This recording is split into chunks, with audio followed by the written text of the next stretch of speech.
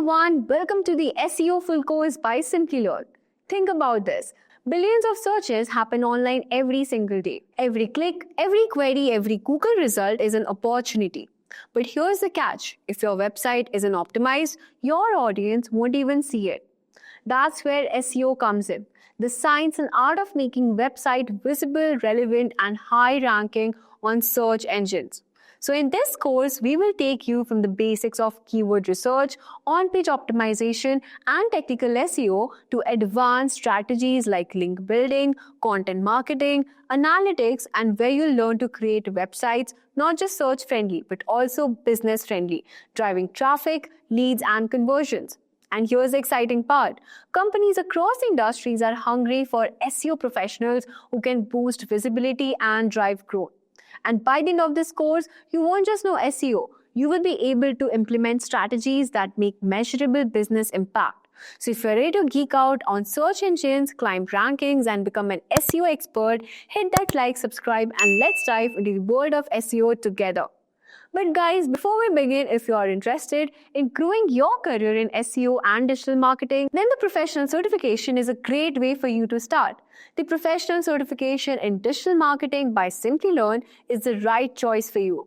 This is an 8-month live interactive online program from SP Jain School of Global Management, and Meta is the official partner. This program will help you master key in-demand digital marketing tools like Google Ads, Google Analytics, Google Search Console, and much more, alongside leveraging the power of generative AI and large language models. And not just that, you will also get 10 plus case studies crafted on brands like Adidas, KFC, Nike, Intel. Access the Meta Certified Digital Marketing Associate exam voucher for free and much more. This program adds great credibility to your profile by earning certificates from SP Jain School of Global Management and Meta. You will also get career support including resume help, mock interviews, and job assistance. So guys, what are you waiting for? Hurry up and enroll now. You can find the course link below. Welcome, my name is Rob Sanders. I'm a course instructor at Simplilearn. Today we're going to talk about why you would want to rank using SEO. And SEO is search engine optimization, also known as organic search. You also may hear us say organic listings. But we're going to talk a little bit about why you'd want to rank your website in organic search. Okay, what is search engine optimization? Then we're going to follow that up with how does Google rank websites? So why does it rank one website over another? And how do we get our website to rank number one? Then we're going to talk about the different types of SEO or search engine optimization techniques so you can get your website ranked number one. And then we're going to finish that off with the do's and don'ts of SEO. So let's get right to it and talk about why SEO. So we're going to use a basic example, and let's just say you have a blog. You're a food blogger, you're passionate about food, and your niche is ice cream. And let's just say you have a lot of ice cream recipes. You want to get traffic to your blog. You want people to read your blog. And you're curious, why am I not ranking for my blog? Why, when people type in ice cream recipes and say Google, my blog posts don't appear at the top of organic rankings?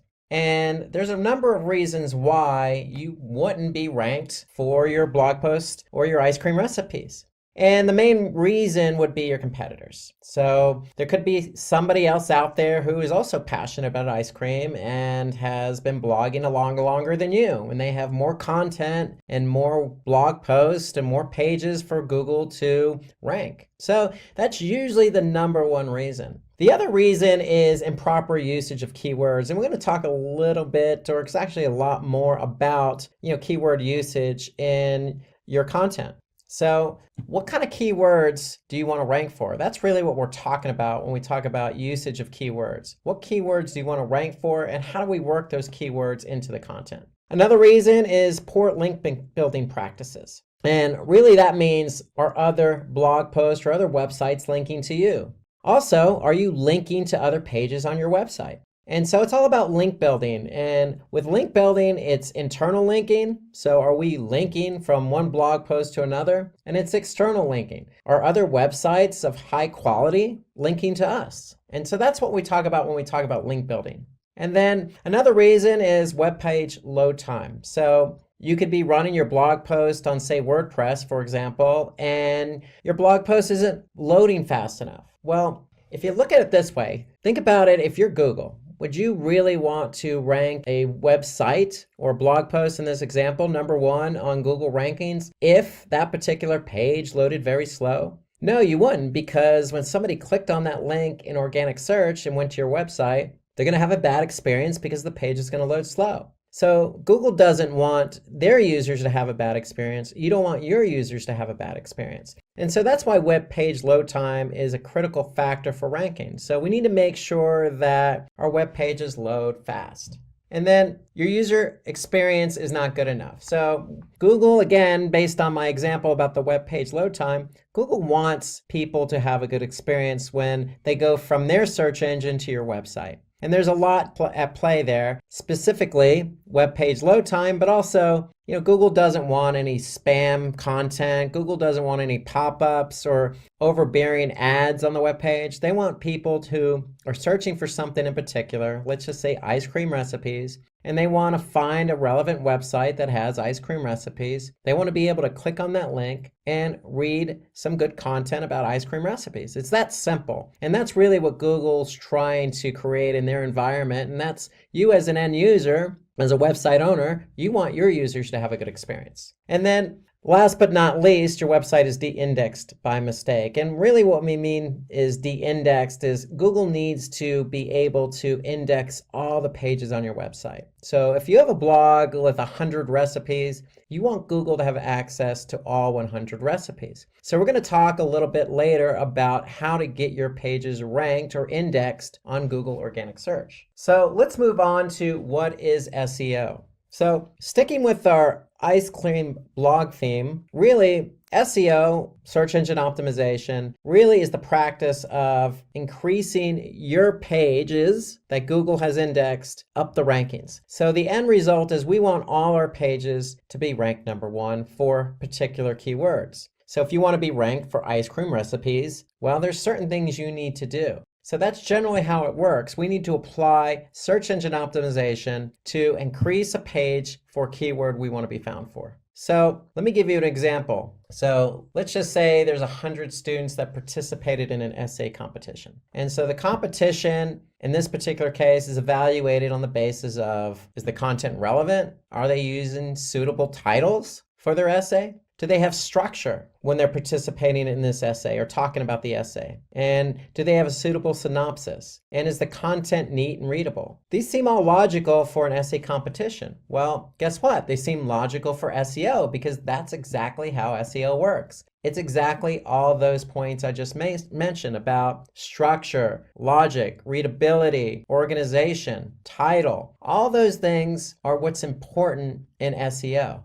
And so we need relevant content. We need titles for our pages. Google needs to be able to see structure. We need to have synopsis of what the page is about, and that's called a meta description. And then again, the content needs to be readable, and that's important. And so in order to be readable, again, we're going to talk more about site speed because site speed's important. Okay. And when we talk about responsive design, when I say responsive design, that means your site, your page needs to load both on desktop and also on mobile. And so all these things are important. Just like an essay competition, Google is the judge, and they need to be able to determine what page is best to rank #1, #2, #3, etc. on Google search. And then link building. Remember I mentioned link building a moment ago? Well, link building internally and externally also plays a vital role. And so we're going to talk about that a little bit later in the class when we talk about off-page SEO.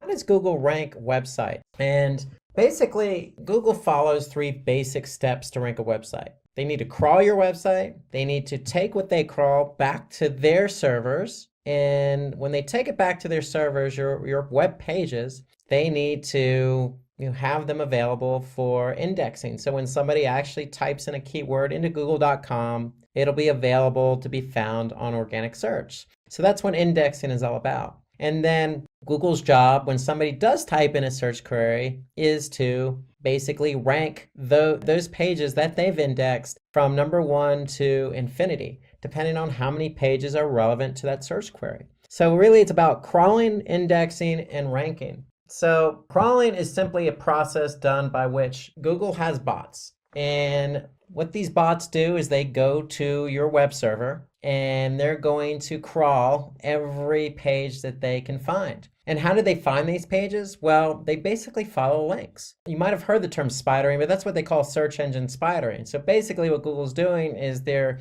building a web, so to speak, all the links that they're following. And so when they can follow all these links on your website, they're going to be able to crawl them. And when they crawl them, basically they're going to take that content and store it on their servers so it's available in their index. So based on this method, Google finds out which websites have relevant content and which ones don't based on certain keywords that are typed into Google. Because if they can't crawl your website, you're not going to be found. And if you can't be found, then you're not going to show up for relevant keywords. So we need to make sure your site's available to be crawled. And we'll talk about that a little bit later. Okay, but let's show you an example. So let's just go to Google search. And if I type in the keyword Simplilearn, okay, I could see I have 1,010,000 results. Okay, and that's how many results are showing up for Simplilearn. Okay, now they may not all be Simplilearn pages, but nonetheless, Simplilearn is ranked #1 here organically, and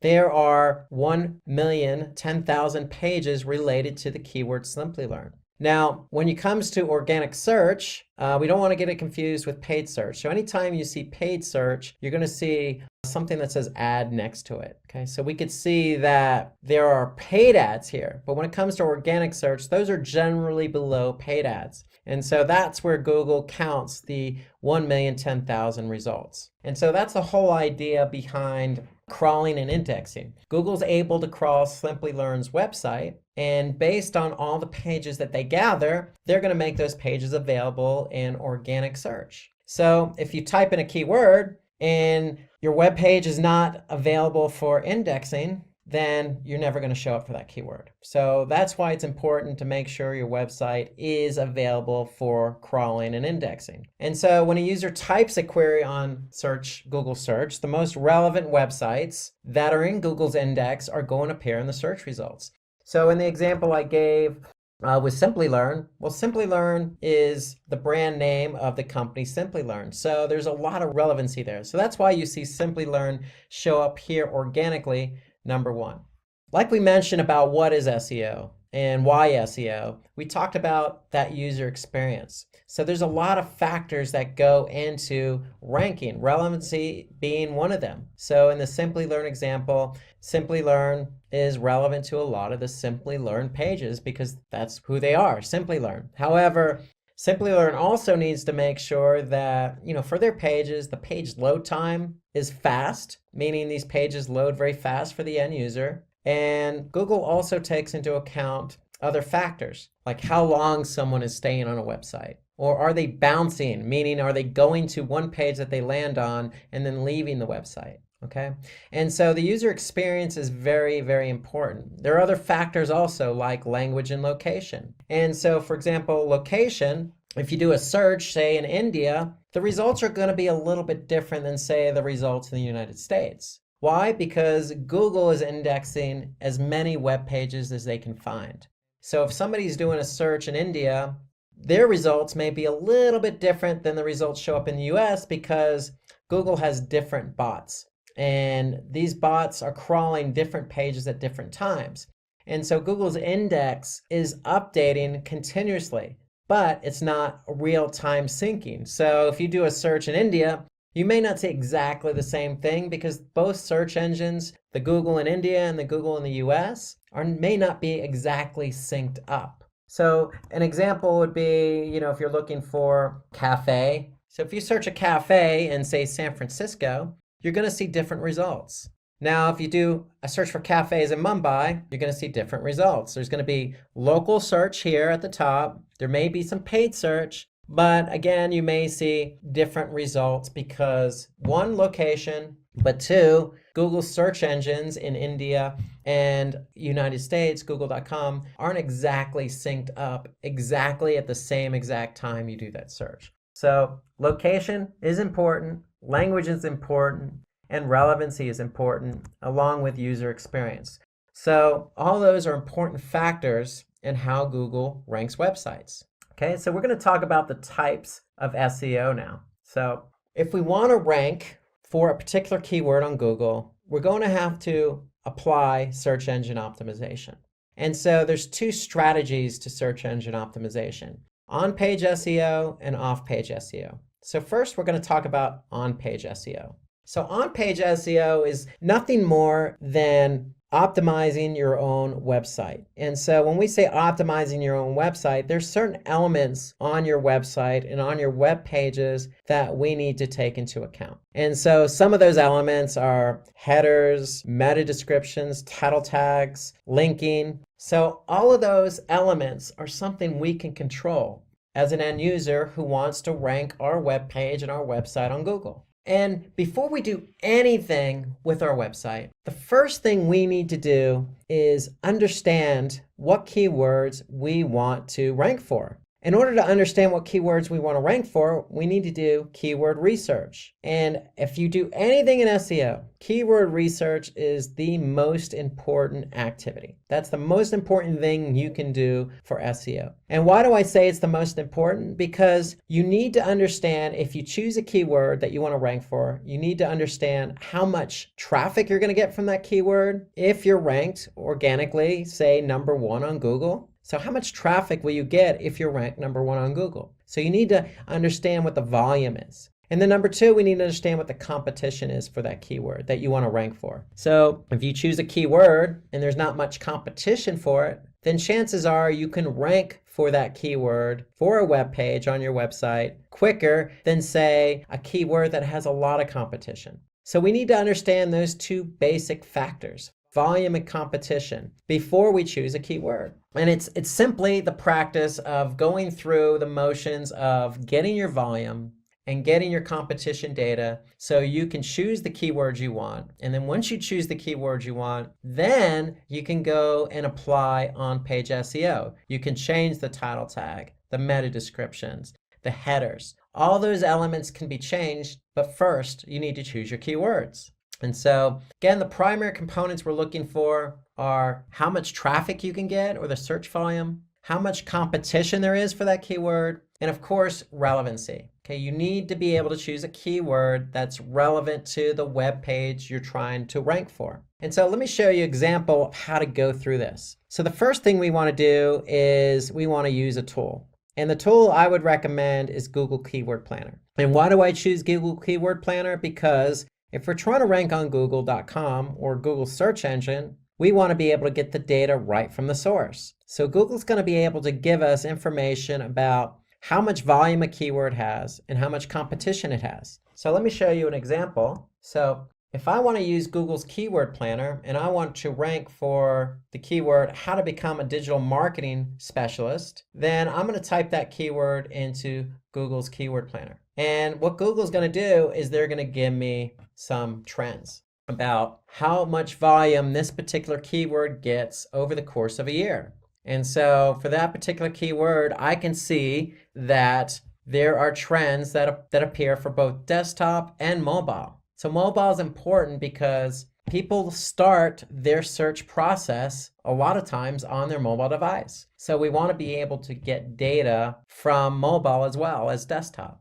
And so we could see a trend here that for each particular month, over the last 12 months, we can see how much volume this particular keyword, how to become a digital marketing specialist, gets per month. And so on average, over the past 12 months, I could see how to become a digital marketing specialist averages 30 searches a month. And this is on Google.com. And so Google gives us the volume. What they also give us is the competition. And so here I can see Google says for that particular keyword, the competition is medium. And so in the Google's Keyword Planner, what they also do is give me other relevant keywords that I might think about optimizing for. Because you don't want to optimize for just one keyword. So how to become a digital marketing specialist, they're going to also offer up other types of keywords that are relevant. So just digital marketing specialist, social media marketing specialist. So for those keywords, I can see the volume. So for example, digital marketing specialist,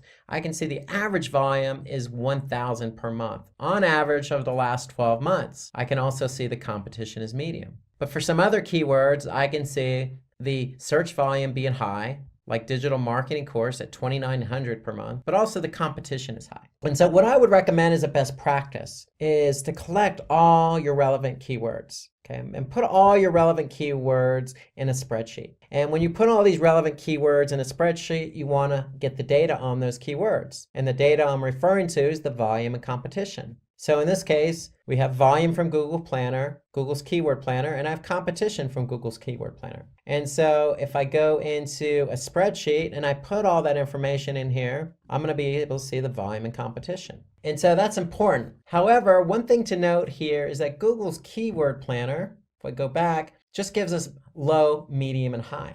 And if I want to compare numbers to numbers, maybe I want to be able to get exactly the competition number for the keyword, how to become a digital marketing specialist. What I can do is go into Google and I can type in that keyword. So if I type in the keyword, how to become a digital marketing specialist, I can see there's 76 million results. So I could see 76 million results, 76.1 actually, and for the keyword, how to become a digital marketing specialist. Now that's a whole lot of results for this particular keyword, especially when the volume is only 30 per month on average. And so what I want to do is get a more clear picture of the competition. And so what you could actually do is type in the syntax all in title and then colon and then your keyword, how to become a digital marketing specialist. And when I do that, I get a different result. Here I can see only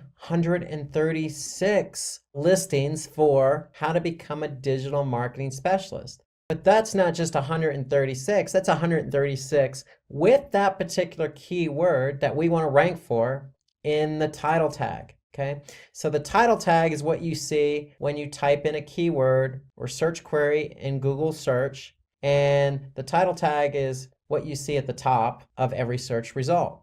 And so now I can see I typed in how to become a digital marketing specialist with the all in title syntax. And now I can see every listing, every one of these 136 results have that particular keyword in it. So I could see every one of them, how to become a digital marketing specialist.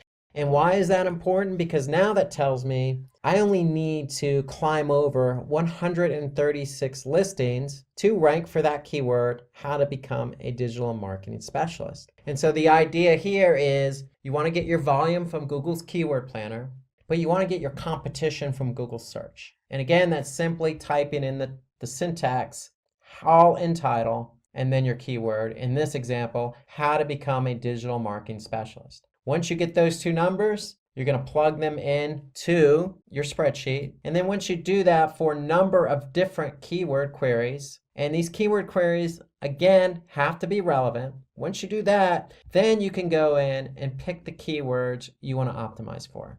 And that's important because, again, if you're not sure about a keyword, then you want to do the keyword research so you can be sure of how much traffic you can get and how much competition there is. Those are three important factors in starting the process for on-page SEO. So again, you want to create content for, say, a keyword like digital marketing. But digital marketing may seem a little bit broad. So you want to probably stay away from broader keywords because broader keywords tend to have a lot of volume, which is great, but they may also tend to have a lot of competition. But that's the whole point of doing the keyword research. Maybe it doesn't. Maybe there's more volume than competition. That's what you need to find out when you do the keyword research. You need to find those keywords that are relevant to your content, that have a lot of volume and low competition. And then once we identify those keywords, then we are free to go in and start optimizing our web pages for those keywords. And the first place we want to start is the title tag. So if you remember my example, going back here to our search, how to become a digital marketing specialist, we saw that every one of these listings had that keyword in the title tag. And the title tag is important because that's what users who use Google search see first when they type in a query and get results. So they're going to see the title tag. So the title tag is the most important element for on-page SEO. It's the most important factor because that's what people see. And so ideally, when we choose our keyword, we want to make sure that keyword is in the title tag, because that's what shows up in Google search. And that's what makes that particular web page relevant for that keyword query. So the idea behind a title tag, it's between 50 and 60 characters. And so we want to make sure we stay within that limit, no more than 60 characters, because what happens if it's beyond that, then Google will truncate the title tag.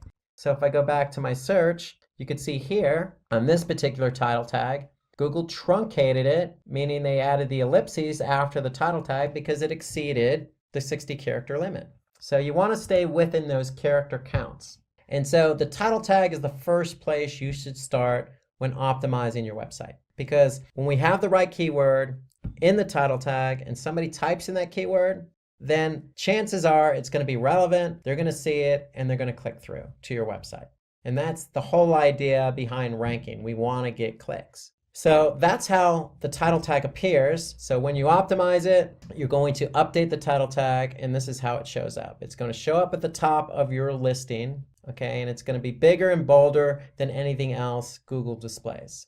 So the second thing you want to optimize is the meta description.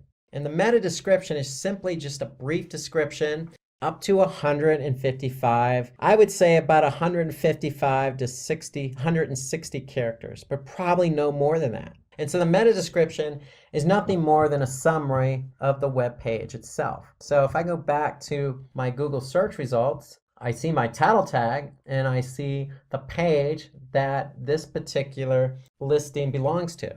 And underneath that is where I can see my meta description. So in this particular keyword query, how to become a digital marketing specialist, I see the meta description, an ultimate guide on how to build a career in digital marketing and the skills required to become a digital marketing specialist. Note that it's a well-written meta description with 155 characters, and it includes the keyword digital marketing specialist. So we're trying to rank for how to become a digital marketing specialist, and here you can see become a digital marketing specialist. So there's a lot of relevancy between not only the title tag and the keyword, but the meta description in the keyword. So when you're optimizing a keyword, you want to start with the title tag, but you also want to update the meta description. Because if you don't update the meta description and you leave the meta description blank, then you're leaving it to Google to add in copy that they deem relevant. And so for on-page SEO, we want to take control of the copy and we want to optimize it for the keywords we want to be found for. So the meta description is a powerful tool at our disposal. It gives us more characters to work with. It gives us more to talk about. So for that particular page. And so if the title tag is only 60 characters maximum, it's not a lot of information to try and get somebody to click. So the meta description helps us in identifying what that page is about in order to get the click. So the two working in tandem will hopefully increase your click-through rates. So when you're found organically, we want to get the click. And then the third element that's important is the URL. And URL stands for Uniform Resource Locator. And why is the URL so important? Because that's what people see. So if I go back to my search result, how to become a digital marketing specialist, notice that the URL also includes how to become a digital marketing specialist article. Okay, so it's very relevant. The URL is very relevant. One, we can see it in the search results. But two, it's relevant to the keyword query. And that's important for the end user and Google. Google wants to know, hey, is this the page that's relevant to the user's query? And if it is, then this user's likely going to have a good user experience after they click on the listing. So the URL is an element that helps not only with the click-through rate, but with ranking. And having a poor URL structure doesn't help at all, because not only does Google not recognize the URL as being relevant, but the end user may not want to click on that page given the way the URL looks. So you want to try and avoid a poor URL structure. So the rule of thumb is this: if you don't understand what the URL is, then Google is likely not going to understand what the URL is. And so we want to try and keep our URL structures clean. And when I say clean, ideally you want to make sure that whatever keyword you're trying to optimize, that's the keyword that's included in the URL. Nothing included that is not understandable. So again, going back to our example, how to become a digital marketing specialist. It's very clean. The title tag is the keyword. The meta description is cleanly written, has the keyword. And then the URL is the other element that the end user can see. And that URL includes the keyword in it. So after we've done those three elements, the title tag, the meta description, and the URL, then we want to start optimizing the page itself. So ideally, when we say optimize the page itself, the page, remember, needs to be structured. And when we say structured, it needs to be structured in terms of, headers and subheaders and organized in a manner in which the end user can read the article, read the content clearly and concisely without being confused. And so that's the job of headers. They add basically an organizational structure to the content. And with headers, there's a hierarchy. So you have anywhere from H1, which is the top of the hierarchy, to an H6. And so you're free to use any one of those headers when building out a page in order to organize the content. But ideally, you probably want to stick with an H1 or an H2 because those are at the top of the hierarchy. And what those do is they actually stress to Google that, hey, this header with this particular keyword in it is important. So if you use an H6 with the keyword in it, it's telling Google, hey, this is an H6, but it's not as important. So an H1 and an H2 tag show importance. And so let's look at an example of what that is. So here you can see an H1 is going to be at the top of the hierarchy. So that means it's going to be bigger and bolder. Then you have an H2, which is going to be bigger and bolder than an H3, but not as big and bold as an H2. So with headers, not only are you organizing the content accordingly, but you're also signaling to Google how important that particular header is. And of course, the header needs to include the keyword we're trying to rank for. So let's take a look again at that example. So if we go to how to become a digital marketing specialist, if I click on that page, I can look at the content and I can see that there are headers in here. So the headers are there to organize the content. And that's what we want. We want to be able to organize the content. And if you look at the other example I'm showing here, how to become a digital marketing specialist, learning paths explored, you can see that's an H1, but below it's a subheader, the growing digital marketing job market. So that's an H2. And so we're not stressing to Google that that's more important than an H1, but nonetheless, we're stressing to Google that it's important nonetheless. So we want to be able to use headers. We want to be able to use keywords in our headers in order to stress to Google what's important, and also to organize the content because Google likes content organized. Okay, the next element we want to focus on is internal linking.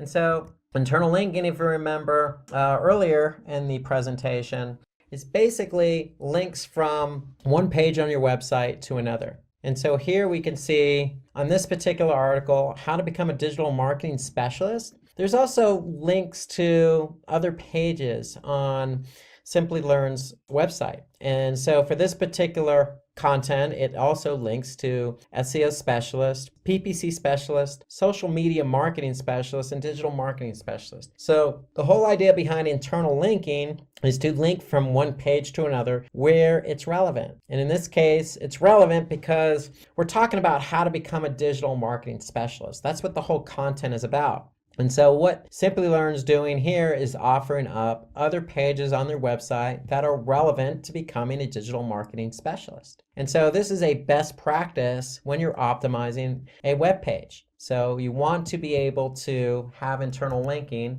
on your site. And the whole idea behind internal linking is it also allows users to navigate through the site naturally. So when I say naturally, they don't always have to refer back to the top navigation. They can naturally and seamlessly go from one relevant article or page to another. And so that's the whole idea behind link building and internal link building. It allows Google to identify, pages that they want to crawl and index because they're linked to one another. But it also helps the end user because it allows the end user to go from one page to another.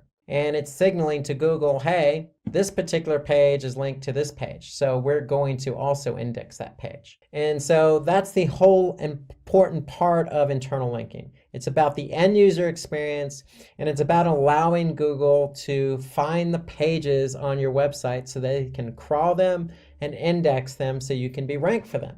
And so also, in addition to internal linking, we want to be able to use natural language. And so what do I mean by natural language or natural language processing? So what Google does is, in terms of natural language processing, they're looking for the content and the keyword. It needs to be relevant. So when your website is about digital marketing, you don't necessarily want to rank or try to rank for the keyword digital marketing. One, it's too broad. Two, there might be some competition. But three, you're probably not going to write something as broad like digital marketing. So ideally, what you want to do is you want to choose other relevant, related keywords that's going to be more natural. And so that's what we mean by natural language processing. We want to choose keywords that are more natural to the content you're writing. So instead of the keyword digital marketing, maybe we want to talk about the types of digital marketing, or digital marketing examples, or what is a digital marketing strategy, or how to become a digital marketing specialist. So those are all relevant keywords to digital marketing and more relevant to the content. Because if you try to rank for the keyword digital marketing, again, it's probably going to be a little bit broad, probably more competition, and not as relevant to your content. And as a result, probably not a good user experience. So think about some other keywords that you could optimize and rank for. And that goes back to the keyword research. That's why the keyword research is so important, because it allows us to identify other keywords in the natural language process. What keywords are more relevant for the content? And then another element to on-page SEO is the sitemap. And so with the sitemap, it's basically a list of all the pages on your website.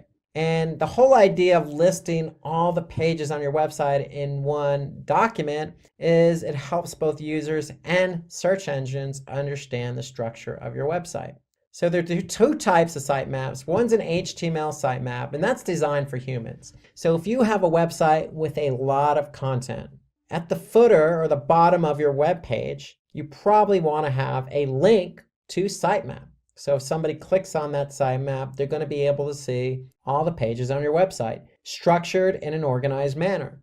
Well, an XML sitemap, and XML is just a different format. It's designed for crawlers. And so the whole idea, remember, is Google likes to crawl content. When they crawl content, they bring it back to their servers and index it. And so we want to be able to create a sitemap for Google or other search engine crawlers. And so XML is the format. So let me show you an example of how that looks. So if I go to Simplilearn.com and simply type in, say, sitemap.xml, just as an example, I'm going to get this particular page. And this particular page displays two XML sitemaps. So these sitemaps are there for Google to go ahead and crawl, and nothing more than a list of all the pages on your website. And so this is a quick and easy way for Google to get a hold of all those pages so that they can index them. And that's the whole idea behind SEO. You want to be able to have Google index all the content you want to be found for the keywords you want to be found for. So it all starts with the sitemap. So let's go from on-page SEO, which in recap is basically optimizing certain elements on your website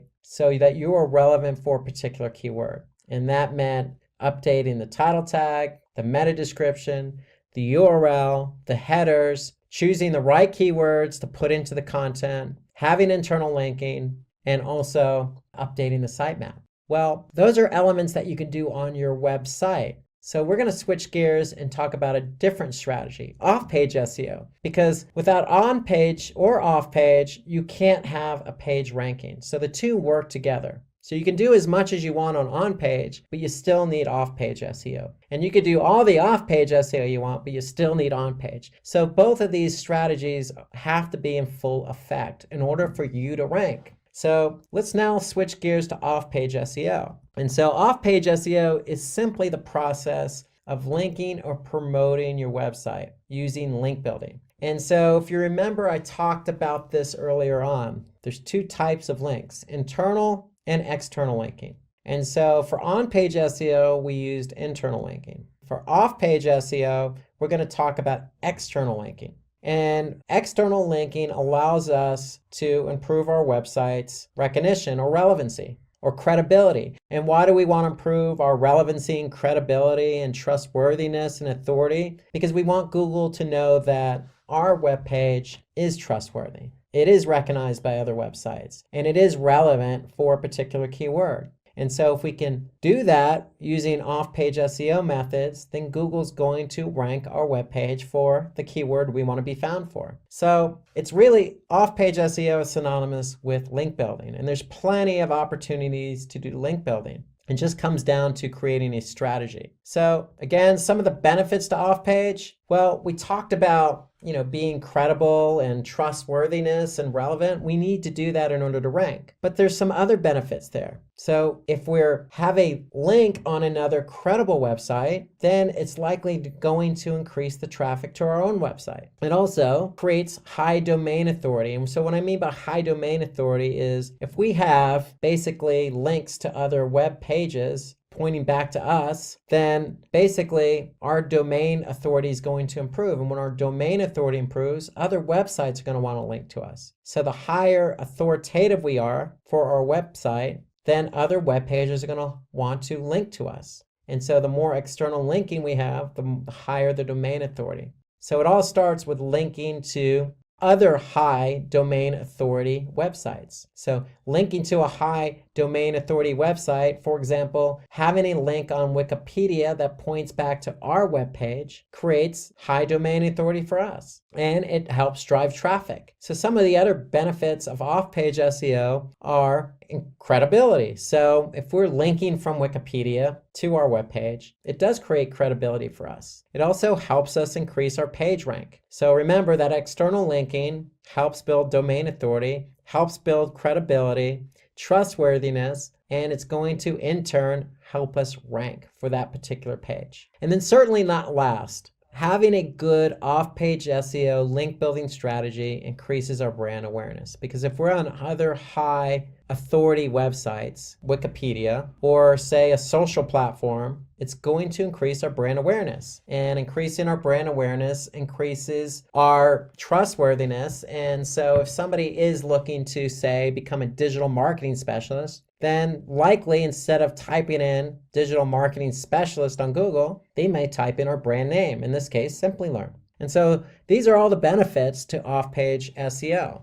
So it's nothing more than having links on other websites that are pointing back to ours. And again, there's lots of benefits. It helps drive traffic and increases our authority. So those are things that we want to take advantage of when we want to rank. And the key behind off-page SEO or link building is always going to be content. So from an on-page SEO perspective, having quality content allows that content to be optimized for a relevant keyword and ranked. But also from an off-page SEO strategy, having high quality content allows us to have other sites, and it doesn't necessarily have to be a website. It could be a social platform, or it can be another blogging platform or blogging website, link back to ours. Why? Because the content is original, it's natural, it's well structured, it reads well. And so that's the whole idea behind off-page. You can't have links on other websites if you don't have quality content. So one of the ideas behind off-page SEO is not only do you want to create good content, but you probably want to spend a lot of time or a bit of time on others' websites. So remember the example I used earlier in this presentation about having an ice cream blog and ice cream recipes? Well, it probably wouldn't be a bad idea to say spend some time on other blogs related to desserts, related to cakes, related to food in general, related to vegetables or other items that people could link from. So the whole idea is understanding who else is out there, who has relevant content that you could share. So you could share your content with them, they can share their content with you. And generally that's how it works naturally anyway. In the web sphere, if somebody likes your content, they're going to link to it. They don't necessarily have to wait for you to ask them. But it might not be a bad idea to understand who else is out there that has content similar to yours so that you can, get a link on that particular website or blog post. And so some other ideas behind having external links pointing back to your website is social media. So social media is not just Facebook or Twitter, but it expands beyond that. There's Quora, there's Medium, there's all sorts of content generated websites like Reddit. So the list goes on and on. You just need to find what's relevant for your content. If it's relevant for your content, then it's worth putting or trying to get the external link on that social media platform. And then again, going back to my ice cream blog recipes blog post, yeah, if you find a particular blog that you want to have an external link on, there's nothing wrong with reaching out to that particular blogger. You know, in some cases, very flattering, but in other cases, if the content is relevant, then why not? It's only going to help your end user experience. If you add somebody who has, say, a blog about cakes, having their link on your blog post. So there's nothing wrong with it because it also adds to the user experience. And if you're going to ask somebody to put an external link on theirs,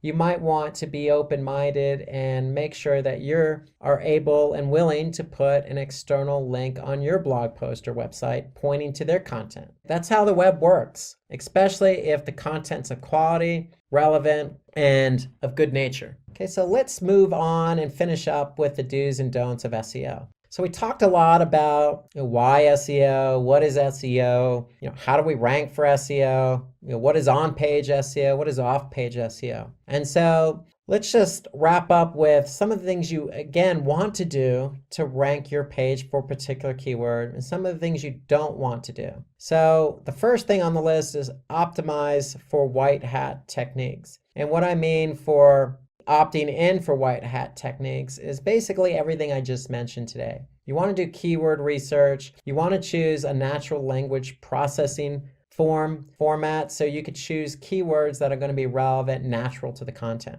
And you don't want to opt for black hat techniques. And black hat techniques are probably not even worth going into detail, but one example is choosing a keyword arbitrarily, like say digital marketing, and just stuffing that keyword into the content. So that's probably not something you want to do because, again, it's not going to be good for the end user. So stay away from black hat and focus on some of the techniques we talked about in today's presentation. The other do we want to do is get backlinks from relevant sites. So that's off-page SEO. Again, it's what I mentioned earlier. It's about linking your quality content to another person's website that also has quality content. We don't want to have a backlink from an irrelevant site. Why? Because it's not going to be relevant, and it's also going to hurt our authority. Because if it's on a site that's not of good quality, then Google's going to look at us and say, well, this site is linking to your site, but it's not relevant. So therefore, we're not going to look at you in the same way as if you were on a quality website. We do want to use our keywords naturally because title tags are what people see first on organic search. But you don't want to use the same title tag on every page of your website. So we want to stay away from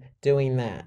So you want to have a unique title tag for every web page on your website. And ideally, what does that mean? That means using our keyword research to choose 1 to 2 keywords per page and optimizing your web page for those 1 to 2 keywords. So ideally, what you want to do is have 1 to 2 different keywords for every page on your website. We definitely want to write engaging content. So the content should be engaging. Remember, user experience. We want users to stay on our website. We want them to enjoy the content that they're reading. And we want them to go from one page to another naturally.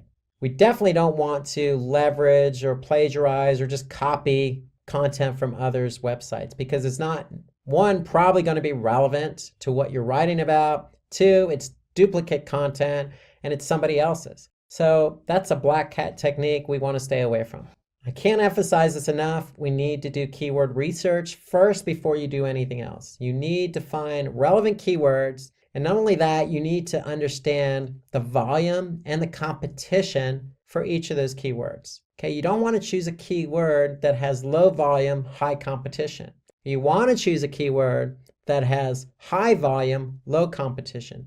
But above all, you want to choose keywords that are relevant to your content. We want to avoid keyword stuffing, so don't take a keyword and just stuff it everywhere on the page. It's not going to be natural, and Google's going to be able to pick up on that. So we want to maintain some level of quality with our content and quality with the keywords that we choose. So reminder, when you have quality content, it's always going to link internally to another page on your website with quality content, but it's got to be natural. And don't just build site-wide backlinks, meaning don't just have an internal link to the homepage, or don't have every page on your website linking to just one page. So internal linking should be natural, naturally linking from one page to another. Not only does it help Google understand and crawl all the web pages on your website, but it's good for the end user. It's good user experience. And certainly last, but something I didn't talk about, it does take time to rank your content. So remember the process. You're going to write your content.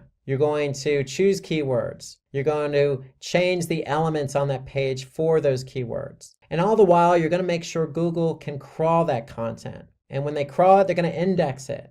The process takes time, especially if you choose a keyword that's competitive. So just be patient. If you have quality content and you've optimized for on-page SEO and off-page SEO, then you will rank for that keyword. And then make sure your website's user-friendly and mobile-friendly. So we talked about responsive content earlier. So remember, most users today start the process of search on mobile. So we want to make sure your websites are mobile-friendly. Imagine a small online boutique with a great product line and a beautifully designed website. Despite all the effort put into the business, it's barely getting any traffic and sales are stagnant. The owner is frustrated and wondering why potential customers aren't finding their store. That's when they turn to Google Ads. By setting up targeted campaigns, they start reaching customers who are actively searching for products just like theirs. In a matter of weeks, the business sees a noticeable increase in website traffic and sales, all thanks to the power of Google Ads.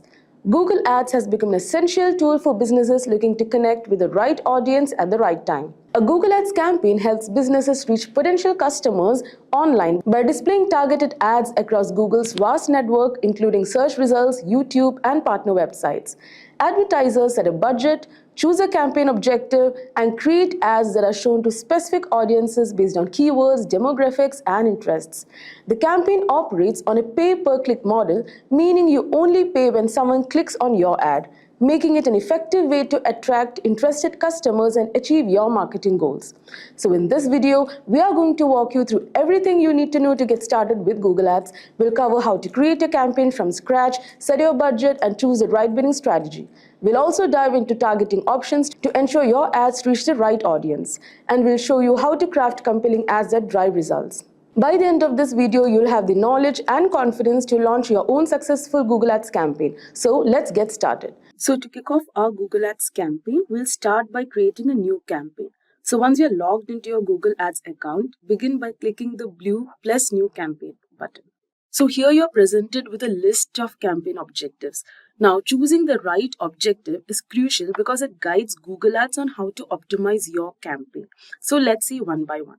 The first objective is sales. So this is perfect for businesses looking to drive direct conversions, whether it's online purchases, phone orders, or in-person sales. So for instance, if you run an e-commerce store, this objective will help you target users who are ready to buy. So Google will prioritize showing your ads to people most likely to complete a transaction based on their behavior and intent. So this makes it ideal for businesses focused on generating immediate revenue. So you can use this when your primary goal is to turn clicks into sales, making it perfect for businesses with clear purchase paths like online stores or service providers. Now next, we have the leads objective. So this is designed for businesses that want to gather contact information from potential customers, such as through form submissions, phone calls, or signups. So for example, imagine you are a real estate agent aiming to build a list of potential home buyers. So by selecting the leads objective, Google Ads will optimize your campaign to reach users likely to fill out your contact form or call your office. Now next is website traffic. Now this is the objective you'll want to choose if your main goal is to drive more visitors to your website. So this is particularly useful for increasing brand awareness or getting people to explore your products and services online. Like for instance, if you're a blogger or a content creator, so this objective will help you attract visitors to your site to engage with your articles, videos, or any other content that you put up. So now next comes app promotion. So this is when you have created an app, like for example, an online gaming app or anything, and you want more installs or downloads. Now next you have awareness and consideration. So it is designed for businesses that want to engage users and encourage them to think about their products or services. So this is especially effective in introducing something new to the market. And then you have local shop visits and promotions. And then you can also create a campaign without a goals guidance. Okay, so here we are planning to give an example for lead generation, like how to generate lead for a free online course provider. So let's select leads and continue. Now, as we have selected our objective, which is generating leads, the next step is to choose your campaign type. So there are several campaign types, like Google Ads offers several types, but the two most common are search and display ads. So anyways, let's start with the search ads. So these are the text-based ads that appear at the top of the Google search results when someone searches for keywords related to your business. Like for example, let's just see car rentals near me.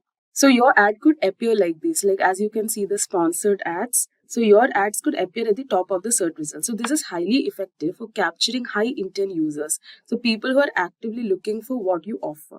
Now next we have display ads. So these are visually engaging ads that appear across the Google display network, like which includes websites, like the ads, basically the ads you see in others' websites, apps, or even YouTube. So now display ads are perfect for building awareness and keeping your brand top of mind. So they work well for retargeting, like showing your ads to people who have previously visited your website but didn't take any action.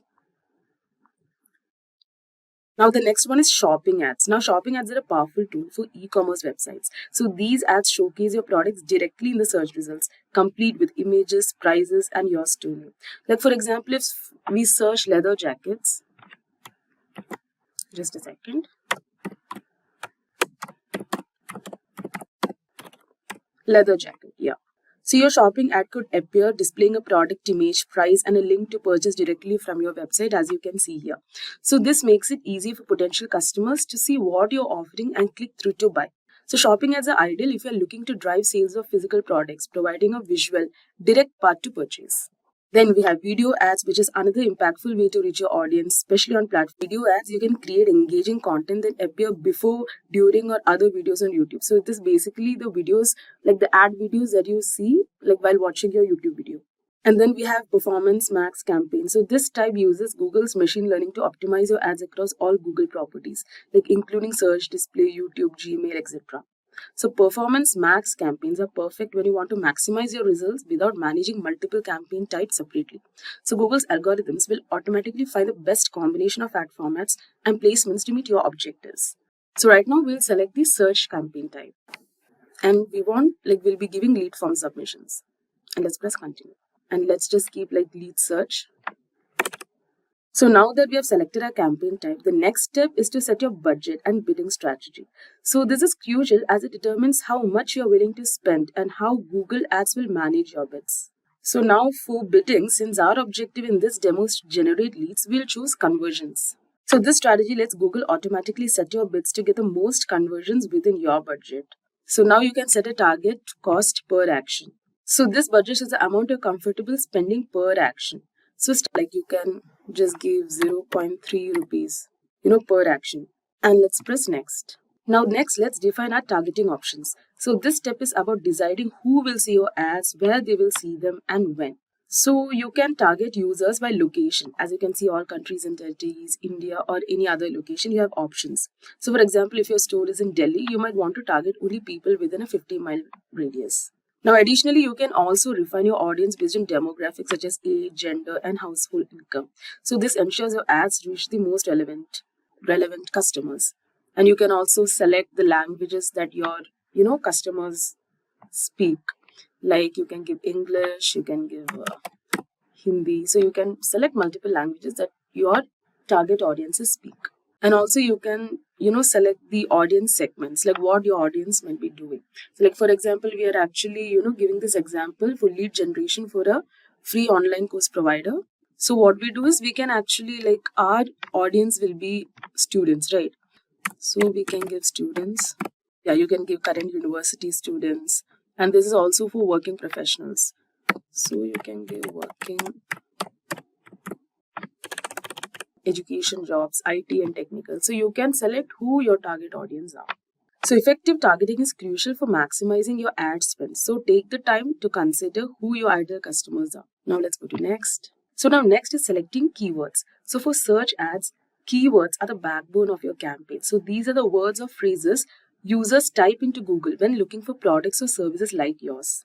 So choose keywords that are closely related to your business. So for example, we are actually looking for lead generation for this particular website, which is Simplilearn skill website that provides free online courses. So first you have to give the final URL and then you have to enter your keywords. You can also, type in the products or services like you advertise, like the course name and everything, and you can enter the keywords. Now you can take the help of Google's keyword planner for keyword ideas and see how often they are searched. So let's just go to keyword planner, discover new keywords. So now here you have to enter the products or services closely related to your business. So here I'll just type free online course, digital marketing. So you can give so many keywords, okay? And let's get results. So now these are the keywords that are suggested by the keyword planner. So what you can do is you can just select the keywords. Like you can select so many multiple keywords. You can copy it. You can paste it here. So this is a demo. That's why I've just taken, 3 to 4 keywords. But in fact, you have to use more keywords. So now you have selected your keywords. Now it's time to create your ad. So your ad copy includes the headline, description, and display URL. So this is what users will see in the search results or across the display network. So basically in your ad. So making it engaging and relevant. So first you can give the URL of your website. So in the headline, you can grab the attention by highlighting your key offerings and including one of your main keywords. Like for example, you can give master digital marketing. You can give, like you have to fill at least 3 headlines. So you can give free digital marketing course, or you can give best digital, and you can even fill more headlines. Now you can use the description. So this is the description part. So you can use the description to expand on your offer. So like you can highlight unique selling points of yours, like expert instructors. For example, you can give expert instructors, or flexible learning, or like enroll today to boost your career, etc. So once you have done this, let's go to next. Now this shows your budget. So as you can see, we had given like 0.244 cost per conversion. So your weekly cost will be 58,100 rupees. So here you can see the budget. Now the final step is, before we launch, it's important to review all the details. Now Google Ads will show you a summary of your campaign settings, including your budget, targeting, keywords, and ad copy. So you can double check. So next is the review. So here you can double check everything to ensure it aligns with your objective. So this will take some time. So select, once you're satisfied, you can publish your campaign. So your ads will start running shortly and you can monitor their performance in real time through dashboard. Hello everyone and welcome to today's video on AEO versus SEO. In this video, we are diving into one of the most important digital marketing battles of our time. With AI tools like ChatGPT and Google Gemini reshaping how users search, and voice assistants like Alexa and Siri answering questions instantly, the traditional SEO alone is no longer enough. That's where answer engine optimization comes in, which is designed to give you direct, voice-ready answers that users want fast. So if you want to know more about it, watch this video till the end. But before we move on, just a quick info guys. Simplilearn has got postgraduate program in digital marketing in collaboration with Purdue University. You can become a certified digital marketer with the help of this course. You will learn, create and promote your own website via live interactive learning. We're going to master basic and advanced digital marketing skills via student simulations, 10 plus case studies, 20 plus projects. And also, you're going to learn about ChatGPT and 35 plus digital marketing tools. So guys, hurry up now and join the course. The course link is mentioned in the description box. So let us start with first understanding what is SEO. SEO stands for Search Engine Optimization. It is a practice of enhancing a website's visibility in search engine result pages to attract organic, which we say non-paid traffic. When users search for information, products or services online, search engines like Google scan billions of pages to deliver most relevant results to us.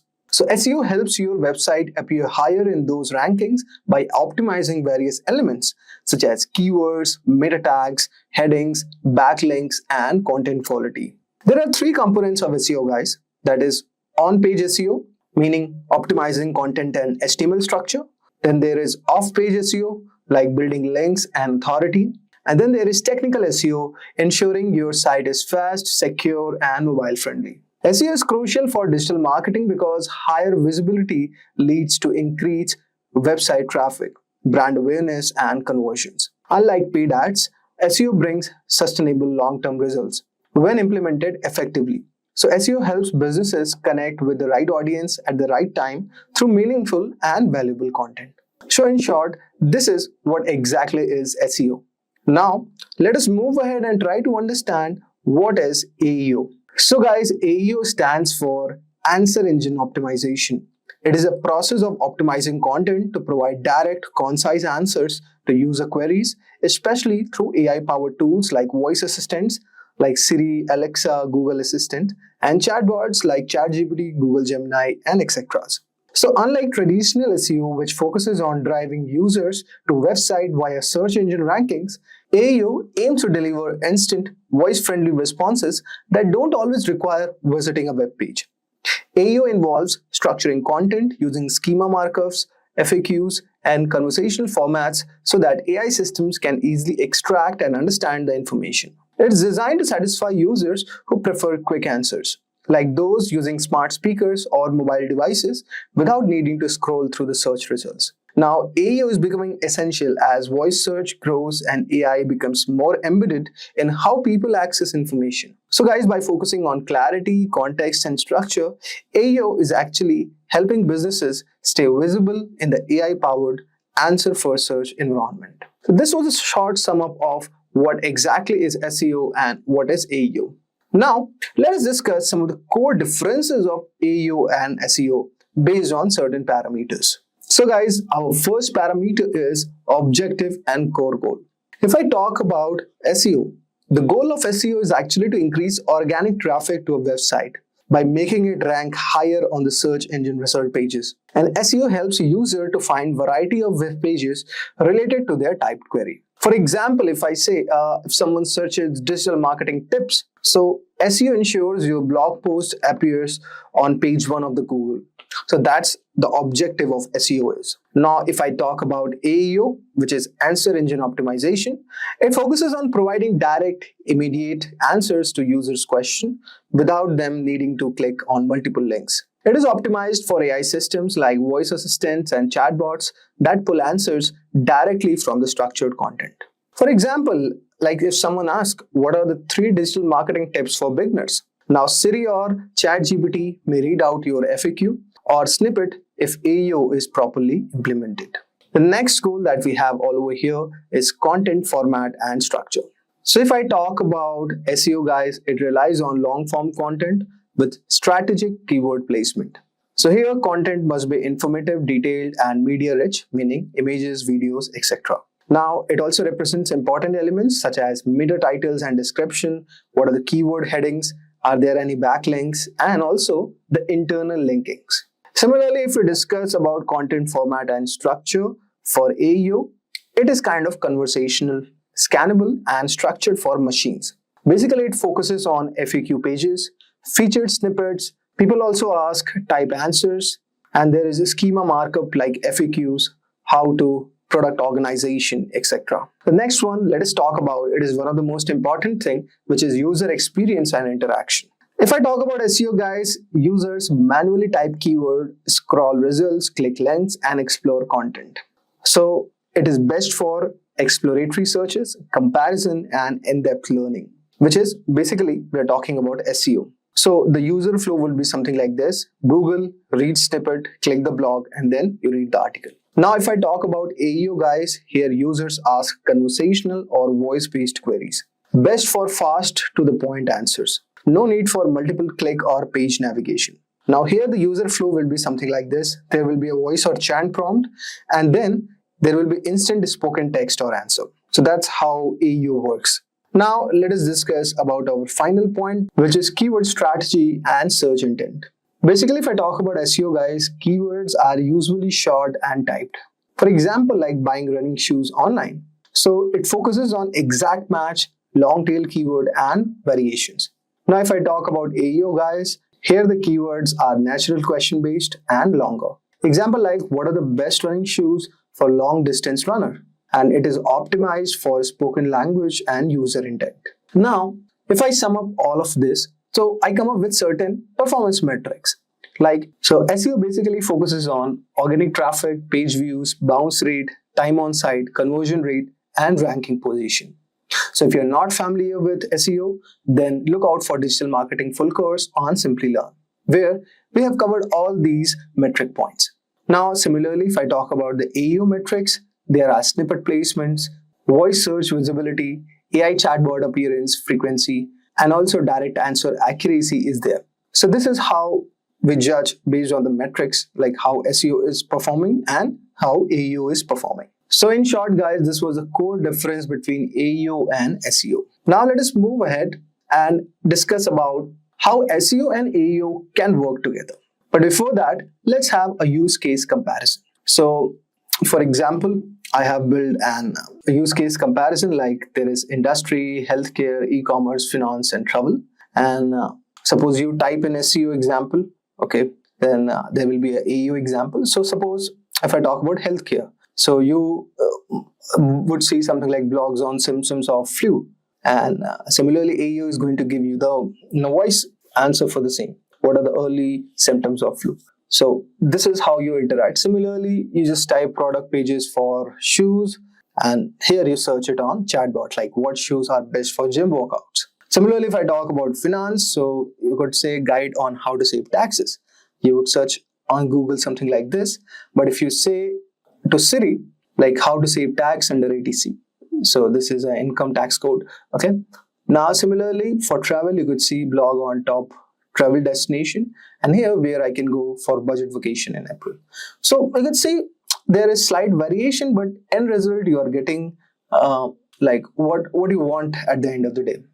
So as discussed based on this example, I hope so you would have got the core difference between SEO and AEO. And as I was telling earlier, we will move forward to understand how both of them can work together. So guys, if I say like while SEO, search engine optimization, and AEO, which is standing for answer engine optimization, may seem like separate strategies, but they actually complement each other beautifully when implemented together. Think of this way, guys. Like SEO attracts users to your website, and AEO answers their questions in real time through voice assistant or AI tools. And together they are ensuring that your content is discoverable and usable across both search engines and AI platforms. Now, let us discuss about our first parameter, which is serve different user behaviors. So basically, SEO targets users who browse, explore, and read articles.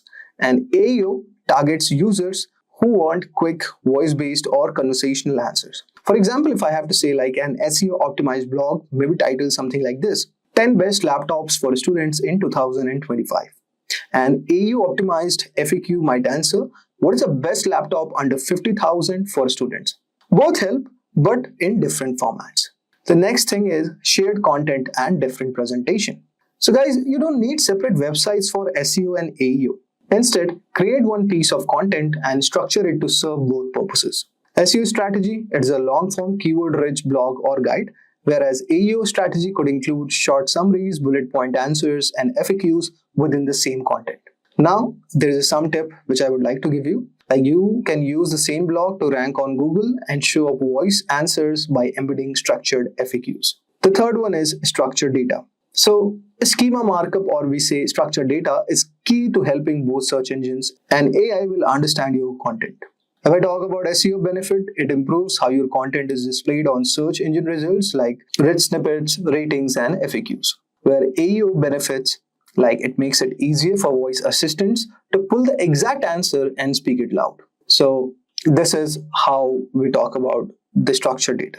And finally, we talk about optimization. So you can optimize SEO keywords like buy affordable DSLR cameras in India, or AEO keywords could be like which DSLR is best under 50,000 in India. And your content strategy try to target both short form and natural language queries, which will definitely help you.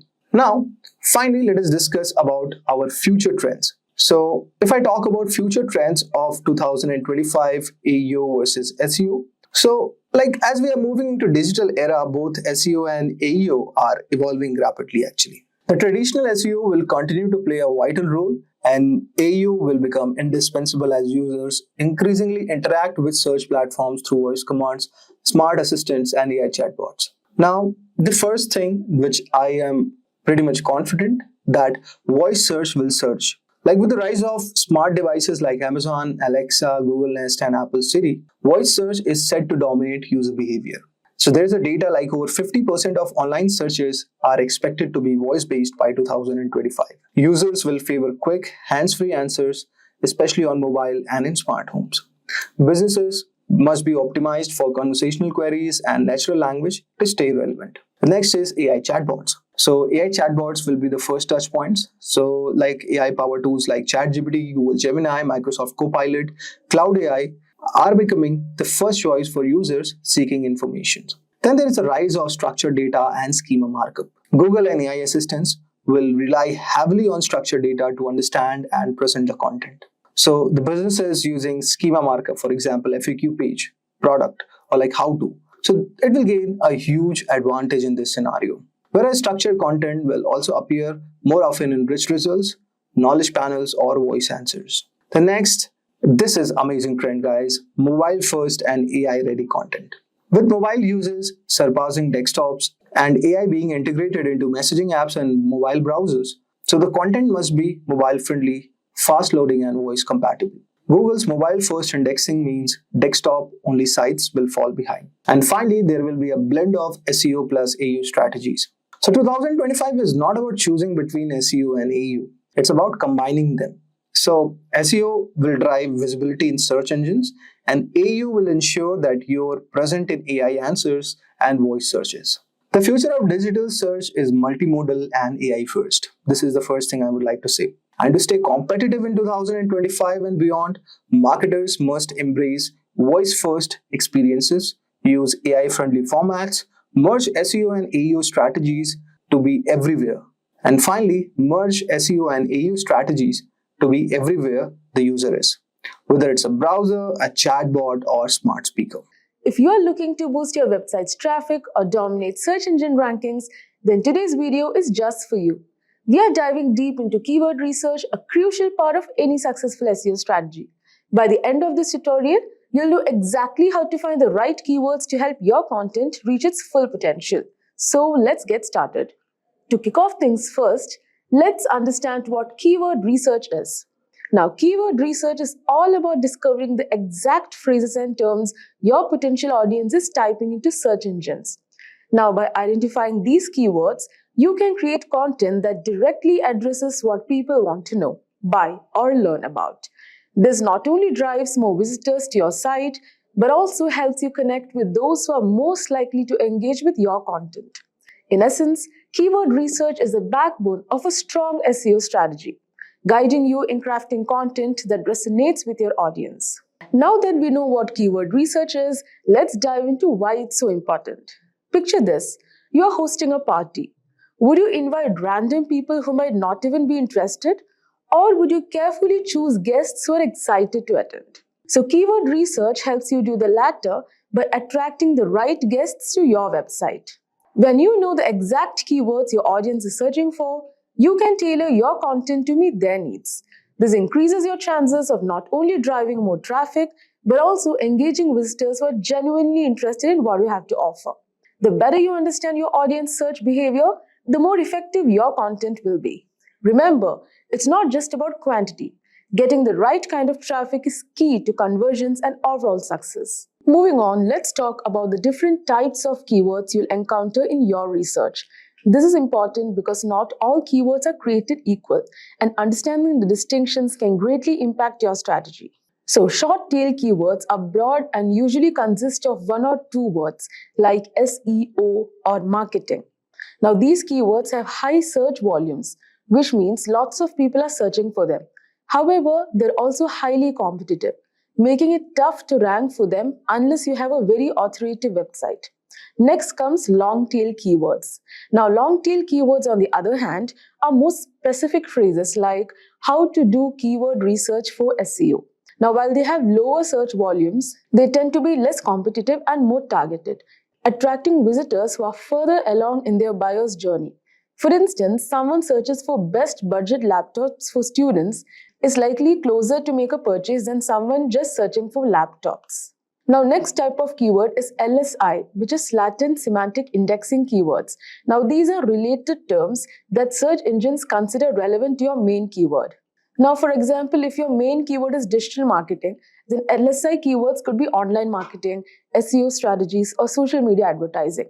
Now, even in this example, if you have given best leather shoes, the LSIs would be official and casual wear, best footwear brand, original leather shoes, etc. So, using LSI keywords helps you create more contextually relevant content with search engines' favor. Now, by balancing these types of keywords, you can create content that appeals to both broad and niche audiences, giving your website a better chance to rank well across different searches. So, alright, now that we have covered the types of keywords, let's explore some of the tools that can help you find them.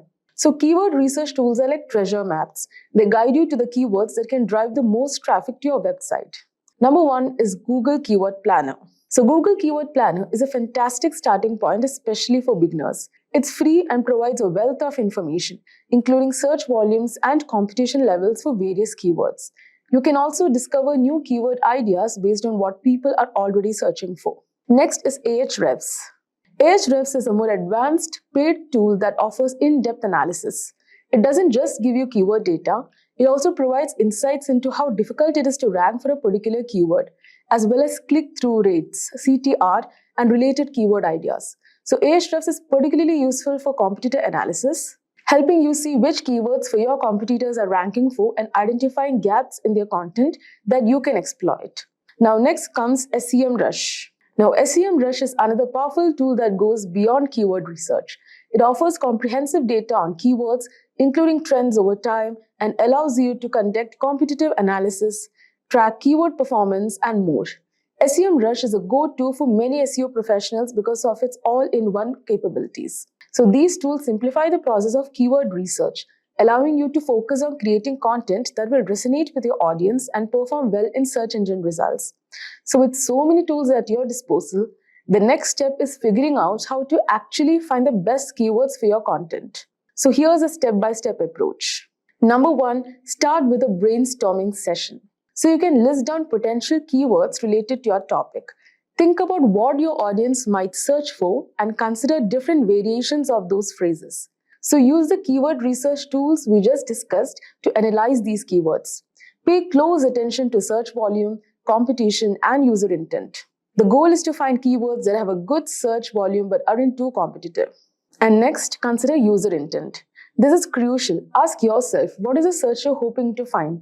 If someone is searching for best travel laptops in 2024, they are probably looking for product reviews or recommendations.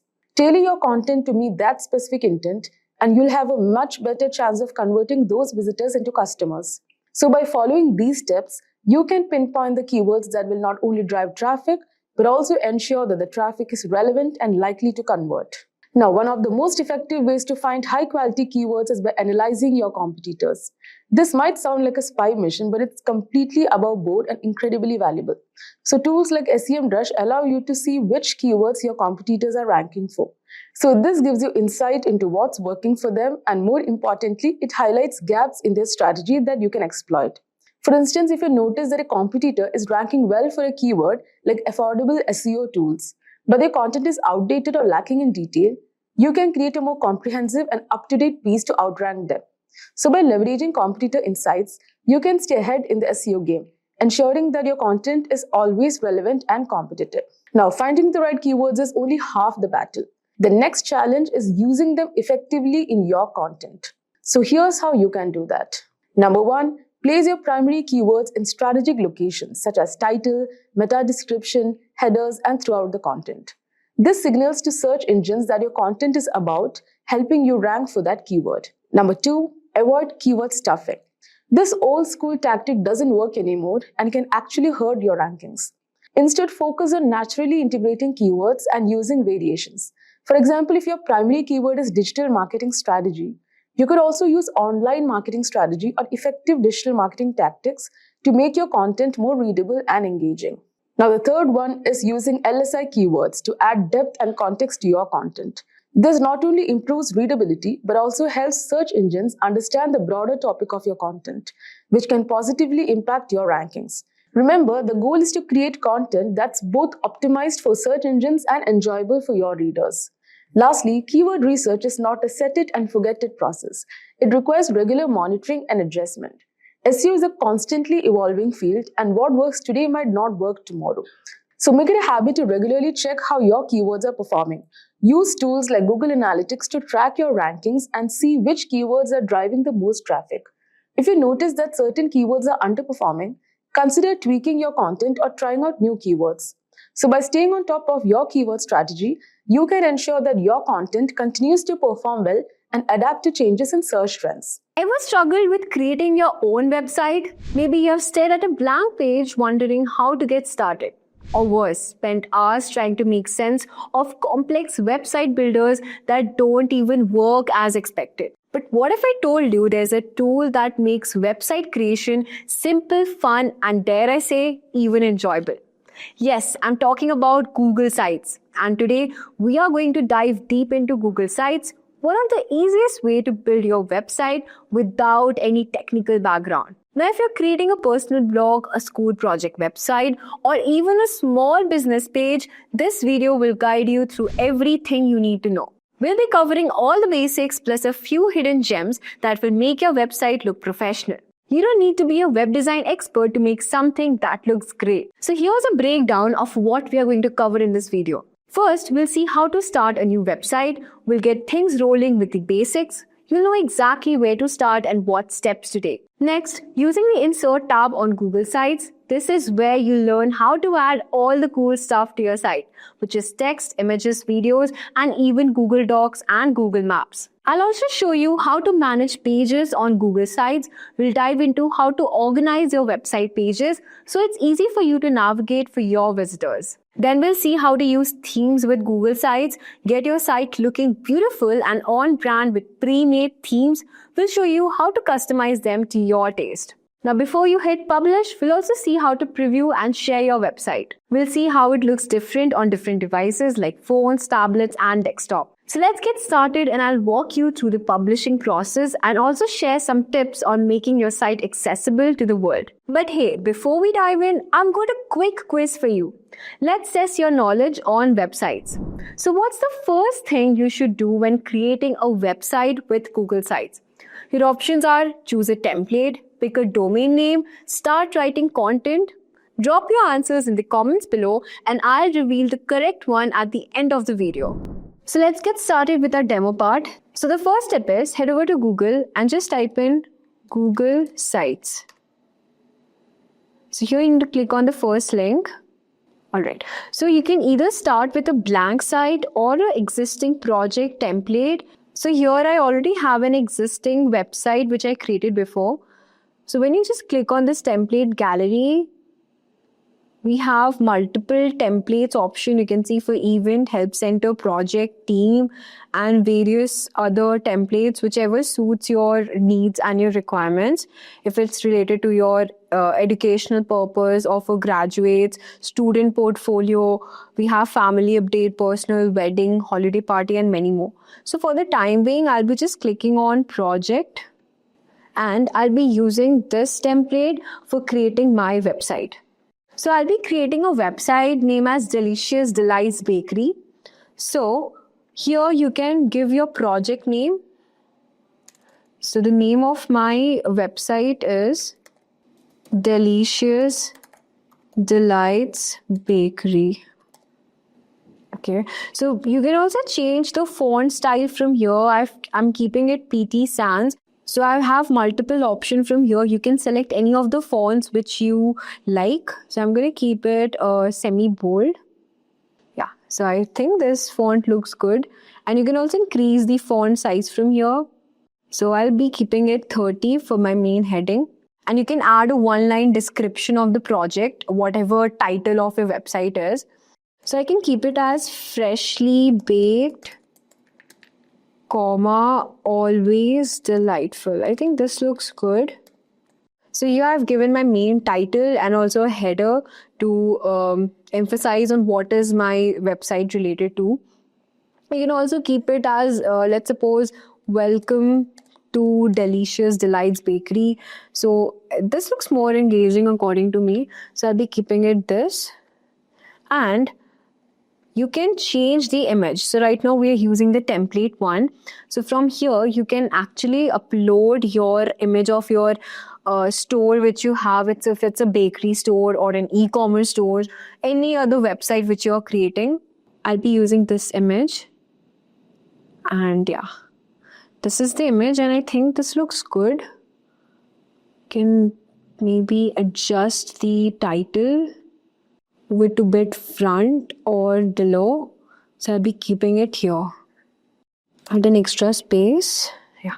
So now this looks good. So the main page, the starting page is Welcome to Delicious Delights Bakery, and I've added an information related to my website name, which is Freshly Baked, Always Delightful. And here I have this image of cakes, which looks quite interesting. Then you have the second template. We have mission of the project, a brief description. Now we will be doing some changes here. We have many options. We have this content blocks and the collapsible group, table of contents. You can also add your image carousel from here.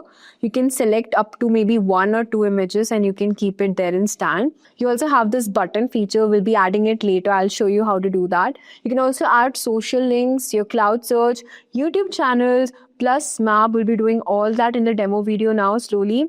So first, let's add this content blocks. I'll be using this 3 carousel thing from here.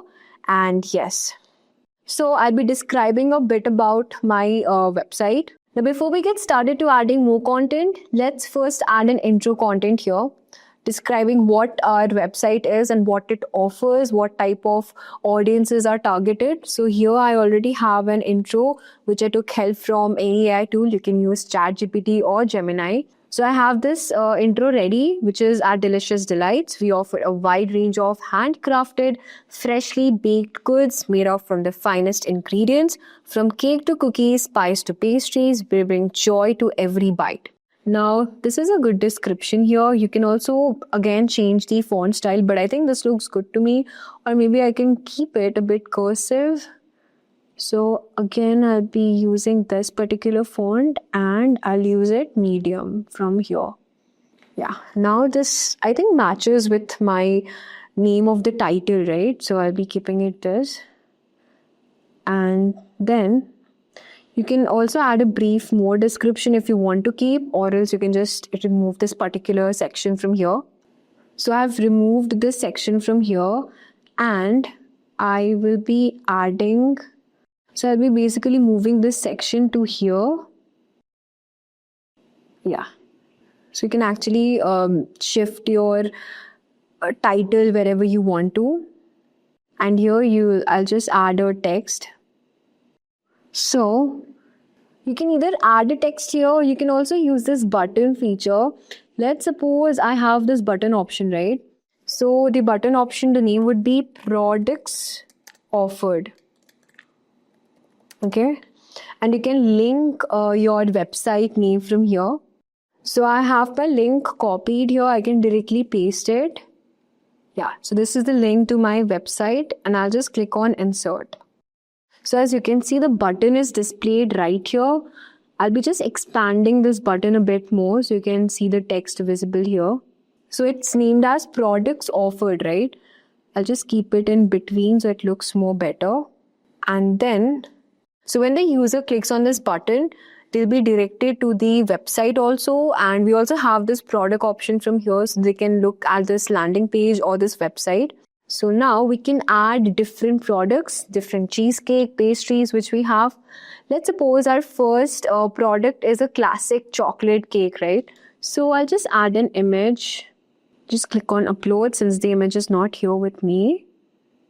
So I'll be adding this classic chocolate cake from my store. And here you can just name it, the name of the cake. Okay. And you can also enter the price from here.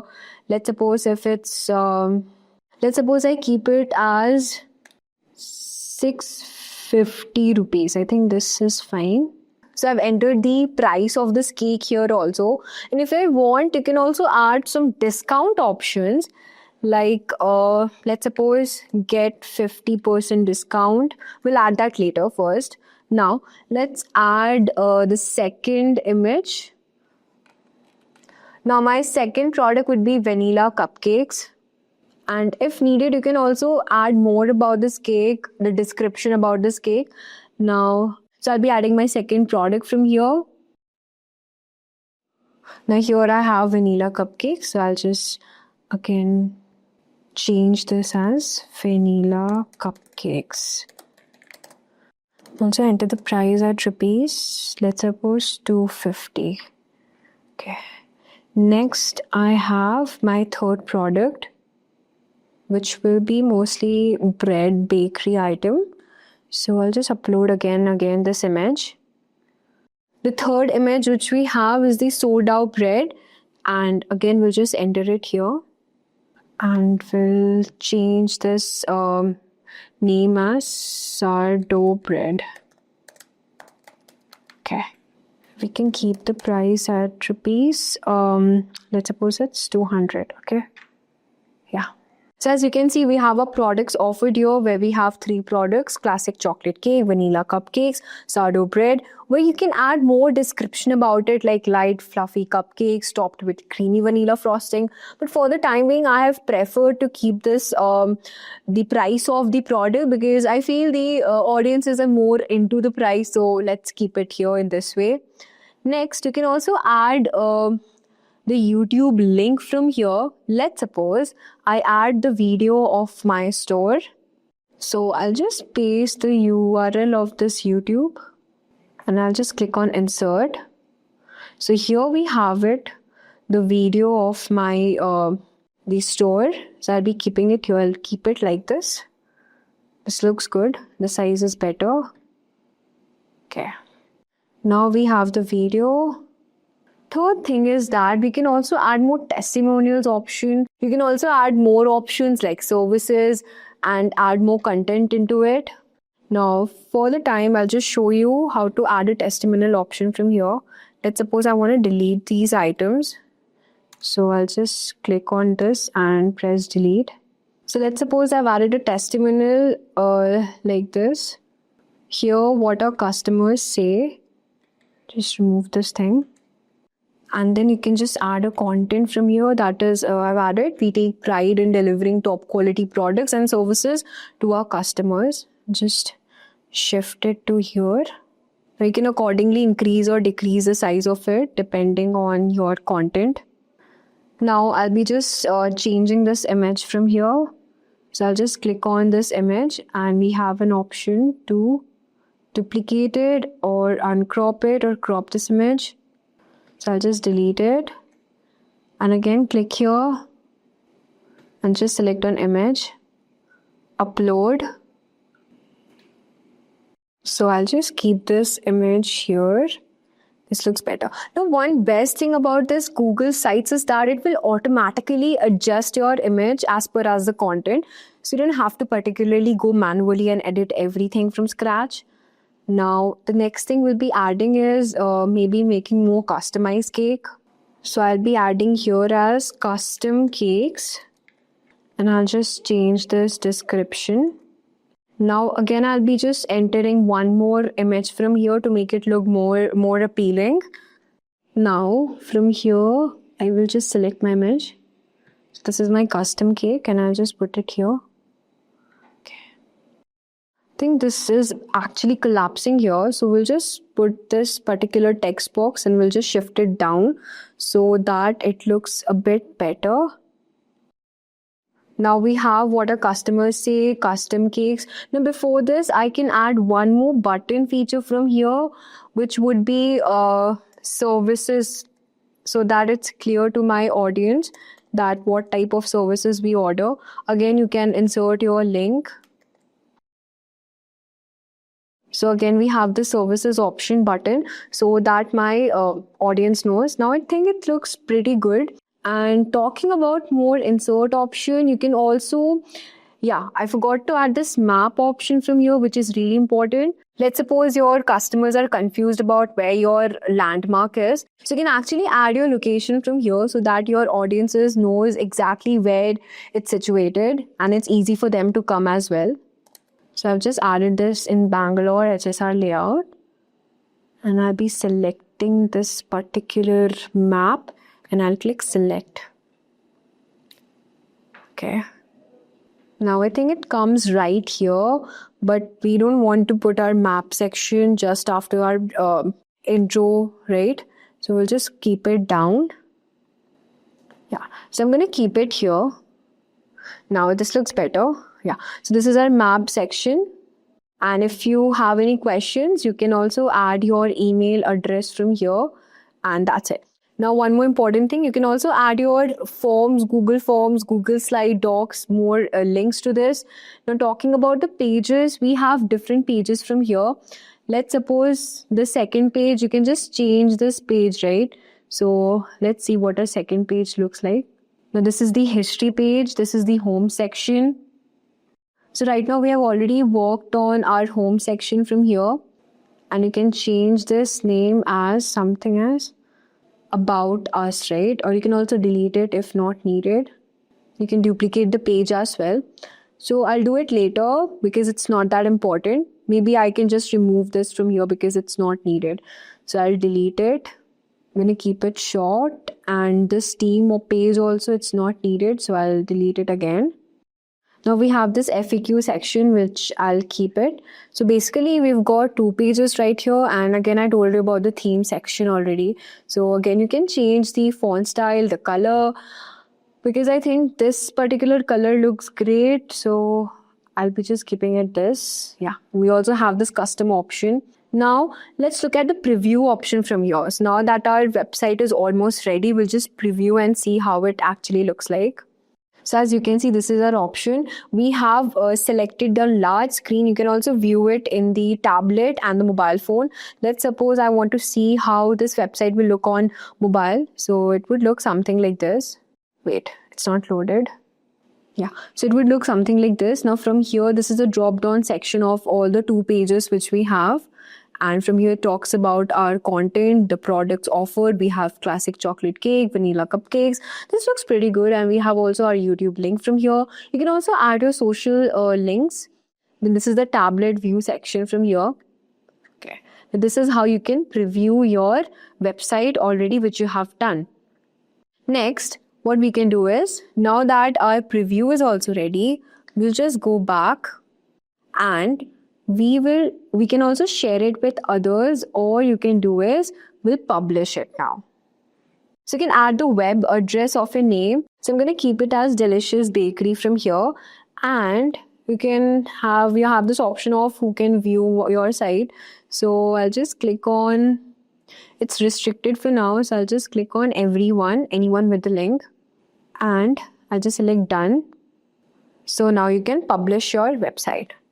So you see how easy it is to use your Google Sites. Google Analytics. I'm very excited to be with you today because Google Analytics is one of my favorite Google platforms and my favorite topics. So let's talk about what we're going to cover today. And we're going to start out with how to set up a Google Analytics account. And so we're going to talk about everything that entails, including creating your Google Analytics account. We're going to talk about setting up a property in your account and what a property is. We're going to talk about setting up a reporting view in your property, and we're going to talk about installing the tracking code. So those are the series of steps we're going to go through today in terms of setting up a Google Analytics account. So let's get right to it. And so really the one prerequisite here when it comes to setting up a Google Analytics account is to have a Google login and ID. So when you actually go to Google Analytics, you need to be able to sign up or sign in. And so once you actually sign in, then you're going to go walk through a series of steps. But really, that's really all you need to get the account going is a Google ID and login. So if you have a Gmail account or another email account that you use for other Google products, then you're good to go. That's all you need to do. So when you actually go to sign up for Google Analytics, you're going to be asked to set up a new account. And these are the series of steps you're going to walk through or go through to set up a new Google Analytics account. So you're going to choose an account name. And then you're going to choose a property name. Okay, so the account name can be anything you want it to be. The name of your company, your name, whatever you want to name it. The property name is really the website name. So what website are we talking about? So here I'm going to set up a fictitious website name for now. It's called Demo Simplilearn. So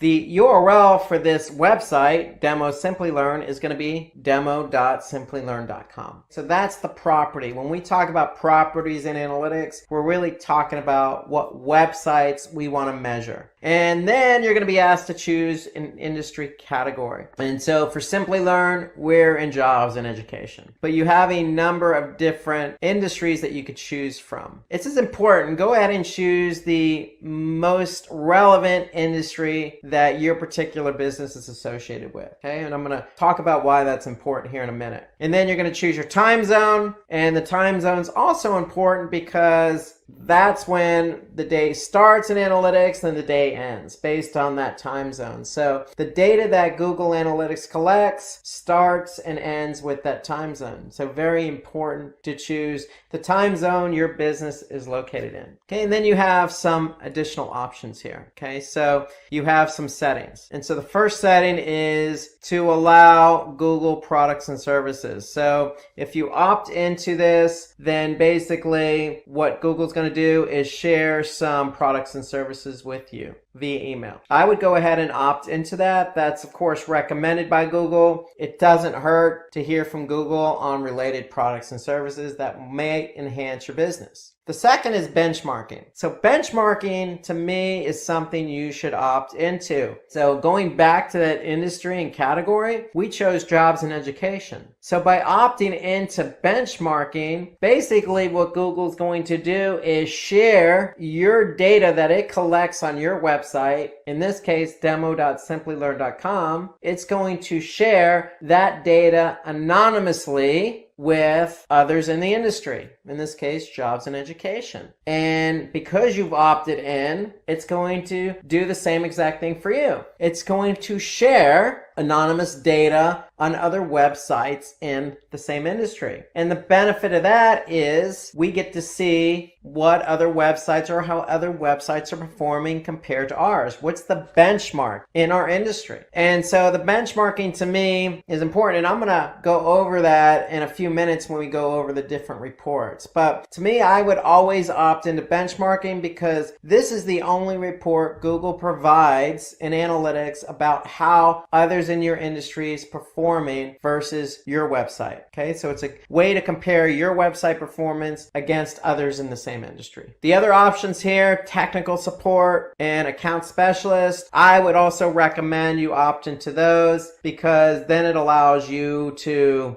basically allow Google access to your account, and they'll be able to help you if you occur or run into any issues. So these are the options in setting up a Google Analytics account. It's very simple, very easy to do. You're just entering in a few fields. Note that we talking about a website right now, so I'm talking about demo.simplilearn.com. But just know that if you want to track a mobile app, Google Analytics will allow you to do that as well. You just choose the option mobile app. So we're tracking a website. We want to know how users behave when they get to my website. And that's what Google Analytics is going to allow us to measure and look at. We just need to do a couple more steps in the process. So once we fill out these fields here, we're going to click Get Tracking ID. Now, I'm going to accept the terms of service. I'm going to accept another terms of service in relation to data protection. I'm going to click accept. Once I accept, I'm going to be able to get some tracking code. The tracking ID is the ID associated with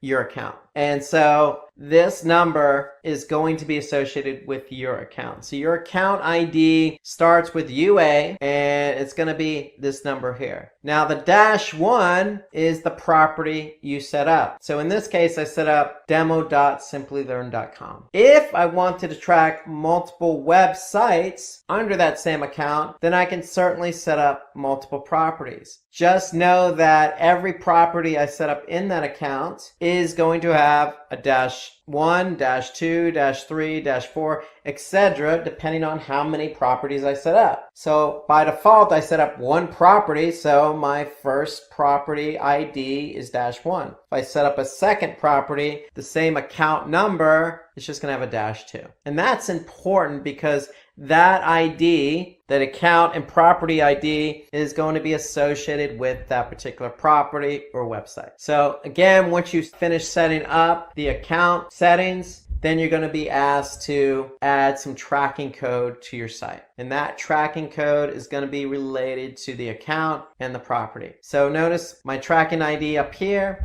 Notice the tracking ID in the snippet of code. Now, this snippet of code needs to go on every page of your website that you want to track. And you don't have to put it on every page, but if you want to track website behavior on every page of your website, then it needs to go on every page of your website. So if you're using a platform like Drupal or Joomla or even more popular platform like WordPress, adding the tracking code site-wide is as easy as maybe adding a Google Analytics plugin to WordPress, for example, and then just simply plugging in the ID. Now, there's an alternative to adding the Google Analytics tracking code to your site, and that's Google Tag Manager. So Google Tag Manager is the way I would recommend going. So if you're not familiar with Google Tag Manager, I would recommend watching the YouTube video we have on Google Tag Manager. You can just go to YouTube, type in Simplilearn Google Tag Manager, and this will give you a nice overview of what Google Tag Manager is and how it works. But basically, this is the way I would go, and I would recommend that in addition to having Google Analytics, you set up a Google Tag Manager account. And then that way you can put the tracking code in Google Tag Manager. So if I go to Google Tag Manager and I just go into an account on Tag Manager, I can just simply put in the Google Analytics ID right into Tag Manager. And so if I have it in Tag Manager, then Tag Manager is going to be the place that holds the code and fires page view when somebody comes to my website. So that way I don't have to add the tracking code to my website if I do it in Tag Manager. So that's the recommended method for me, is to add the Google Analytics ID associated with Tag Manager. If you can associate it with Tag Manager, then that's the easier route to go versus putting code on your website. Okay, so again, take a look at the video we have on YouTube for Google Tag Manager. That's the route I would go. Now, once you do get the tracking code on your website, whether that be through Google Tag Manager or through a plugin, or just simply adding the script to your site, to pages on your site, then what's going to happen is you're going to start collecting data. So that's ideally the way it works. You need to add this code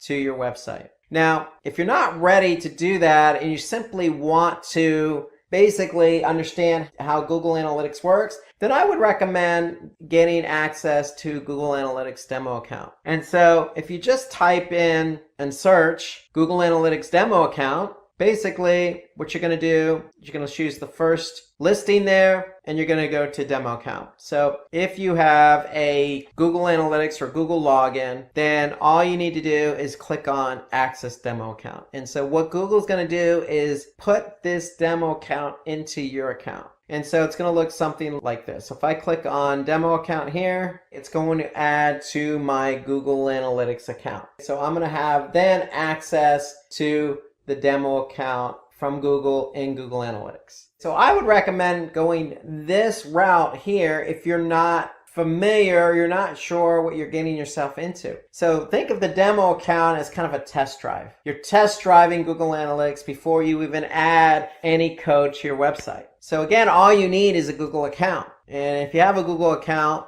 and you add the demo account to your Google Analytics account, you're going to be able to see how analytics works. Okay. And so that's what I would also recommend. So if you're not ready to start adding code to your website, then what you can do is just simply add the demo account. And then once you add the demo account, you're free to peruse around Google Analytics to see the different types of reports it has to offer. Now, when you do actually set up a Google Analytics account, you're going to have some settings that you're going to want to pay attention to. So when you set up the account, you have the account name, and then you have a property. So under each property, you have, by default, you're going to have one view. And so here you can see this view here. So if we look at the account we set up a demo Simplilearn account. Property is demo Simplilearn. So that's associated with the website we're going to track. And then again, by default, under each property, you're going to have a view. And so by default, the name of the view is going to be called All Website Data. And so in that view is where all your analytics data is going to be stored. So you can see my screen here. There's a lot of different settings you have. You have settings under the account, you have settings under the property, and you have settings under the view. So we're going to talk more about these settings in future webinars for advanced Google Analytics users. But for now, know that there's a bunch of settings that you have that you can play around with when it comes to Google Analytics. Anything from adding users to your Google Analytics account, your Google Analytics property or view. You can actually set up goals, you can set up filters, you can set up segments, you can link up Google Ads, you can,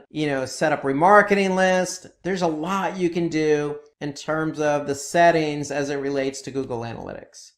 So know those settings are there. They're located right down here in this little sprocket icon. That's the admin icon. So if you need to get to these settings at any time, you could simply just click on the sprocket or the admin icon, and then you'll be prompted to choose any one of these settings here that you want to edit or alter. So now let's take a look at some Google Analytics reports. So once you've actually set up your account, you have a number of different reports that you have available to you in Google Analytics. So we're going to take a look at customized reports. We're going to look at real-time, audience reports, acquisition, behavior, and conversion. So these are all the different reporting buckets, if you will, that you have available to you in Google Analytics. So if I'm an admin and I'm looking at the Google demo account, let's start out by looking at real-time. So if I click on the real-time report and I just click on overview, so basically what this is going to do is show me at this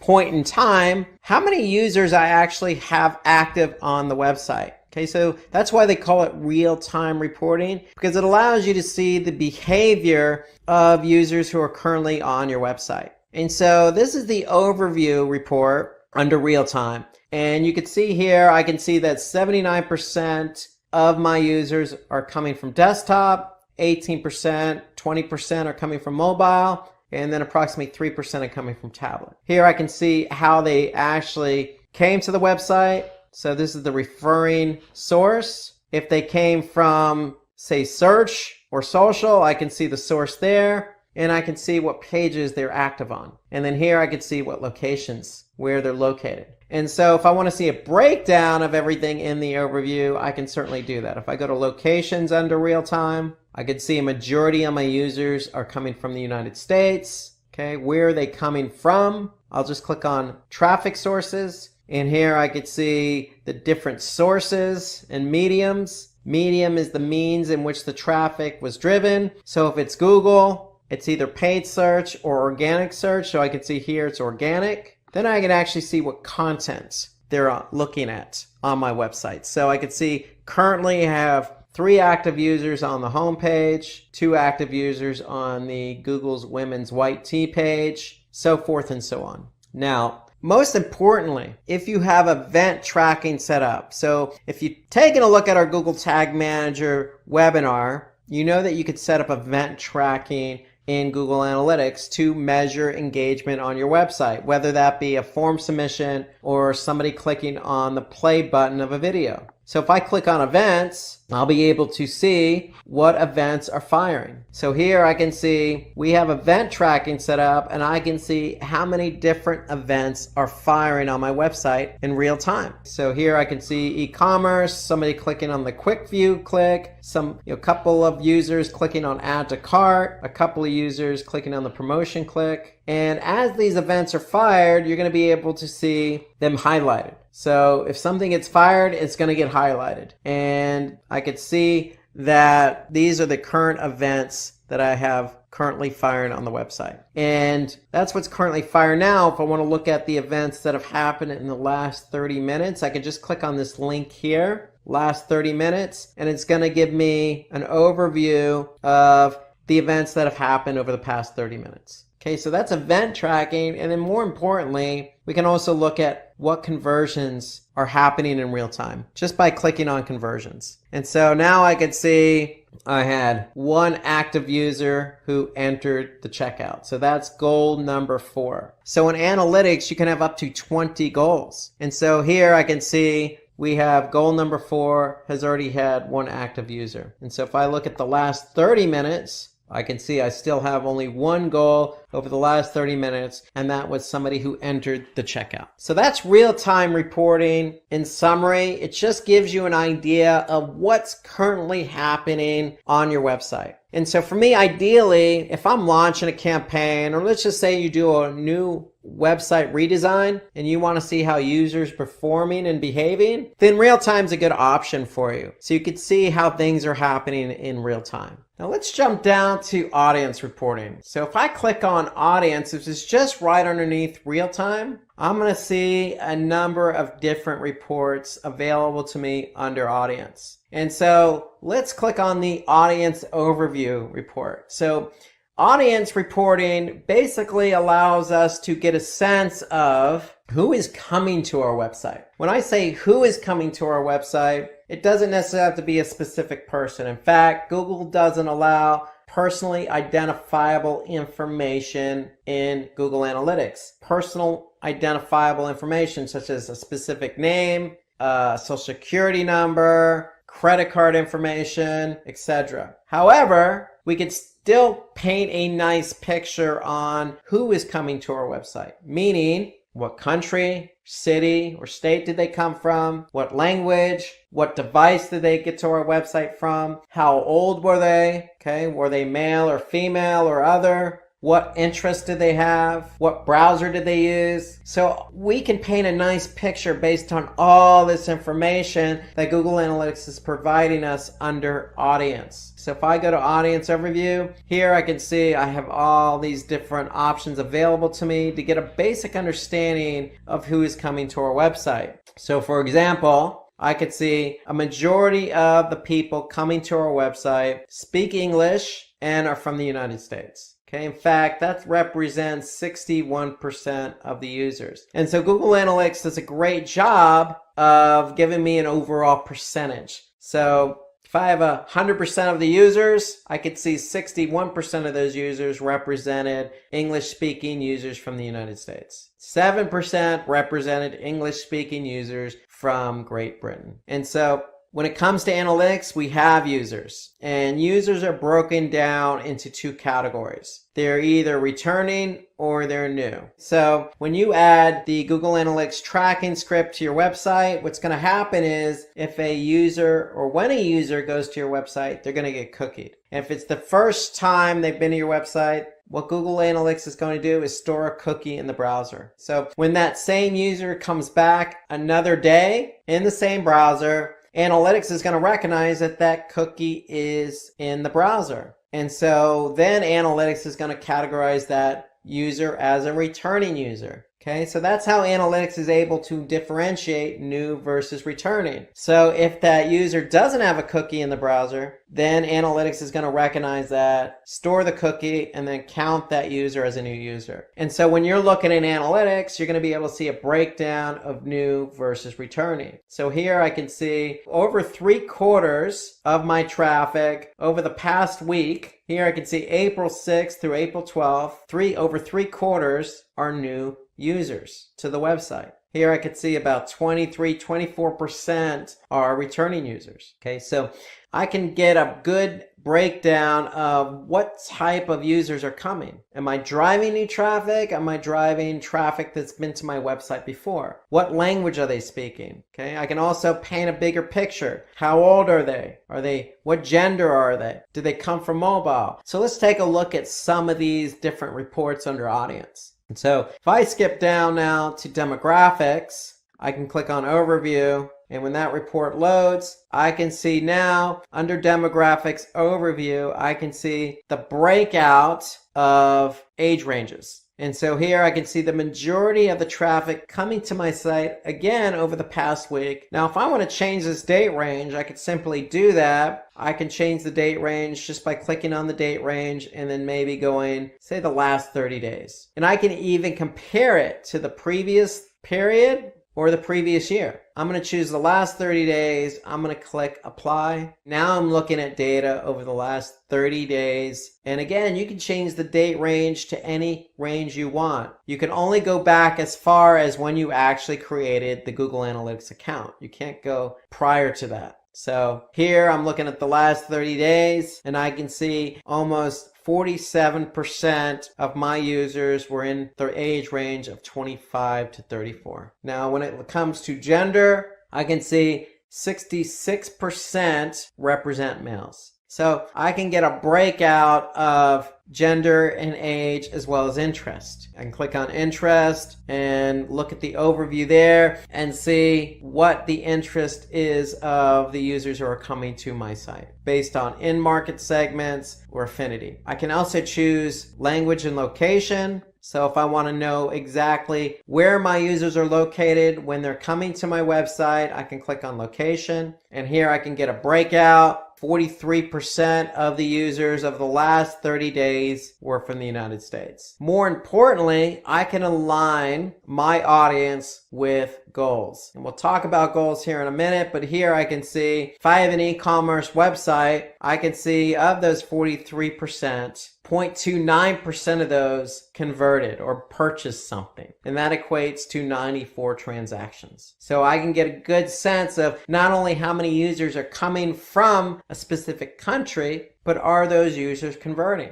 If I click on mobile, and mobile to me is one of those reports I tend to spend a bit of time on because I want to know what devices users are coming to my website. And so for my website here, or this is the Google demo website, I can see mobile represents approximately 27% of the traffic. So desktop still represents a majority of the traffic. So for you, you want to keep an eye on mobile because mobile is definitely a majority of what people use nowadays. That's how people start their day. That's how they transact via mobile, whether that's purchasing something, communicating, or searching. It all starts with mobile. So you want to keep an eye on mobile, and more importantly, you want to keep an eye on behavior. So Google Analytics is telling me that, yes, I have approximately 27% of my traffic of the last 30 days came from mobile. How are they interacting with my website? So if I look across this report, I'm going to be able to see different metrics.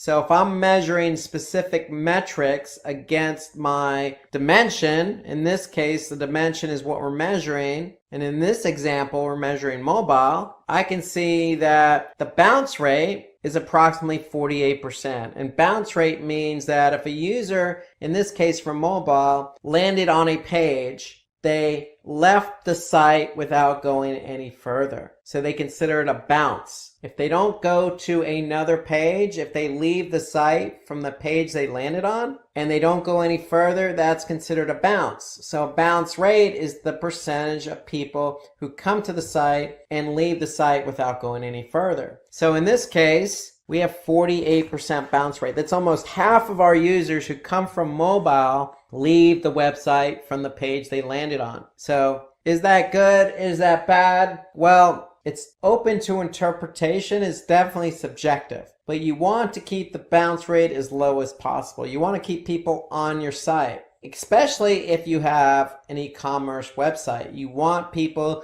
who come to your website to purchase. And so here we can see 48% mobile. In desktop, it's a little bit lower at 41%. Now, if I look a little bit further at engagement, I can see how many pages on average do mobile users look at. So versus desktop, it's a little bit lower. You can see 3.86. On desktop, it's 4.5. Now, if I look a little bit further in engagement, I want to be able to measure how long somebody from mobile stays on the website. If they're bouncing at 48%, but they're also looking at 3.8 pages, 3.9, almost 4 pages per session, then that means in this report, analytics is telling me they're spending about 2 minutes on the site. And interestingly enough, I can see that mobile over the last 30 days had more transactions. So 51 transactions versus 34 transactions from desktop. And interestingly enough, the e-commerce conversion rate is at 0.29%. That's higher than desktop at 0.07. It's lower than tablet, but it's higher than desktop. And mobile has the most transactions, and since they have the most transactions, they have the most revenue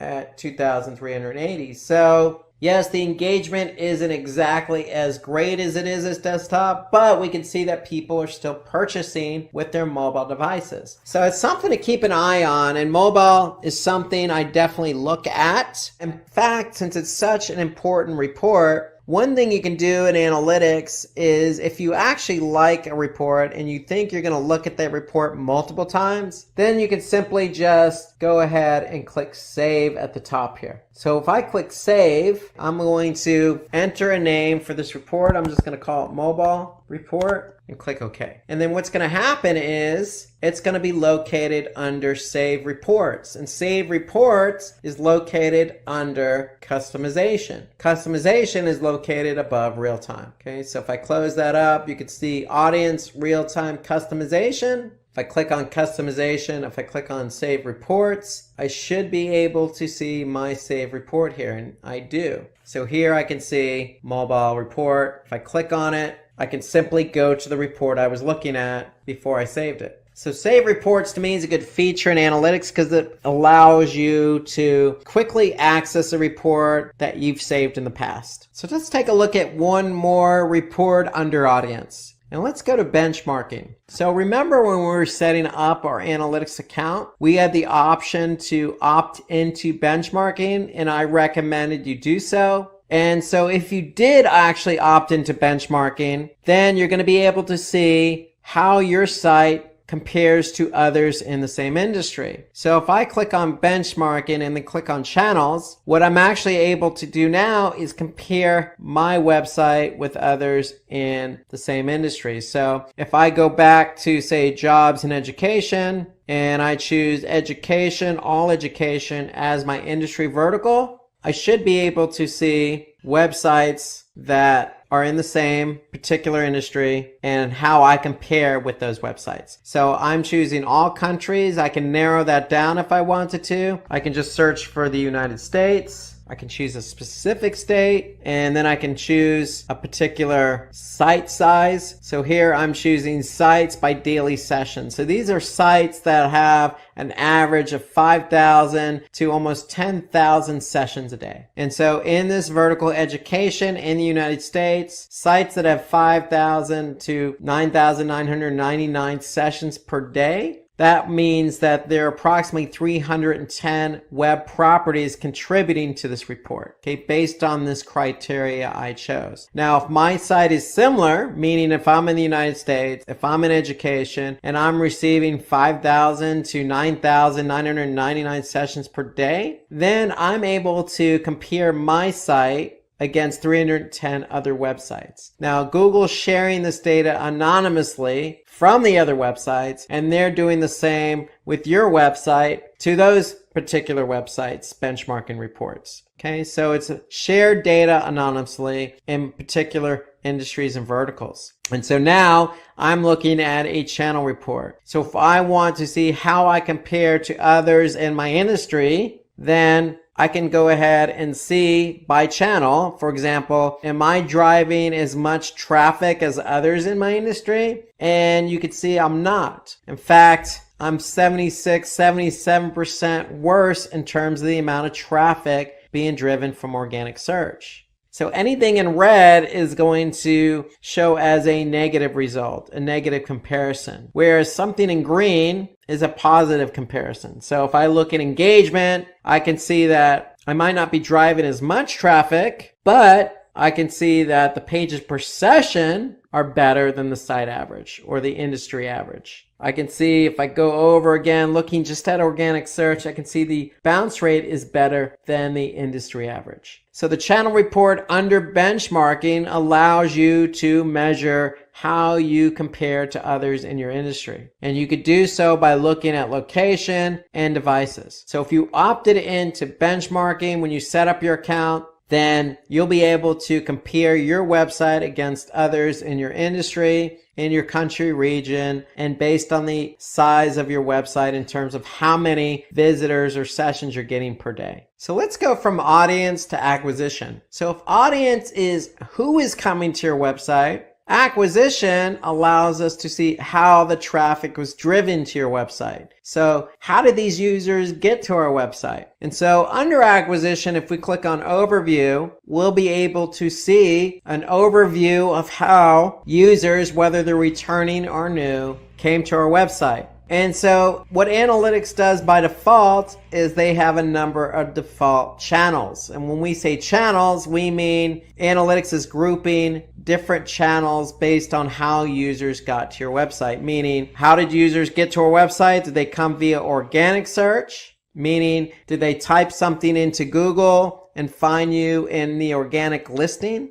Analytics also groups users based on whether they came to your site directly, meaning did they type in the URL directly into the browser, or did they bookmark your website and come back via the bookmark? So they're grouping users under direct. They also group users under referral, meaning did they come from another website? They group users by social. Did they come from a social media platform like Twitter or Facebook? If you're running paid search, meaning if you're running paid search on, say, Google, then do they come from paid search ads? Now, if you're running display ads on, say, Google's network, Google's display network, that's a default channel. So analytics will group users there. So if they don't recognize a channel, then they're going to group it as others. So by default, Google Analytics groups users on how they came to your website via these default channels. And so I could see how many users came to the site from each channel. Now, if I want to drill down on this report, I can click on all traffic. And then if I click on all traffic, I can go to channels. I can look specifically at the channels report. And so now I can see organic search, again, over the last 30 days, is the #1 channel driving traffic.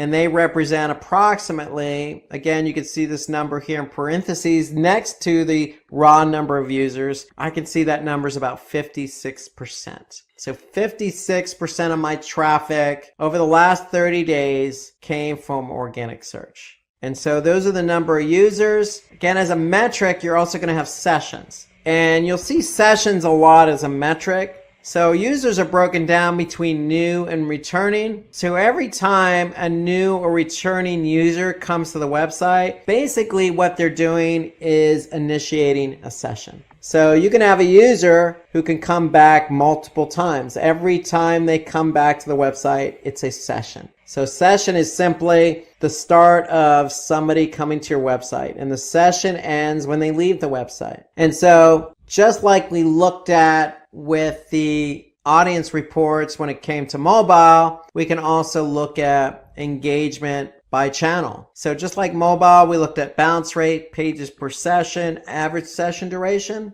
We can do the same thing here with our channel report. More importantly, in addition to behavior, we can see conversions. And since we're running an e-commerce platform, we could see what the conversion rate is by channel. So organic search did drive the most traffic, and they did have the most transactions over the last 30 days. And the conversion rate in this case is 0.17. Okay, so how Google determines the conversion rate, they basically take the number of transactions and divide that by sessions. So that means that over the last 30 days, organic search drove 38,123 sessions. And of those 38,123, 64 actually turned into a transaction, which equates to 0.17, which also equates to 3,000 in revenue. So I'm able to determine not only how users are getting to my website by looking at the channel report, I can actually see if they're engaging and if they are converting. And notice when you look at a report in analytics, you can look at it by channel. You'll also get a summary. So here I can see a summary or a total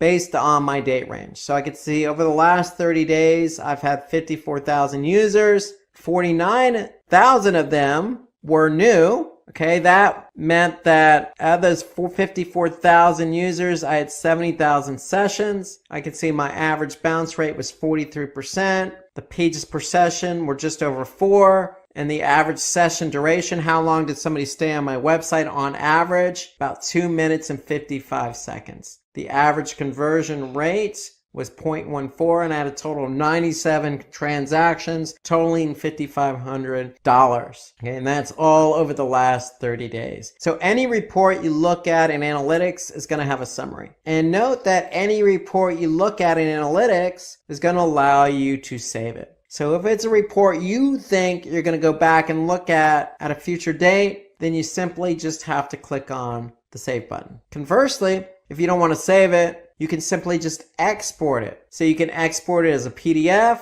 If I click on PDF, it's going to allow me to export that as a PDF. Now you have other options available to you as well. You can do a Google Sheet. You can export it as an Excel, or you can export it as a comma delimited file. So here you can see I can save it as a PDF if I want to. And if I click OK, it's going to save to my desktop or a location of my choosing. And then I can go back and look at it in that format at a later time. So that's the export feature available to you in analytics. Again, if you could save it as well, or you can export it. Okay, some other reports under acquisition. If you're running Google Ads, note that you can connect Google Ads to analytics. And this is key because now I can see how many people are coming from Google Ads to my website and are they converting? Now this is important because with Google Ads, I'm actually paying for the click. So you can see here, I'm running a report based on campaign data. So I could see what campaigns are driving traffic, how much I'm paying per click, and you can see on average I'm paying 34 cents per click. And then more importantly, I want to be able to see if they're converting.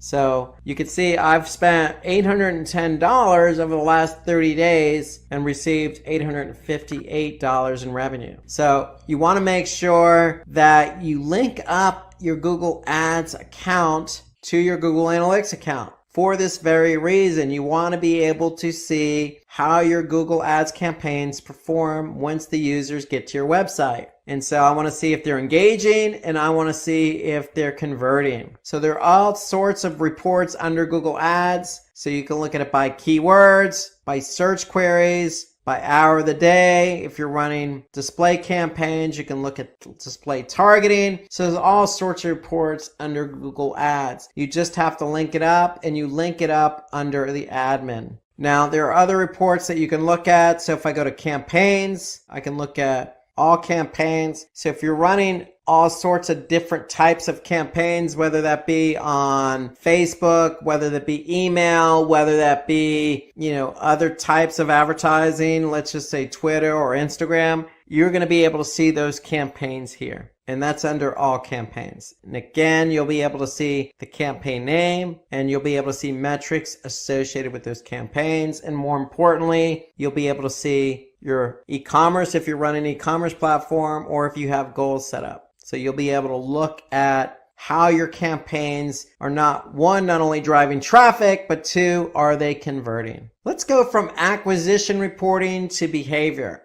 So behavior reports are going to actually show you how users behaved once they got to your website. Once they landed on a page on your website, how did they behave? So when we looked at audience, we got a sense of who is coming. With acquisition, we get a sense of how the traffic got to our website. Did they come from organic, direct, social, etc.? The behavior reports allow us to actually measure how that traffic behaved once they landed on a page on our website. And so if I go to overview under behavior, now I'm looking at this graph here. It's showing me how many page views I've had. And a page view is simply, once a page is viewed, it's counted as a page view. So if a user comes to my site, they're initiating a session. And if they look at a page, then that page is going to have a page view. Okay, so a user can look at a page multiple times in a session, and every time they look at that page, it's going to count as a page view.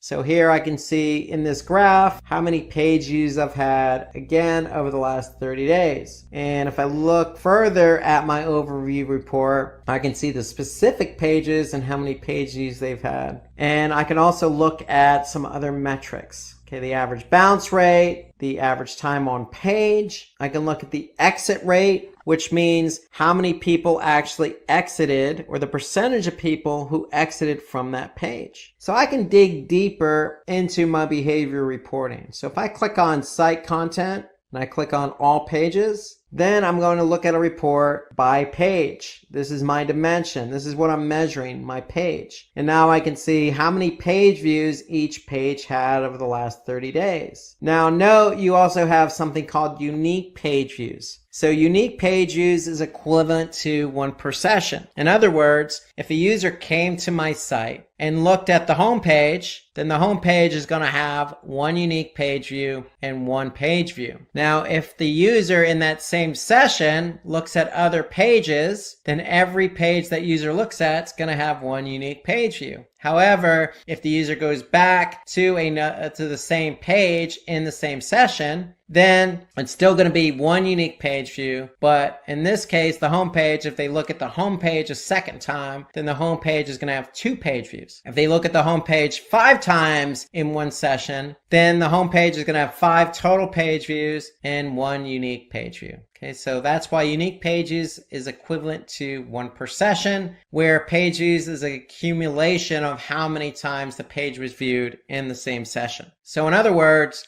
you're always going to have more page views than unique page views. Okay, so this gives me a sense of how my pages performed. So again, I can look at total page views and then engagement. So ideally what you want to do with a report like this is, if a user is not engaging on the page, then that should tell you something about the page itself. If they're not engaging, if the bounce rate's high, if the time on page is low, if the percentage of exit rate is high, then you probably want to do something with that page. Now, these are all pages, but if I jump down to landing pages, my landing page report is showing me how many people actually landed on that page. And so here I can see under my landing page report, I can see the home page had 36,017 sessions in the last 30 days. That's how many people landed on the home page. So here I can see 71% were new sessions, meaning that I had a lot of new users who landed on the homepage. In fact, 25,000 or 52%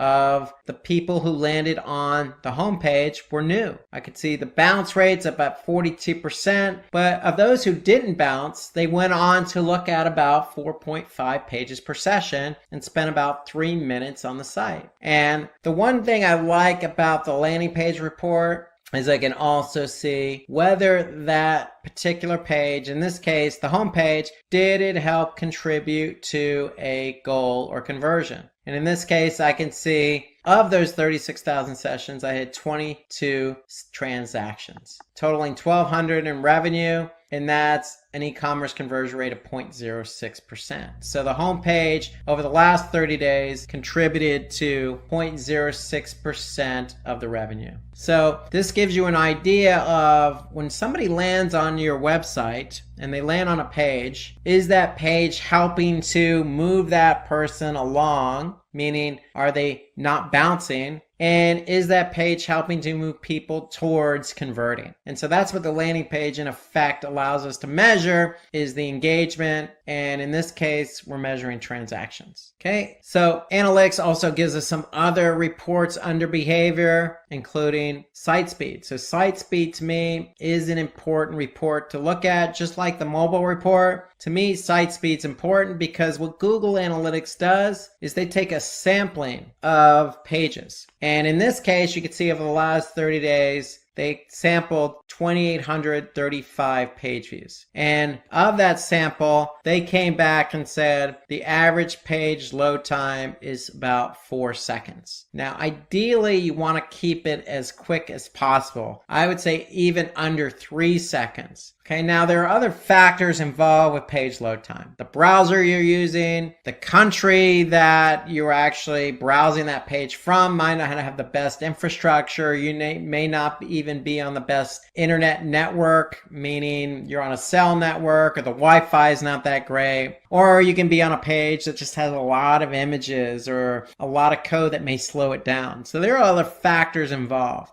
And so what Google Analytics does is show you what those factors are. So here I can see by browser what the average load time is. If I want to look at country, I could see what country is contributing to the load time. Now, the great thing about the site speed report is if I go to speed suggestions, okay, what speed suggestions is going to do is it's going to show me the page load time by page. And then it's actually going to provide a link where I can actually click on to get suggestions on increasing the page load time. So for example, I can look at this particular page here, this Google redesign shop by brand / YouTube page, line number 5. If I look at line number 5, I can see the average load time of this page is 8 seconds, almost 9 seconds. Okay, that's an eternity to some people. Now, notice this link next to it. So Google's recommending 7 total suggestions. So if I click on 7 total, what it's actually going to do, it's going to open up a new window and it's going to open up another Google report called PageSpeed Insights. And PageSpeed Insights is going to give me some information about what I can do to correct the page load of that particular page. So look at the site speed report. It's important because there is a correlation between site speed or page load time and user behavior of that page. And there's also a correlation between page load time and a page ranking organically on search. So page load time is very important. It's so important that I'm even going to save it. So I'm going to click save and click on site speed suggestions as my name and click OK. And now that report is going to be saved under customization under save reports. Let's jump from behavior to conversions. Now, conversion reporting is arguably the most important section in Google Analytics, because what the conversions reporting allows us to do is see how people are converting, or if they're not converting, on our website. And so in Google Analytics, we have the opportunity to set up goals. Now you have the opportunity to set up 20 goals in your Google Analytics view. And so to set up a goal, okay, so you're going to click on admin, and under the view, you're going to see goals. And so if you don't even have goals, the first step is to create goals. And so you have 4 different goal types in analytics. So you have pages per session. So how many pages per session is, so if your goal is set to say 3 or 2, if somebody actually looked at 2 or 3 pages per session, it's going to count as a goal. Okay, so if I look here, I can see I have pages per session set at 10. So that means that if a user came to the site, looked at more than 10 pages per session, then it's going to count as a goal. Another goal type is destination. So destination means that if somebody actually went to a specific page, then it's going to count as a goal. And in this case, I can see here that the goal is set to this particular page here. And so when somebody actually lands on that page, it's going to count as a goal. Now, there are 2 other goal types we can look at. One is duration. So just like pages per session, in our previous example, if somebody looked at 10 pages per session, it's going to count as a goal. With duration, it's based on time. So in this particular case, if you set up a duration goal, and the duration is set to say 1 minute and 30 seconds, then that means if a user comes to my website and they spend at least 1 minute and 30 seconds, then it's going to count as a goal. Okay, and then the 4th type of goal in Google Analytics is an event-based goal. So when you set up event tracking, you could turn that event into a goal. So if somebody clicks on, say, the submit button of a form, you can turn that event into a goal. So here you could see the category equals contact form. So you can always verify if a goal works just by clicking on verify this goal. And in this case, this event is turned into a goal. So anytime somebody fires this event, it's going to count as a goal. So you have 4 different goal types in Google Analytics. You have pages per session, destination, event, and duration. And so once you've set up a goal, then you can measure goals under conversions. So now if I look at goals overview, I can be able to see how many total goal completions I've had. So if I want to look at it by goal, I can just choose the goal option here. So if I want to look at, for example,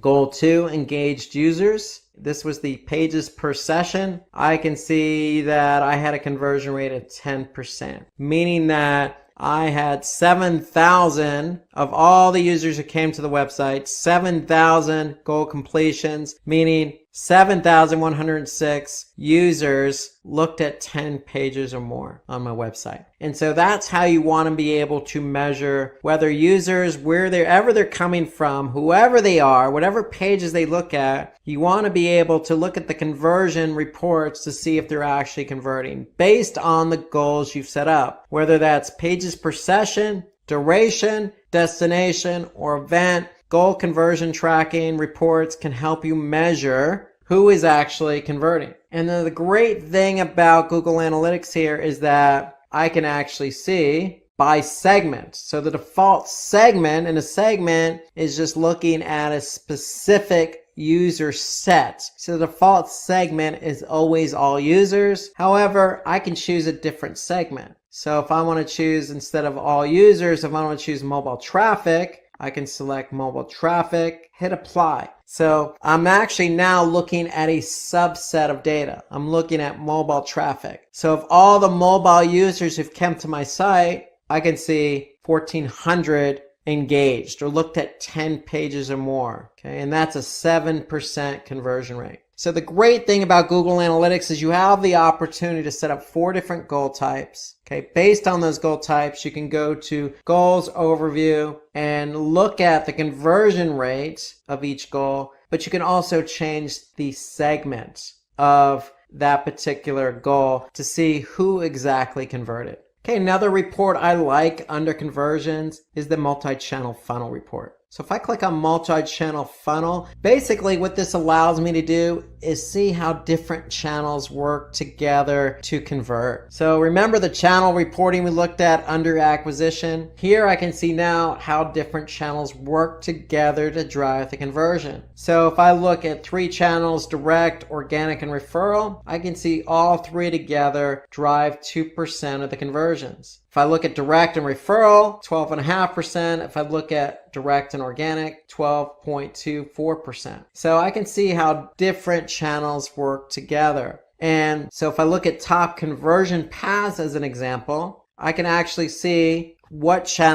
how channels work together to drive the conversion. So in this example, I can see over the last 30 days that my top channel grouping was direct times 2, meaning that somebody came to the website directly, meaning they typed in the URL in the browser, or they bookmarked it and came to the site. Okay, they came the first time but didn't convert. But then they came back a second time via direct and then converted. So that combination is my top conversion combination of the last 30 days. My second best conversion grouping is organic search and direct, meaning that a user came to the website via organic search first, did not convert, and then came back via direct the second time and converted. So basically what analytics does is give credit to the last referral, meaning if you came to the website via referral or referring website and converted, then the referring website's gonna get the credit for the conversion. But analytics does a good job of showing you how different channels work together. So a channel may drive a lot of traffic like organic search, but that traffic may not convert the first time around for a number of different reasons, whether it could be brand recognition, price shopping, reading content, whatever the case. Analytics is able to measure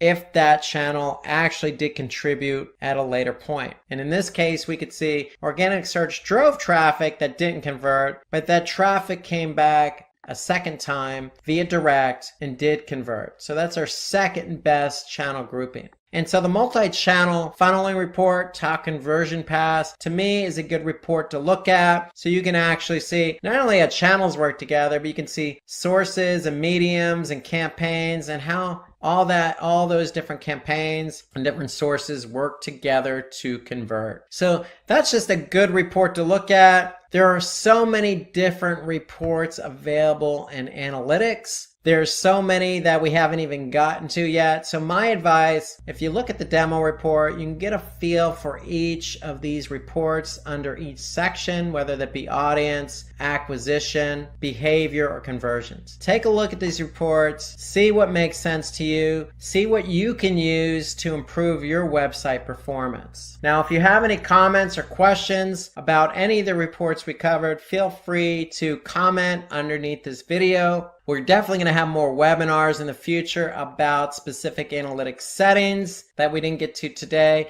and other types of analytics reports and features that we didn't get to today. Today in this video, let's get to know in detail about Google Analytics 4. Google Analytics is a web analytics service offered by Google. It was launched back in 2005. It tracks and reports website traffic. From the information through Wikipedia, Google Analytics is the most used web analytics service. As per the sources, in April 2022, Google Analytics was used by 73% of the 10,000 most popular websites across the globe. However, as per the reports from builtwith.com, 2,81,52,477 live websites use Google Analytics. So now is the time to understand what has been changed in Google Analytics over the years. If you are new to Google Analytics, it's even better. Before moving forward, do subscribe to Simplilearn and hit the bell icon to never miss any updates from Simplilearn. So what makes Google Analytics so important? Google Analytics generates various types of reports and helps to track bounce rates, identify the best content of your website, record user behavior flow on your site, and many other metrics, thereby allowing you to understand and build your business strategies, thereby growing your business. Now that you have understood why Google Analytics is essential, let's check what we have for you in this video. First, we will understand what is Google Analytics 4. Then, we will move forward with identifying Google Analytics version for your website. Next, we will have a detailed look at Universal Analytics and Google Analytics 4. We will continue by understanding success stories from Google Analytics 4 users. And finally, we will end this session by understanding the future of Google Analytics 4. So allow me to introduce the next generation of Google Analytics, Google Analytics 4, also known as GA4. Initially, Google Analytics 4 was known as App Plus Web. Google Analytics 4 is the latest analytics property with several advantages over the old Google Analytics, also known as Universal Analytics. Understanding more clearly, Google Analytics 4 can measure and keep track of website traffic as well as app usage. So now you can imagine that Google Analytics 4 is the one-stop solution for all your analytics needs. If you are still using Universal Analytics, we recommend you to get familiar with Google Analytics 4 as well, as this is the new future of analytics. We will understand creating and setting up Google Analytics 4 account in detail in the upcoming videos. Let's first identify which Google Analytics property is associated with your website. In order to identify which Google Analytics property you have, log into your Google Analytics account. Now go to Analytics account and then open Properties and Apps. Here you can see properties for your website. Now, below the properties and apps, several properties are listed where you can see different IDs. If the ID starts with UA and ends with a number, then you have a Universal Analytics property. However, if ID only has numbers, like here, then you have Google Analytics 4 property. We will learn how to switch the Universal Analytics account to Google Analytics 4 in the upcoming videos. Now that you have understood how to identify Google Analytics property, let's take a detailed look at the comparison of Universal Analytics data and Google Analytics 4 data. The major difference between Universal Analytics and Google Analytics 4 is the measurement model. Universal Analytics uses sessions and page views as the measurement model, whereas Google Analytics 4 uses events and parameters as the measurement model. Therefore, any hit type from Universal Analytics property, say a page view, user timing, etc., are captured as event in Google Analytics 4 property. Let's see the detailed comparison of every aspect of Universal Analytics and Google Analytics 4. First, we go with events. In analytics, every measurable action, for example, page load, form completion, scrolls, app installs, etc., is measured as event. An event has category, label, and action in Universal Analytics. Moreover, it has its own hit type. In case of Google Analytics 4, there is no categorization. All the hit types from Universal Analytics are considered as events. Now, let's find the comparison of Universal Analytics and Google Analytics 4 in terms of page views. Page views is a metric defined that calculates total number of pages viewed on your website. Now let's get a better understanding of page views. For instance, when user lands on a web page of your site, the page loads. This is considered to be a page view. Now suppose if user reloads the page. Google Analytics tracks it as another page view. If the user navigates to another page of your website and returns to the same page, this adds another page view to your site. Now that you have understood page views, let's see how page views differs in Universal Analytics and Google Analytics 4. From Universal Analytics, page view are translated to Google Analytics 4 property as page view event. This page view event automatically gets triggered in Google Tag Manager. The next metric we have is sessions. Session is the time duration for which user is active on your website. A universal analytics session may consist of multiple page views, events, e-commerce transactions, etc.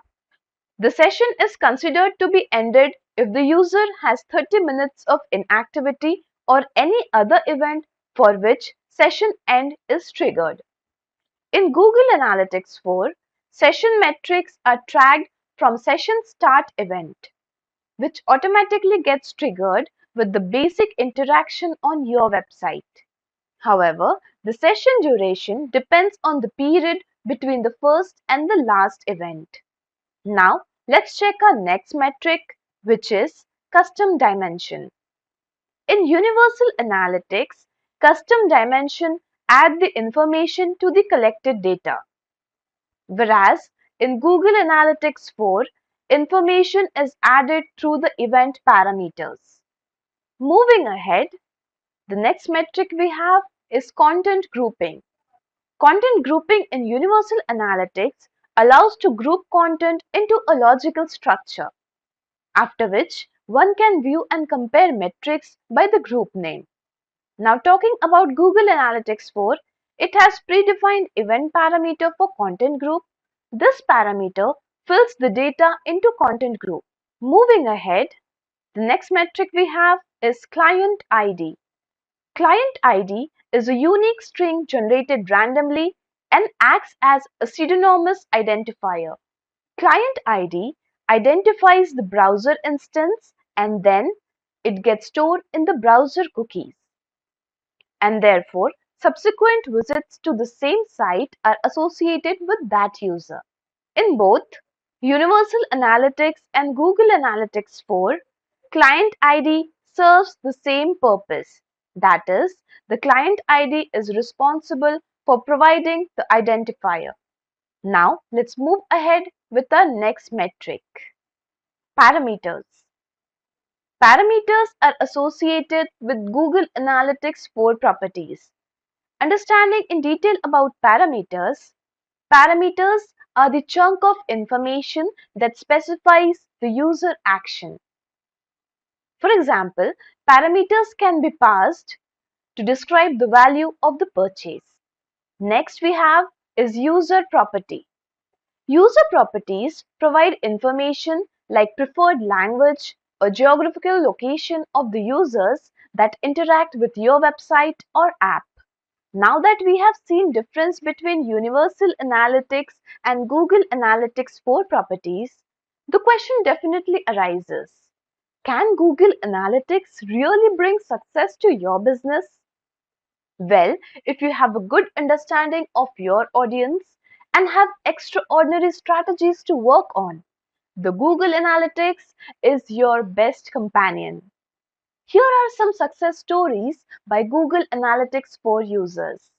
We all know about McDonald's, the leading fast food corporation with a huge number of outlets across the globe. Recently, a case study has been shared by McDonald's Hong Kong, which suggests that the company has experienced growth in conversions by 550% through the in-app orders. And what made them achieve such a great growth? Yes, you guessed it right. It's Google Analytics 4. Let's have a look on their success story. The major goal for the company was to redesign the strategy to increase in-app food orders, predict the behavior of in-app audiences, and reach the right customers with McDonald's mobile order campaigns. To achieve the goals, McDonald's used a simple yet smart approach and implemented Google Analytics 4 properties. With the help of predictive audiences in Google Analytics 4 properties, they tried converting audiences into customers. Moreover, with the help of Google Ads, they were able to manage the campaigns. As a result of the smart efforts, McDonald's was able to gain increase in conversions by 550% for the users who are likely to purchase in next 7 days. Isn't it amazing? Moreover, for the same audience, McDonald's had noticed a visible decrease in cost per action by 63% and an increase in revenue by 560%. Some other companies that have seen growth in their business through Google Analytics 4 includes PepsiCo, Claro Shop, etc. With the proven success of top brands in the world, let us know what the future of Google Analytics 4 holds. As per the reports on buildwith.com, there are 2,81,52,477 live websites that are using Google Analytics, out of which there are 1,21,73,413 live websites from USA and 4,68,538 live websites from India who are using Google Analytics. If we look in detail, we have a list of big names like Bank of America, Blogger.com, Cisco, Netflix, Coursera, Flipkart, ICICI Bank, Tesla India, IRCTC, Myntra, etc. that are using Google Analytics for their growth. However, we are all well aware of the success stories of all the biggies on the list. Thus, Google Analytics will continue to be an important part of new business strategies. Things you should know before we end this session are Google Analytics 4 will be soon replacing Universal Analytics. From 1st July 2023, the Universal Analytics platform will be no longer in action. However, you will be able to access the reports for some period of time. Google Analytics 4 will be the new future of analytics. The concept of linking is foundational to good rankings and understanding the internet at large. It starts with the premise that good content will be cited by others, recommending it to other people. How we cite and recommend information online is by linking to it. We link to information that we find valuable. Based on that, the search engines assess content by how websites link to one another. So we are going to cover the definition and purpose of links and the different functions that links serve. We'll also look at how links mirror human judgment.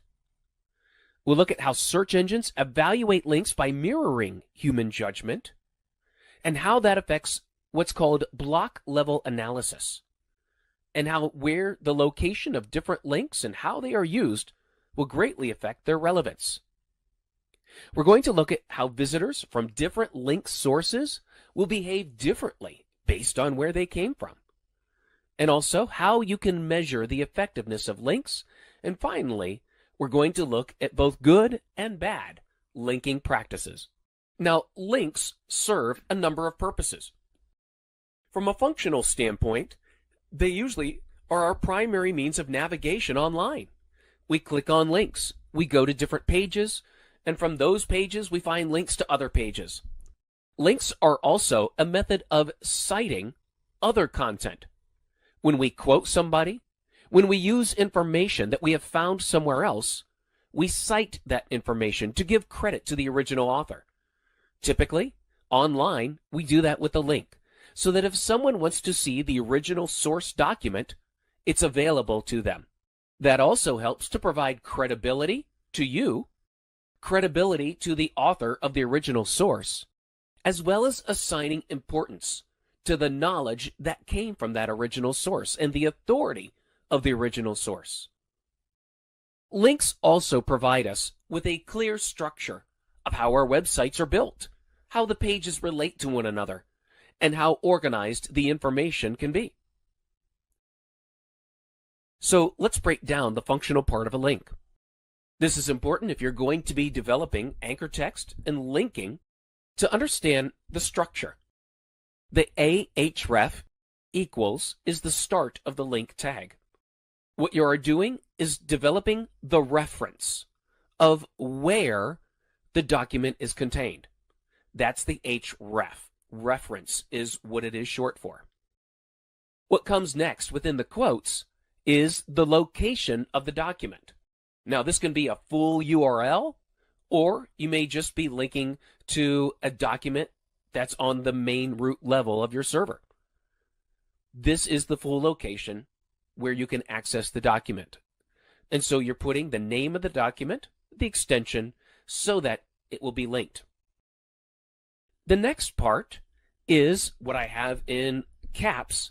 You'll notice off to the left, I have something in all blue text and underlined, which most people will recognize as a link. You see, when it is in between the document location and the closing of the link tag, the text you have in there is what's called anchor text. You see, instead of publishing the document location and the full URL of the document, we can put the link within text and create anchor text. So all someone has to do is click on the link and the document loads for them. This anchor text is vitally important to understanding how we can add additional relevance to linking content. Then we see the closure of the link tag. This is what makes the internet. The internet is millions of pages connected together by links. So when we look at the functional side of links, and we look at this example here, as you can see, the title of this article is not the URL address of the article. It's a title, and the title is the link. That is the anchor text of the link. And so, from a search engine standpoint, search engines look to see what words are being used in the link and how relevant those words are to the document that is being linked. It also looks to see where is the link. Is it in the editorial information, in the article? Is it part of the navigation? Is it in a sidebar or is it an ad?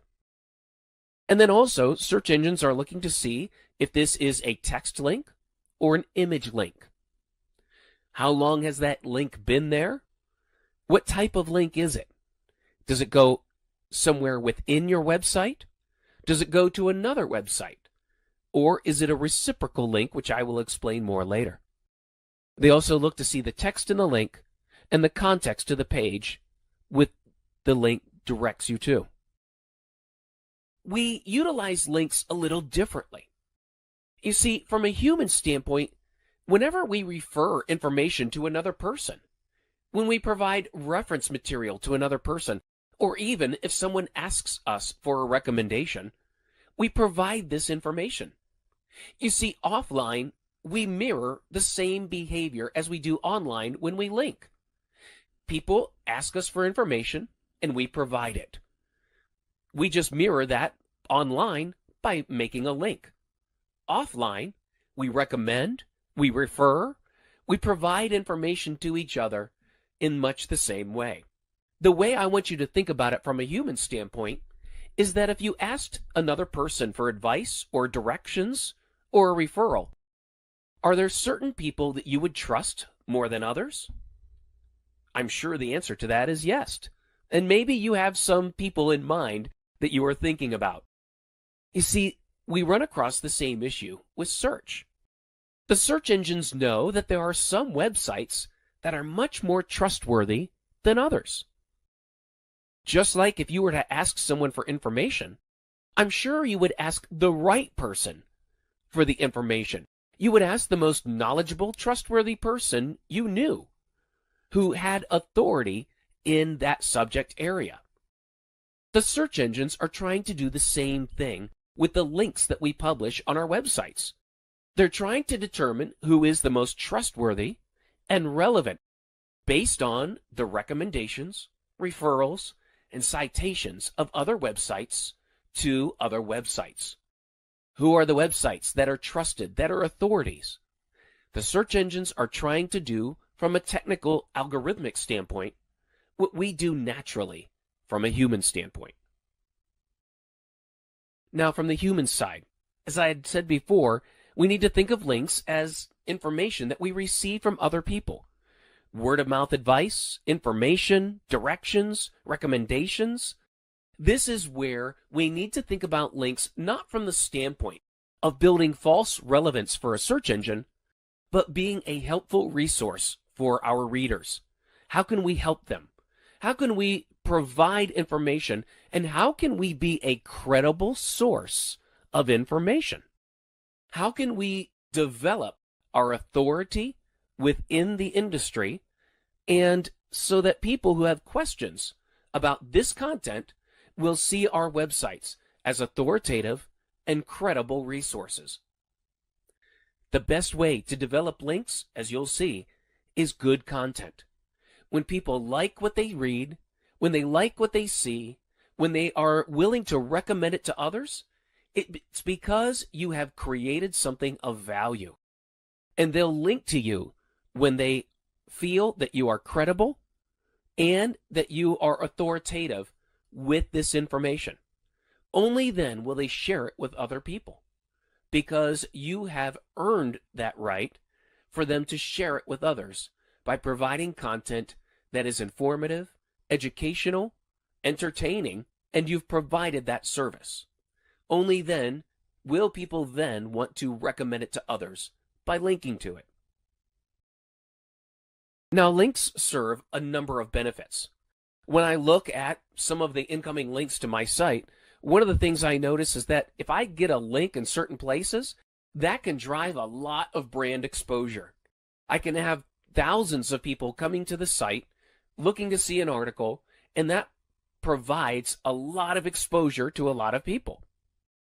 However, also, getting a link from a certain website, especially if it's a high, relevant, authoritative website, I can see my rankings increase because of that. But then also, a good link is going to drive people that will convert and drive sales or leads, those who become customers. So those are the three aspects of a good link. A good link will drive traffic to your site. A good link will assist your rankings, and a good link will bring in business. If you can get a link to do all three of those at the same time, that's what I call the golden link, because it has all three benefits. Usually, however, you're going to find that different links will provide different types of benefits.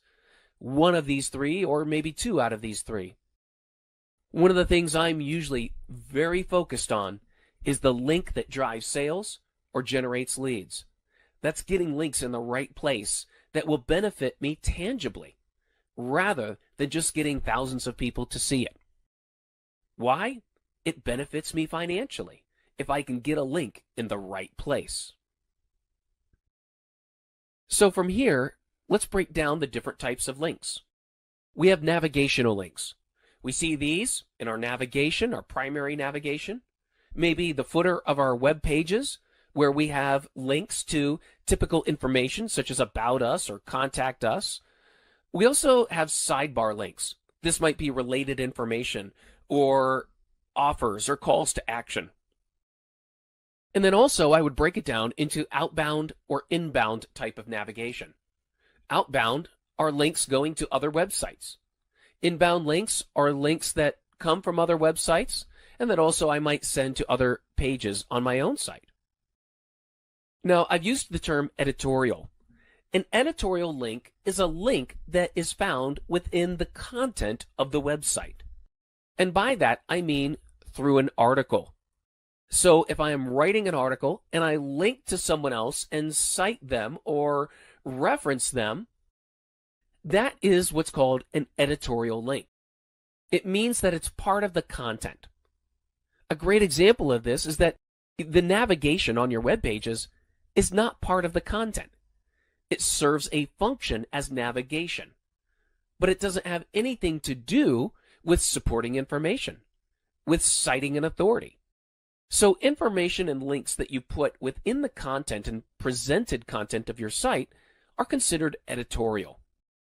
Now, there's also call to action links where you're bringing someone to a landing page or a registration page or a sale page. Then also we have social links. Now, these can provide a variety of means, but typically a social link will go to a profile.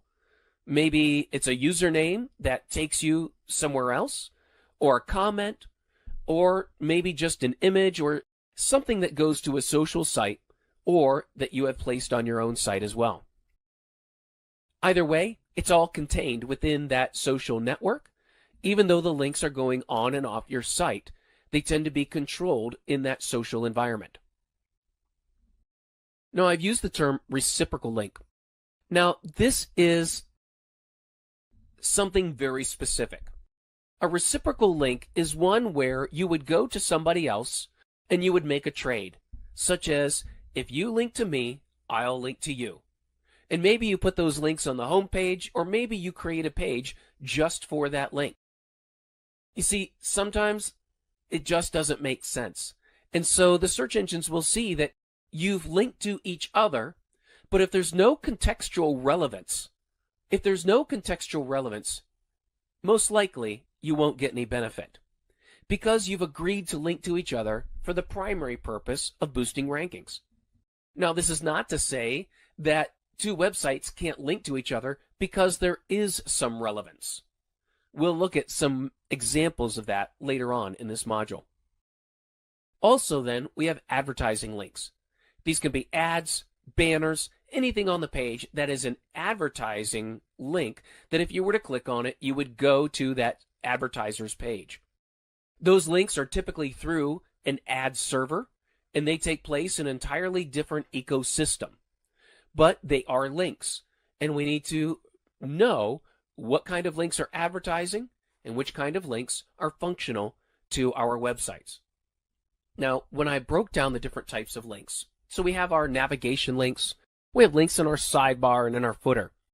What block level analysis does is that the search engines look at the code of the page. They break down the page because it's very easy to figure out which part of the code has to do with your navigation, which part of the code has to do with your sidebar and your footer, and which part of the code is calling ads from an ad server. What this leaves is the editorial content, your article, and the ability of search engines then to break down your page into these different elements. The reason why they do it is that the links contained in the editorial space are considered to be more relevant in terms of linking to other websites than any of the other types of links on your web page. Search engines don't consider all parts of the page to be equally relevant, which is okay because neither do humans. We look at the navigation as utilization, pure utility, because it's just helping me navigate among the different pages of your website. I'm not expecting to learn anything. I'm using it as a functional means of navigating your site. Now, your sidebar might have some calls to action, it might have links to other pages, but it's not an article. It's what you've developed. And so it might be a little more important than your navigation, but it's not as important as what you may have written within content. Your footer navigation is basically the same. You control that. It's the same on every page. And so what the search engines are looking for are the unique content, the unique article or information that you've published. And if there is a link within that editorial content, that is highly relevant because it has to do with content. It has to do with information that you are sharing. And so the links there are going to be more highly relevant and are going to be more important for the search engines to see. You see, it's the same way with humans. We're not going to look at navigation to learn something. It's functional. The same thing with the footer. And as humans, we're reading the content that you have in your article. And if you link to another source, well, you've provided us with utility. But it's contextual utility because you're citing where you found information, or you're citing an additional source, or you are linking to an example. And it enables me as a human to see that, understand it, and if I need that additional information, I can click on it and go to it. So I'm going to look at the information on the page in that article very differently than I'm going to look at the headings, the navigation, the sidebars, or the footer, because the article is what is informing me. And so the links in the article I'm going to look at very differently and hold them in a higher level of relevance. Now, over time, search engines have had to refine the algorithm about links. You see, in the early days of search engine algorithms, they used to simply count the amount of links. Then if one site had more links than another, that made it more credible. However, once people started to figure that out, people started accumulating links by really any means necessary. And they were just looking for the sheer volume of links, because they knew if they got the most amount of links, it would affect their rankings. And so over the years, the search engines have had to change and adjust and add more relevance to their algorithm, refine it in order to look at different aspects of links in order to properly determine relevance. So over time, it wasn't just having a link. It was then also looking at how many people cite this site as an authority. So looking at the source of the link and the types of pages. Then also looking at the text of the link and matching it with the text of the page. Does it match? Is it contextual? And then looking at the type of link, doing the block level analysis, and then also the context, the relevancy of your site compared to the linking site, compared to the link, and the information that's being shared there. Also, some of the ways that they can look at it are the age of the link. How long has that link been there? Humans do the same thing. When we look to see how long someone has been in business, we're looking at credibility. And then, of course, there are many, many other ongoing refinements that are going into the search engine's evaluations of links. Sometimes the age of the link isn't as relevant, especially when you're looking for something that has happened very recently. An old link could mean that it's old news or that something has changed since then. So search engines are in a constant battle to ensure that people are not gaming the system by falsely creating relevance through linking. The link relevancy and the algorithm is all about trying to determine who is the most relevant and credible within this area. And that is the focus of most search engine algorithm refinements over the past few years, and it will be into the future. Now, this is where I'm going to start bringing in some screenshots from a link management program. As a search engine optimizer, a link management program is probably going to be one of your best friends as you move along in this industry.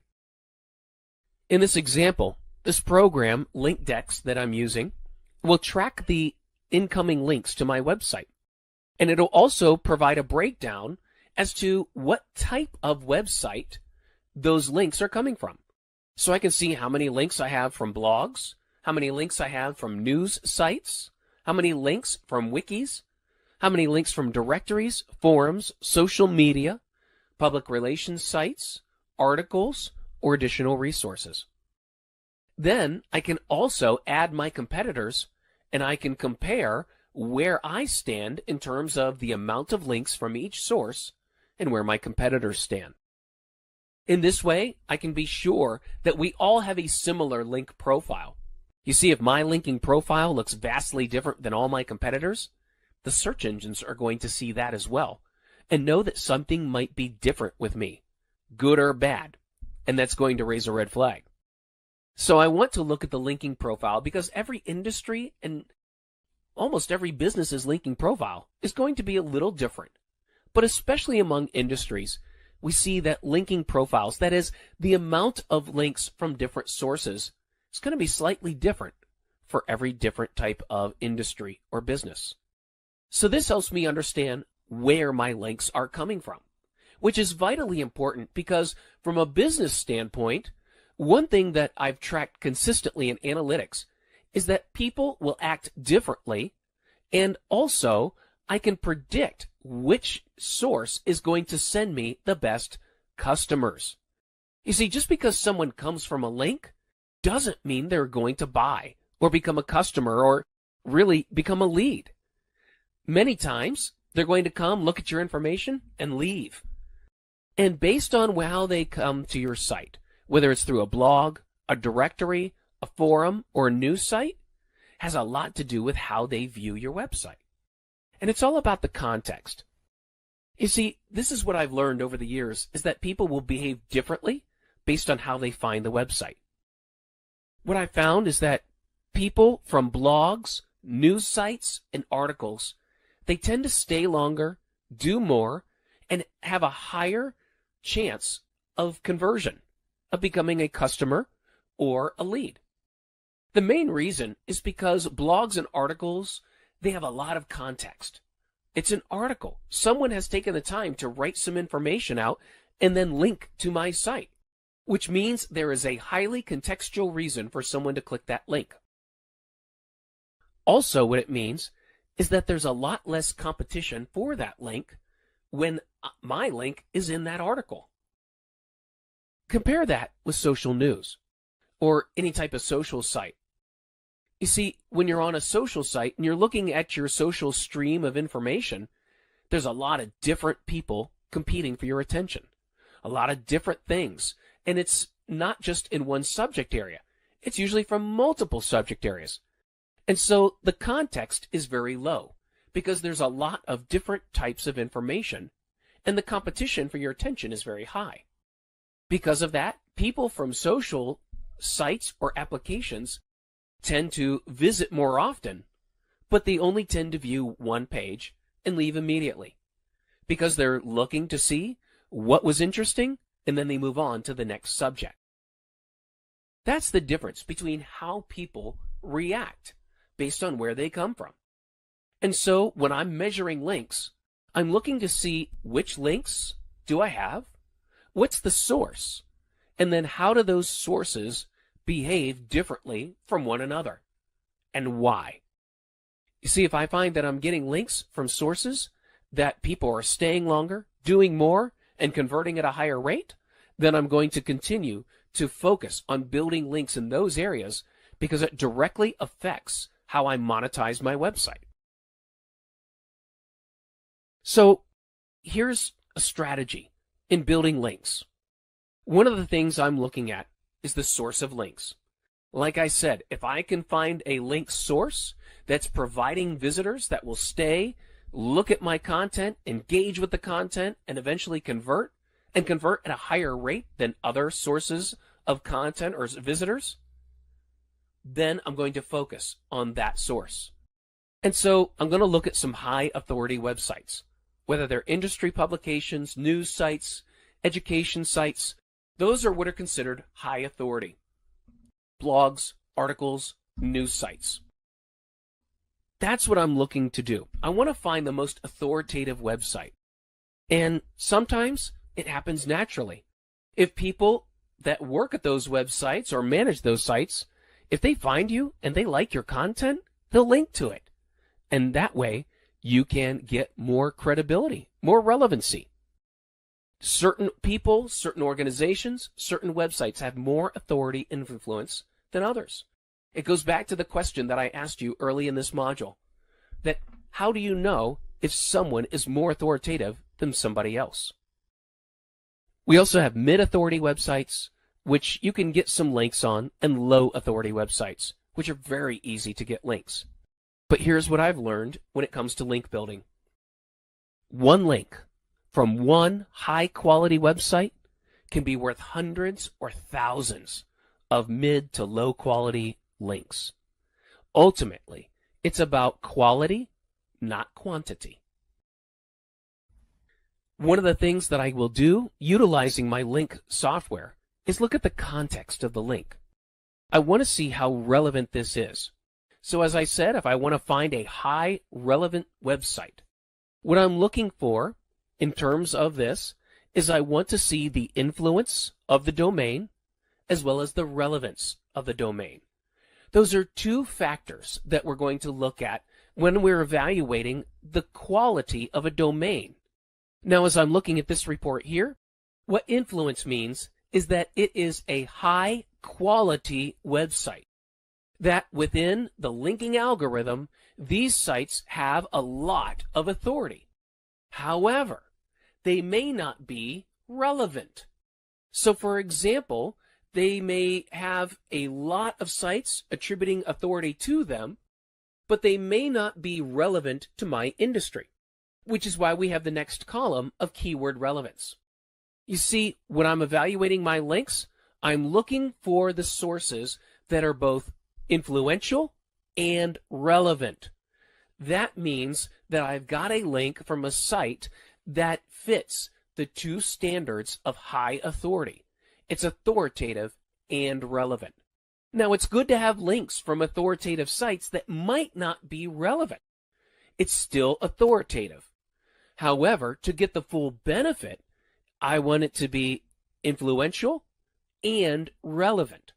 But not to say that I'm not looking for links from these other sources. This is just a means of measuring what you have, as well as comparing it to your competitors and other websites. Now, here's some best practices. When I'm optimizing anchor text, I want to maintain contextual relevance. So I want to use text in the text link, and I want to explain to people what they're linking to, what they're going to find when they click on that link. If I use an image as a link, I'm going to use an alt attribute, because if that image doesn't show up, that attribute is necessary to let people know where to go. But also, I do get a little tiny bit of benefit by using that alt attribute within the image link. I also want to look at the relevance of the source page that I'm linking to and make sure contextually the link text, and the content of the page is contextually relevant to the destination page. I also want to be sure that I don't overuse the keywords, that I don't make multiple links to the same destination, that I don't use the same anchor text over and over. I can be downgraded or even penalized by the search engine algorithm if that is found on my pages. So as an example, instead of using click here for a how-to article, I might use the exact phrase of how to fix whatever it is and use that as the link to the page that has the content. That's a simple way of looking at anchor text. Am I directing someone to additional information? If I am, then how can I present it to them so they know exactly what they're going to find and link it appropriately? I look at it as developing the next step for your readers. Where do you want them to go? What do you want them to do? What resources do you have available to them? How can you structure them so that they're easily understood and you're explaining the final destination? Like I said, if you overuse anchor text, you can be downgraded or penalized by the search engines. So what I will tell you to do is, number one, avoid overstuffing anchor content. That means needlessly repeating keywords in the anchor text. Don't do that. Avoid being redundant, meaning don't have 4 or 5 or 6 links with the same anchor text going to the same page. That's a clear way of letting search engines know that you're going overboard. Don't just randomly place links throughout your text just to get the link. Ask yourself, are you really helping the reader find the information they need? And do it once. And then also avoid extremely overly promotional words within the link text, such as best, expert, cheap, number one, those types of things. So a couple examples. We can say for travel advice, click here, but I would say, here is my travel advice and link travel advice. Rewrite it. Be creative. If it were easy, everyone would be doing it. But this is where you can write things in a better way to get the attention of the reader and position it as a resource. Also, utilizing your URL as the link, or as the anchor text as well for the link in order to get that click. As I've got it here, I would not recommend that you use that. I would recommend that you avoid that. Also, the third line, to check out the best website for iPhones and iPhone accessories.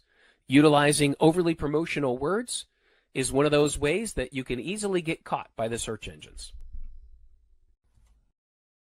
Now, for future considerations when it comes to links, realize that the majority of algorithm changes are link-based evaluation refinements, because people are constantly attempting to fool the search engines and develop a false link profile.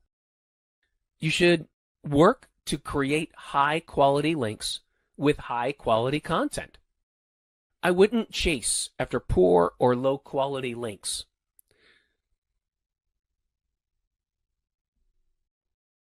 Now, as I've mentioned before, there are a number of tools available for you to manage and measure your backlinks. Tools such as LinkDex, Moz, Raven, Advanced Link Manager, Majestic SEO, and then also you can use your Google Analytics as well. However, Google Analytics only shows you the visitors that have come from links and what they've done. The basic functions of link management software, and there are many other types other than what are listed here, but the first thing that it does is just provide a catalog of incoming links from other domains to your site and your competitor sites. They offer tools for comparison to see which domains are linking to you, what type of link it is, and on which pages those links are listed. They'll also report newly acquired links in the past 30, 60, 90 days, or something similar to that. The purpose of link management software is to help you assess high-quality domains versus low-quality domains in terms of importance and relevance. Like I said, the first job of a link management tool is to collect all of your backlinks. You add your domain, and the tools will usually spider the domain. They'll go out into search engines and go out into many other formats in order to find and retrace who is linking to you, what page that link is contained, sometimes what text is on that page, and what text is being used in the link. They will catalog all of your incoming links, organize them, format them, and report back to you. Most of these link programs provide additional filters and management tools so that you can get more insights about who is linking to you, how they are linking to you, and the type of site. Personally, I use LinkDex in order to monitor and report on my backlinking. So the first report here that I'm showing out of LinkDex is that I see the total amount of incoming links to my domain. This says I have over 2,000 links, and those 2,000 links are on about 1,000 domains. On average, it looks like I have about 2 links from every domain that is linking to me. So this is one way that you start to look at your links. Number one, the total amount of domains that are linking to you, and then the total amount of links available. This way you can isolate domains that are linking to you consistently, and also find those that may not be the best domains, or that are sending a lot of links that are just not relevant. The next thing I do in analyzing my links is to look at the type of link, meaning the type of site that it's coming from. This report breaks down the amount of links coming from blogs, news sites, directories, forums, social sites, articles, or resources. Now, it doesn't usually get all of those links, but it does get enough to give you an idea of how well you're doing in each channel. One of the things that I do like about this report is it also has a timeline. So I can look and see when new links have been acquired, and maybe when some links have been just disappeared. That's called churn, and it's normal. It's normal because many times a link is published on social media, and it kind of just goes away, or it's not tracked anymore by your link management software. It can't find it anymore. And so linking is always dynamic. You are always gaining new links and losing old links. There's going to be a normal amount of churn. The next report shows me all of the domains that are linking to me. It also shows me, in the next column, how many of those domains are also linking to at least one competitor. And it will list as many competitors as I have listed in here, if they list to multiple competitors. It will let me know the influence of that site or the authority that site is seen because of the amount of websites and credibility that authority has for that domain. It'll also let me know the keyword relevance, how relevant that website is overall contextually to my domain and the content that I have.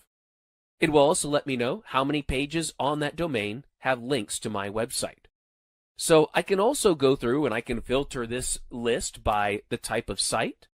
I can filter by those domains that are using anchor text to see how much anchor text is being used and what type of anchor text. There are many different ways that you can filter through all of the domains that are linking to you in order to get an idea of what's happening on your domain, what are competitors doing, and also the relevance of those links to your site. Now, when I say that I can add competitors, this is another type of report, very similar to the one I showed earlier, where I look at my own standing in the different types of sources of links, such as blogs, directories, forums, and so on. I can also, when I add my competitors, look to see how they are performing in those different areas as well. And so I can compare my link profile to my competitors. Different industries are going to have different backlink profiles. They might be more heavily weighted towards blogs, or they might be more heavily weighted towards forums or social sites. In this way, I can look to see if my competitors are actively link building and how they're going about it. I can see where maybe they are excelling in one area that the rest of the competitors are not. So I can compare different strategies. I can also compare different timelines to see if I am acquiring links at a faster rate than my competitors. This is very important if you are a newer business or a newer website trying to compete. Now, specifically, what I can do is look at an individual domain.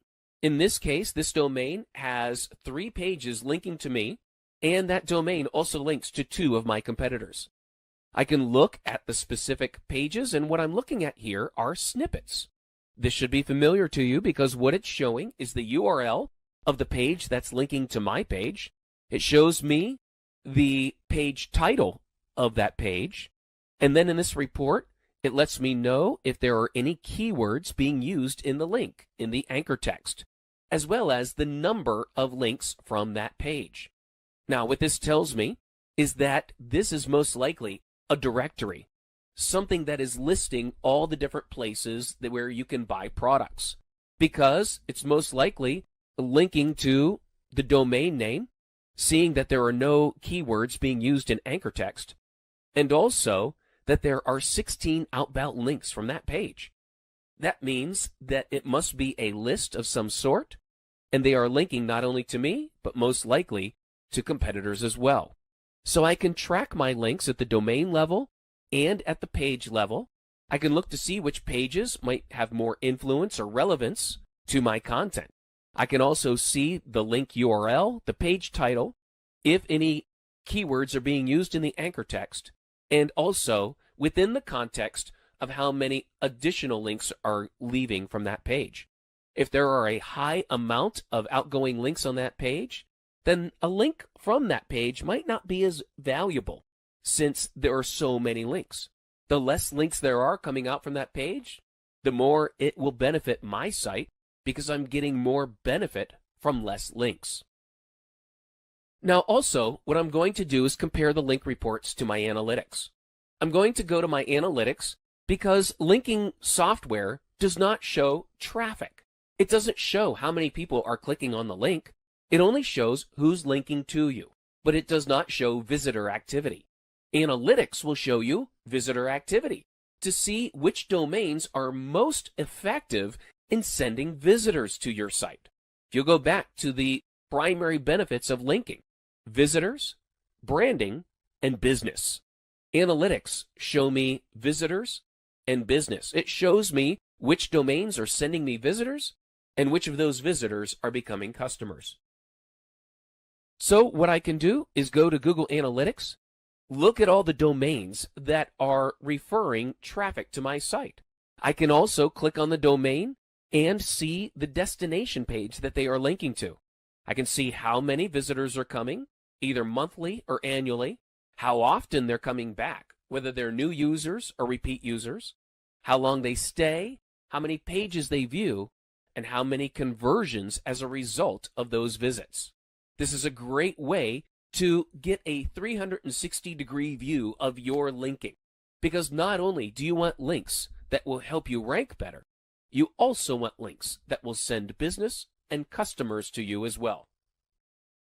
Building links can take many forms. Ideally, it is through networks, relationships, and marketing that other websites and users learn about you, like you, and recommend you to others. Unfortunately, there is a lot of bad, outdated, and untrustworthy advice to be found about building links to your website. In this section, I'll present the best practices as accepted by the OMCP standard. The objectives for this module: that you'll be able to develop a link building strategy, that you'll understand the value of different link types. Finally, you'll be able to find inbound link opportunities. The first step in building links is to evaluate what you have. Now, there are many tools available that you can utilize to do this for you. There are automated tools that you can get that will catalog all of the incoming links to your website. Some of them are LinkDex, Moz, Raven, or Advanced Link Manager. There are many that can do that. You may also want to utilize your analytics as well in order to find websites that link to you. The first step is evaluating where you are right now. Your incoming links have a significant impact on your rankings, and you can do a lot of on-page optimization and see some results. However, a lot of Google's algorithm takes into account links from other high-quality websites. Now, when you evaluate what you have, in this example, I'm showing you a screenshot from LinkDex. LinkDex catalogs the incoming links to my website, and it groups them into different areas. The first way it groups them is by high-value or high-influence domains. Those are websites that link to me that have a lot of influence, not necessarily in my industry, but high influence based on the amount of people that link to them as an authority on many different subjects. The next way that it groups that is based on relevance. Now, this is when it looks at the match of my content versus the content of the other website. In the first example, we can see the National Library of Medicine. It is a high-influence website because it is a government website with a lot of information that is cited frequently. Because of the amount of other websites linking to that site, it has a high amount of influence.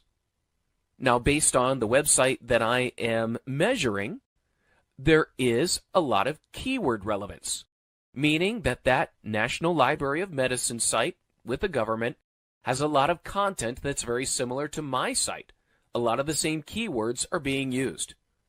So, not only is this website of high influence, it also has a lot of relevance. And that's key when evaluating my backlinks. I want to look at which websites are also referring traffic. So while I may have a link from the National Library of Medicine, I want to look at my analytics and look to see, is it also providing visitors? Are visitors following that link to my site? And I also want to look at the quality of traffic that it produces. Do these visitors stay longer than average? Do they convert more than average? I want to look at the quality of traffic based on the source. Next, I want to look at the incoming links from those other websites. Number one, I want to make sure that the incoming link from the other site is both accurate and relevant, meaning the text that is used in the link, is it accurate to the content that will appear on the page when the visitor clicks that link? Is the content relevant? This is especially relevant if I have updated my website, changed the content, or moved things around. I want to be sure that that incoming link sends visitors to the appropriate page and the appropriate information. I also want to ensure that that link is worded correctly, that it uses the right words, that is sending visitors and setting expectations of the content that they will see. I may need to contact the website manager or owner and maybe ask for a better link text or a more accurate page destination. Now, this requires some interaction with the owner or manager of another website, and you always want to be respectful of their time and not demanding that they make any changes. In some cases, the organization may be so big, you may never find the right person in order to optimize the text or the destination of that link. You always want to look for accuracy in cases where your company or website name is utilized in the link, but also if there is any contact information, such as address, phone number, a description of your business, and any content. Make sure it's accurate and it all points to the right place. Another way to look for links is to simply go to a search engine and start doing searches. Search for your company, your business, your company name, and look for websites that may mention you but do not have a live link to your website. Many times your company will be mentioned or cited, but there will not be a live link. You can only find these through doing searches and seeing which websites mention you without linking to you. Now, this could be an opportunity to get an easy link, especially if you can find some contact information and finding the right person that could add a link to your company information. Again, you'll need to be polite, ask for their help, and it will help it if you can develop the link along with the link text and send that over, giving them just a quick and easy edit to be able to add the information. So make it as easy as possible. As an example, I've provided a sample request format. Again, you want to be polite, you want to be inviting, and respectful of their time and their management. Sometimes, like I said, you may find the right person that can help you. However, the larger the company, the more difficult it will be to make this happen. This just requires your patience and, again, being polite and not expecting the company to do what you are asking. Many times, this is just a formality, and sometimes companies will act on it. So be sure to approach this with the right expectations. The next thing I want to look at are business listings. These are the easy ways to establish links and ensure that links are where they should be, and also opportunities. Look for business directories, especially if your company has a local presence. You can utilize Chamber of Commerce lists, association lists, or local listings. If they are on websites, see if they offer links that can go to your website rather than just the list of businesses that are in the area. Even on a larger level, you can look for associations, directories, or listings where you can add your business or double check if your business is there, and always ensure that your business name, address, phone number, and URL are correct, complete, and consistent with other listings. The next level will require some active marketing, and that's where you search for opportunities. You can go out and look for other resource lists within your industry or directories of businesses within your industry, and you can get a link many times through membership or submitting your business as a resource. However, you may want to step up your marketing. You can do that by interviewing your clients, seeing if they might be willing to provide a testimonial and a link to your website. You may also want to go out and find other communities online maybe some social communities that are relevant to your industry. Get involved with those communities, fill out a profile, and get involved by contributing information. By sharing information, you'll find that people like getting information, and they'll respond by linking to your site. Another option is to utilize the tool that you had for indexing your links from the first step. You can also add your competitors, and you can look at their backlinks. You can look and see which websites and which domains are linking to your competitors, but you always need to go and see why. What are those other sites linking to, and what is the nature of that link? Sometimes it may exclude you from being able to approach competitors' backlinks and ask them for links. However, if they're being linked to by companies that are simply stating, here are vendors in this space, and they are linking your competitors, and you're not there, then it might make a lot of sense for you to approach and ask if you can be listed as well. However, be sure that the links to your competitors are not from a consumer or customer relationship. In that case, it might be out of line for you to ask for a link. Make sure if you approach anyone who's linking to a competitor and asking for a link to your site, make sure the context is right and that it makes sense for them. And that's the ultimate judge of value. Does it benefit somebody else to link to your site? We all know that it will benefit you, but when you present your link request, you need to offer value and a benefit for others to link to you. So be sure that you present it in a way that is beneficial and good for those people that will be adding the link. They're the ones that have to take the work to do it, and they're also the ones that are adding a recommendation for you and your business. So as always, you need to be considerate and patient. Now, the best way to build links is by creating something that people like and sharing it. You see, the best way to build links is by creating value through content or information or entertainment. You see, when people like things, they link to it. If they find a study or a white paper or research that you performed, they link to it. If you post an infographic that explains something and it's attractive, people link to it.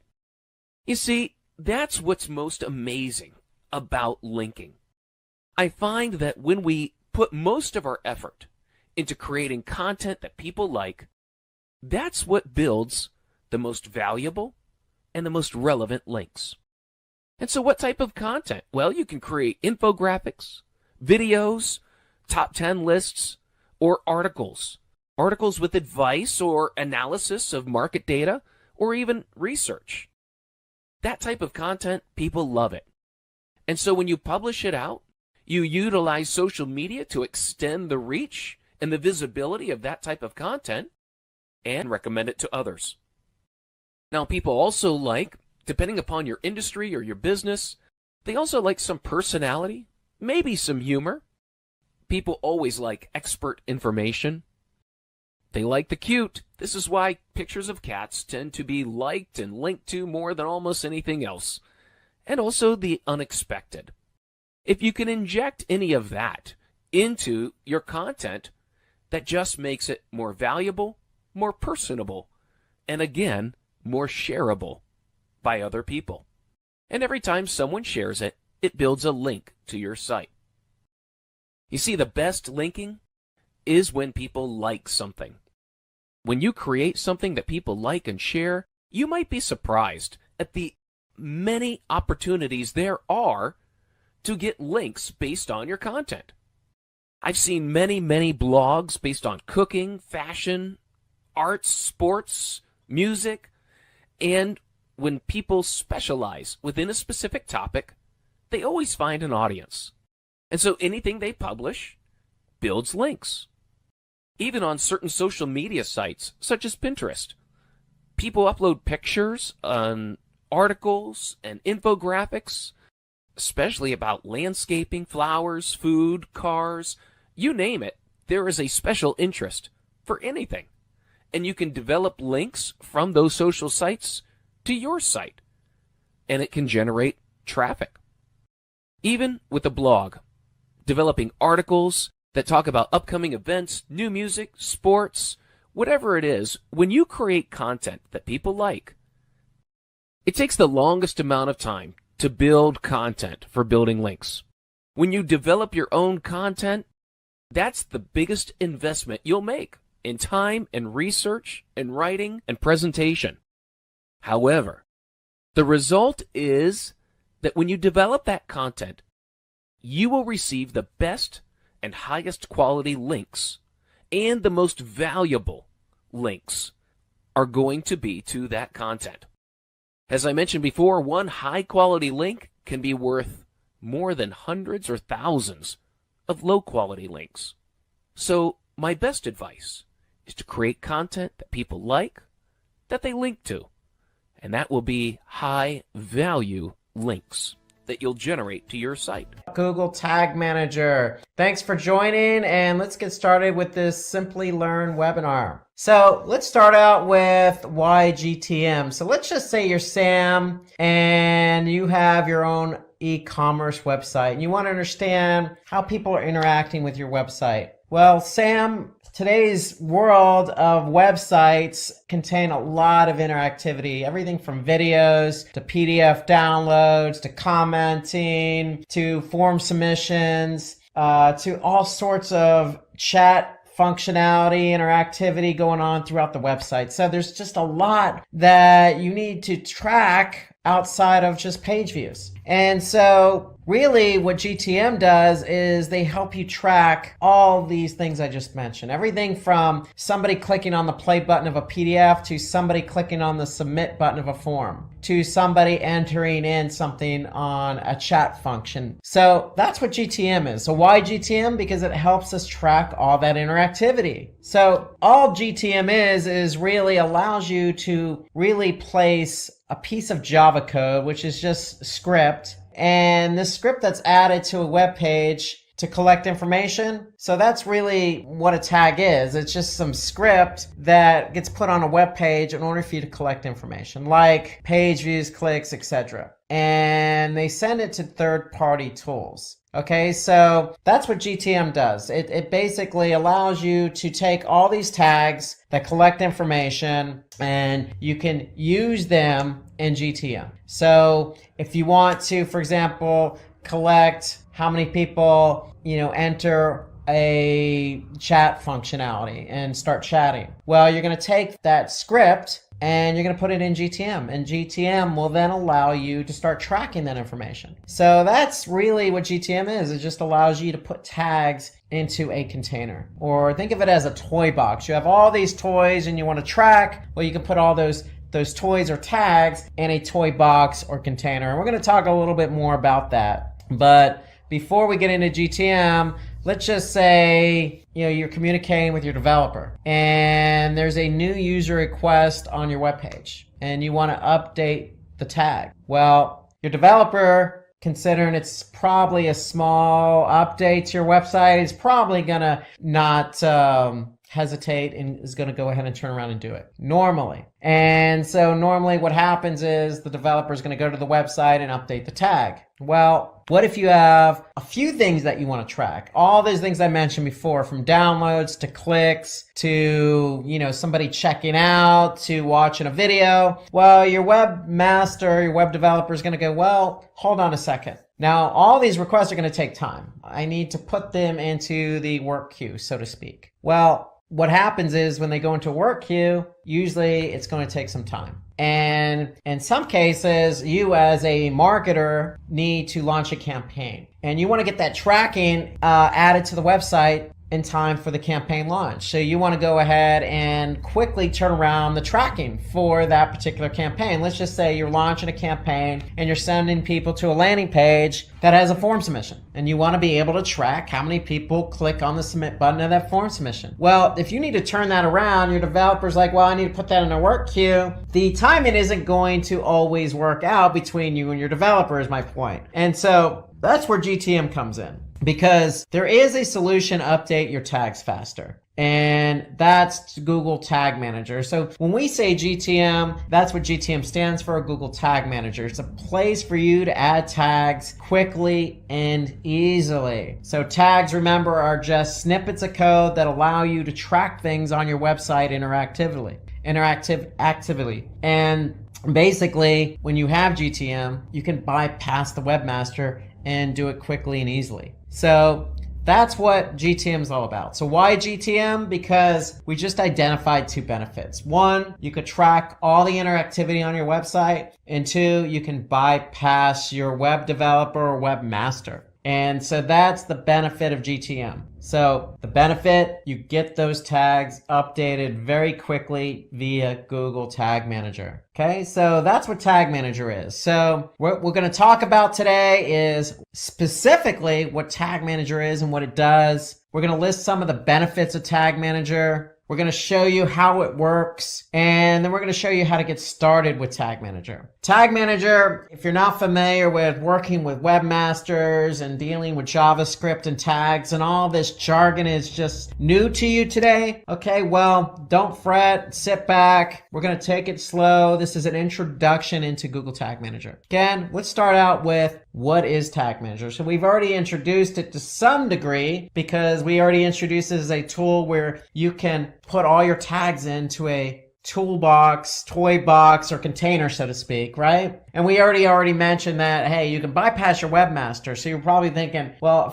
if you're not familiar with Tag Manager, how can I bypass my webmaster? Well, first of all, it's a free tool, and it's a Google tool, hence the name Google Tag Manager. And it helps you really, that's the main point, is deploy and track tags on your website, bypassing your webmaster. So that's Tag Manager. And so examples of tags that can be deployed via Google Tag Manager are numerous. These are just some examples, like Google Analytics, Facebook's pixel tracking, or Google Ads. There's no limit into the number of tags you can track in Tag Manager. There is no limit. You can add any number of tracking tags in Tag Manager. Okay, so some of the benefits, well, again, we just listed two. You can put any tag into Tag Manager and track that onto your website. And we know you can bypass your web developer or webmaster. And what it also does is it also allows you to test and deploy your JavaScript codes quicker. So remember, these JavaScript codes or snippets of codes are just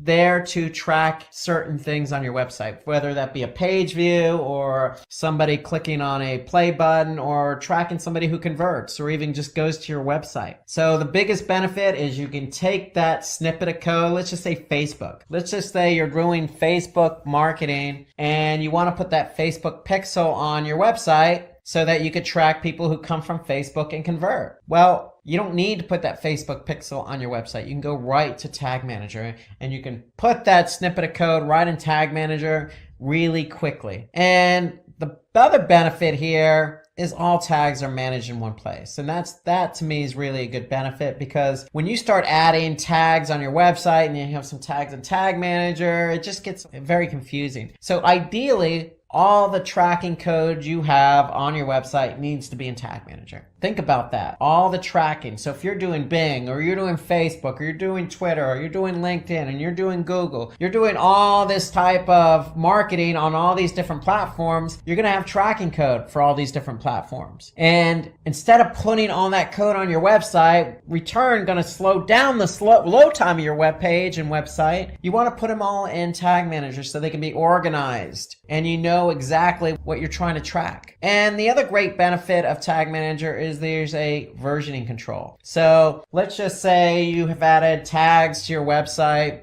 via GTM for the last 6 months. Well, and let's just say you add another tag yesterday. If you added that tag yesterday and something doesn't work, well, you can just roll back to a previous version. It's that simple. So you have versioning, and that's a good thing. When you have versioning, you can control what gets published, and if something doesn't work after it gets published, then you can roll back to a previous version. So it's a peace of mind, so to speak. Just because you've added code to your site, there's no guarantee it's going to work. And so you can always control what version you're dealing with in Tag Manager. And we'll talk a little bit more about that. So the biggest benefit here to me with Tag Manager is you have event tracking. And so we talked about some of the things you could track on your website, from videos, from play buttons to somebody clicking on the stop on the video or pausing it, all the way to somebody, again, chatting, or let's just say somebody clicking on that purchase button on your website. Okay, and you want to track all these different things, these different interactivities and buttons. Well, event tracking is what you're going to use to track all those buttons. And to me, this is the biggest benefit of Tag Manager. And I'll show you some examples as we go along. And if we didn't mention it already, I'll mention it again. It is free. Tag Manager is free. There's no limit. So once you have Tag Manager going, you can add as many tracking codes as you want. There's no limit on the number of tracking codes you can add to Tag Manager. Okay, so it's free and you can use it to its fullest advantage. Okay, so it's also high security, meaning that it has different levels of permissions. Okay, so you can have somebody just go in and look at the different tags and tracking codes you have in GTM, or you can ask somebody who is very familiar with Tag Manager and can go in and add the tracking code to Tag Manager and then publish that tracking code when it gets added. So those are all the benefits. Let's talk about how it works now. Specifically, how does Tag Manager work? Because you're like, Rob, okay, again, a lot of jargon. You know, you got tags and JavaScript and versioning and publishing and all this other stuff. Well, I know I'm throwing a lot at you at once, but just bear with me here. Okay, so let's start talking about how it actually works. So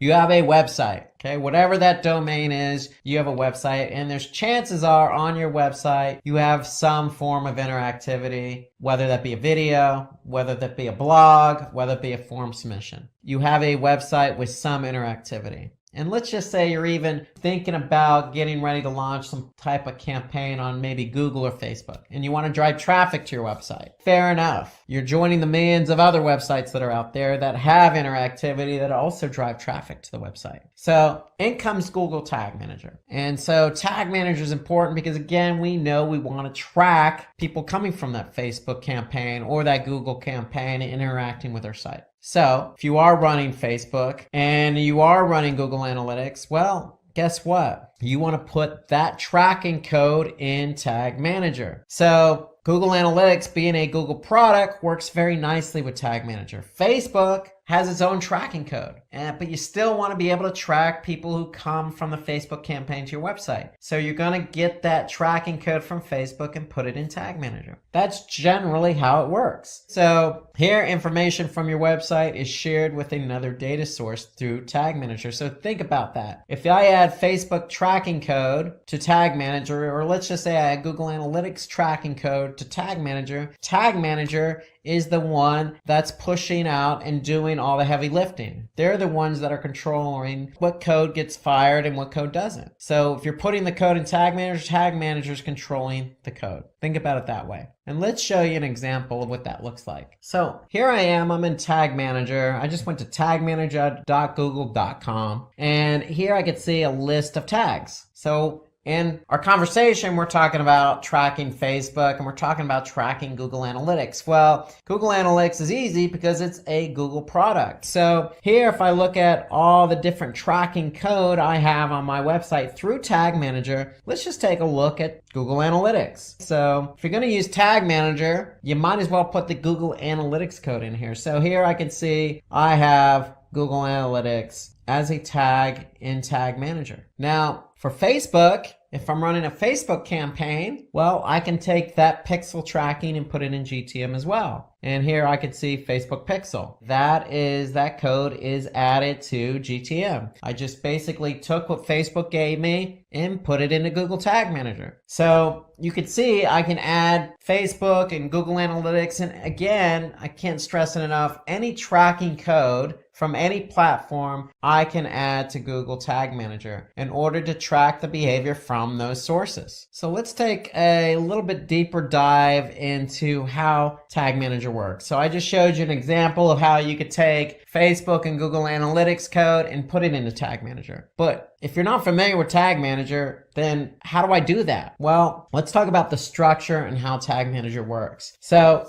when you have a Tag Manager account, you have a container. Remember, I mentioned toy box earlier. You have a bunch of toys. If they're code and you're tracking different bits of code from different platforms like Facebook, think of those as toys, and you have a toy box. Okay, well, that's what this code is, and that's what a container is. The code is the code, and that's going to go into the toy box or container. And so the way Tag Manager works is you have tags, triggers, and variables. So if I take my Facebook tracking code and put it into a container, I need to set up a tag and a trigger. Okay, so let's take a look at what that is. So first, if I go back to Tag Manager, I'm going to have an account, and if I have an account, I'm going to have a container. So here I'm just going to click on an account with a container, and a container is nothing more than what website you're adding the tracking code to. Okay, that's all the container is. We're just letting Tag Manager know this is the website we're adding all this code to. So you have tags, triggers, and variables. That's the structure of Tag Manager. So tags are just what it says, tags. What are we trying to quote unquote tag? Well, if it's Google Analytics, that's easy. Here I can see I have Google Analytics added. So if I click on Google Analytics, here's my tag. And if I take a little bit of a deeper dive there, since Google Analytics is a Google product, it integrates already with Tag Managers. It's pretty easy. I can just choose Google Analytics, then I'm going to check page view, and that's my tag. Now, every tag needs a trigger. Okay, so I need to tell Tag Manager how or when to fire the Google Analytics tracking code. So in this case, I'm going to tell Tag Manager to fire on all pages. So if I get somebody, a visitor to my website, Analytics is firing on all pages. So whatever page that visitor lands on, Google Analytics is going to fire. So that's really what it comes down to, is I have a tag and I need to tell Tag Manager when to trigger that tag. That's really what the structure of Tag Manager is. It's tags, triggers, and variables. And variables we're going to talk about here in a couple minutes. But you have a piece of code. You're going to go ahead and put that into Tag Manager. You're going to tag it, and then you're going to fire that trigger. So let's take a look at another example here. If I go back here, you can see Facebook. Well, here's my Facebook pixel. Okay, that's my tag. So when is it going to fire? Well, it's going to fire on a specific domain or subdomain. That's basically what we're doing. We're trying to tell GTM when to fire that particular tag. So those are the three main components: a tag, okay, which is going to contain the JavaScript code that you get from, say, Facebook, the trigger. So you're going to go into Tag Manager and tell Tag Manager when to fire that code. That's the trigger. And then you have variables. And so variables are basically just additional information that Tag Manager may need for your tag and trigger to work. So that's what a variable is. It's there to get the tag and trigger to fire. So variables are divided into built-in and user-defined variables. So common used variables include, say, page path or page URL or host name or click class. Again, they're there, and these examples I just gave you are there to get your tag and trigger to work. Think about it that way. That's a component. And if I go into Tag Manager here, and here on the left side, I can see variables. So remember, I have built-in and user-defined. So built-in means that Tag Manager already built these for me. So in case I need to get my trigger to work with my tag, I can use a variable. So those are built in, and then I have user defined. So these are what I define. These are what I created. And again, the variables are there to get get the tag and trigger to work. Okay, so that's the job of the variable. The job of the tag is to host that JavaScript code. Okay, in the case of Facebook or analytics, that's where we're putting our code. So here, if I click on AdWords remarketing, again, it's a Google product, so I don't really need to even deal with code. I'm just gonna select Google AdWords remarketing. Okay, so you can see GTM integrates nicely with some of the other Google products. But let's just say you have a Facebook pixel tracking code. You're going to choose custom and you're going to put the code here. So that's part of the tag. And then the trigger again is there to get the tag to fire. So you're telling GTM when to fire the tag. And the variable is there to help you make sure that that trigger and that tag work together. So that's how all three kind of work together. You need the tag to put the code. You need the trigger to tell GTM when to fire the tag and code. And the variable's there to help you define when that tag and trigger should work or how it should work. So again, review. Tags they're just small codes of JavaScript or tracking pixels on your website. And so tags are allowed to manage events like scroll tracking, remarketing, clicks, downloads, files, play buttons, you name it. Even clicks on external links. For example, let's just say you have a click or a Facebook icon on your site, and when somebody clicks on it, they go to Facebook. You want to maybe track that. You're going to create a tag. Okay? The trigger is there because you need to tell GTM when to fire that tag. So it's a certain condition, whether it's, fire the tag if the URL equals facebook.com or some other condition. So the tag cannot be created until the creation of the corresponding trigger. So tags and triggers go together. You can't just create a tag and not have a trigger. Otherwise, your tag will never fire. And then the variable is there again. It stores the information when defining a trigger or transferring data to tag. So a variable has a variety of data. Okay, so you pick and choose the variable you want to use with that trigger. Okay, so you're making sure that by defining a variable, you're making sure that you're telling GTM how that trigger should be fired. So let's take a look at another example here of how all three play together. If I'm in this account, I'm in this container. If I look down here, I could see Google Optimize. That's another Google product. So what I'm doing here is I just chose Google Optimize as my tag. It's already integrated. So what does that mean? I don't even need to deal with any code. I'm just going to select Optimize. Well, we have the tag Google Optimize, but we need to tell GTM how to fire that. And so here we're going to tell GTM to fire it on all pages. So that's basically a very simple example because we're firing it on all pages. So if I want to look at something specific again, Facebook, here's my tag, here's my code. What's my trigger? Well, my trigger is it's going to fire on specific pages. How do I know that? Well, if I look at the trigger, here I could see the trigger is a page view, but I'm telling it to fire on this particular hostname. So the tag and trigger go hand in hand.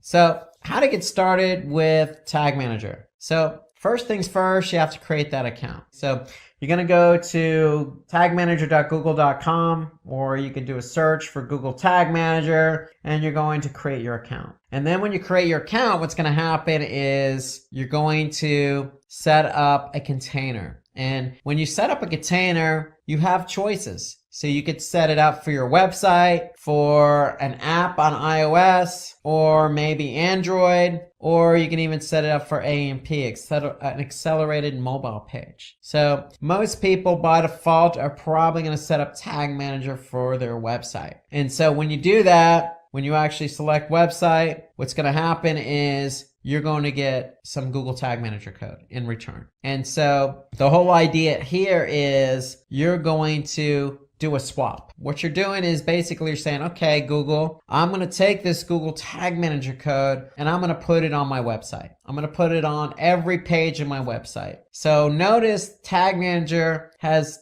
two scripts. One goes in the head as high as possible. The other goes into the body tag as high as possible. And so what you're doing is you're making a deal. You're putting this tag manager code on your website, and in return, every code you deal with, whether that be Facebook or analytics or optimize or remarketing or whatever it is going to go in GTM. Okay, it's going to go into the container you created. So you need the tag manager code on your website in order for tag manager to work. Okay, so when you add this code to your website, then you're free to start adding all sorts of tags to your container. But if you don't have this tracking code on your website, then none of the tags you add to your container are going to work. So that's the idea behind the container. And then one thing I wanted to mention on the account is it's a Google account. So when you create your account, then make sure it's the same account you use with, say, Google Analytics or some other Google product. That's a good best practice, is always use the same email address when you set up your account so that it integrates nicely across all the different platforms. Meaning you can go from, say, Google Analytics right to Google Tag Manager in one browser without having to log out or log in. Okay, so when you create the account, you're going to create your container. If you choose web, then you're going to be asked to place code on your website. And when you place that code on your website, then you are free to start using Tag Manager. And that means you're free to start adding tags. Okay, so if you want to know more information about installing Google Tag Manager, then what I would recommend is visit the Quick Start Guide website of GTM. So again, if you're curious as to where that code is located in Google Tag Manager, well, when you create an account and you create a container, that container is going to have a specific ID. So if I click on that specific ID, here's where I can get my code. Okay, so again, when I'm logged in to Tag Manager, I'm going to click on Workspace, but in the top navigation, I'm going to see my unique GTM ID. If I click on that, that's where my code is going to be located. And so again, your code needs to go in the header, and there's another script that needs to go in the body. And if you're not sure how to add the code to your website,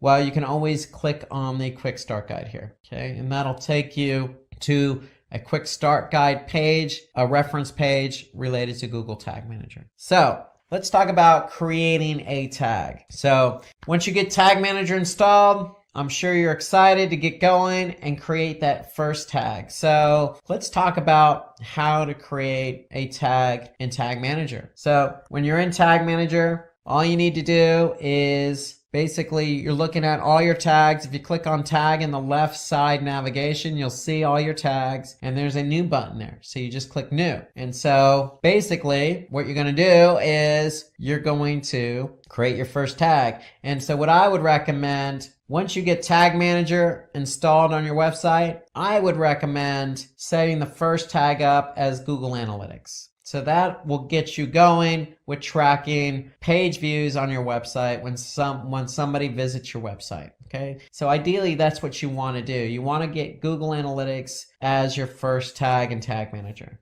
So what I'm going to do is, because Analytics is a Google product, it's already integrated nicely with Tag Manager. So I'm just going to click on Google Analytics. It's going to be a page view. That's what I'm tracking. And now I have to set up a variable. And so what it's going to do, it's going to ask me to select a variable. And so what you're going to do is you're going to select new variable. And what you're going to do is you're actually going to go and add your tracking ID here. That's going to be your variable. So where do I get my tracking ID in Analytics? Well, if I'm in Analytics, I'm going to go to Admin. And then under Property Settings, I'm going to see my tracking ID. And all you need to do then is go to Tag Manager and paste copy. First, you got to copy over that tracking ID. Then you're going to go to Tag Manager and paste it. And then that's going to create a variable for you. And then when you create that variable, you're going to see it in the drop down here. So I've already created it. And basically, that's your tag with a variable. Then what are you going to do? You're going to set up a trigger. So see, I have some triggers already set up. You're going to see a default trigger already set up for you. and that's going to be all pages. So ideally what you want to do is you want to select all pages in order for analytics to fire on all pages. So that's what we're doing. We're setting up a trigger. We're basically telling Tag Manager, hey, if I get a visitor to any page on my website, then I want you to fire Google Analytics. So that's basically, in summary, how to set up your first tag. And my recommendation is your first tag should be Google Analytics. And when you set up analytics, you're going to have to set up a variable for the tracking ID. And so you get the tracking ID again from admin, property settings, copy and paste that tracking ID over, save it, you have your variable. That variable is going to be included in with the tag. Then your trigger is going to be all pages. And there you go.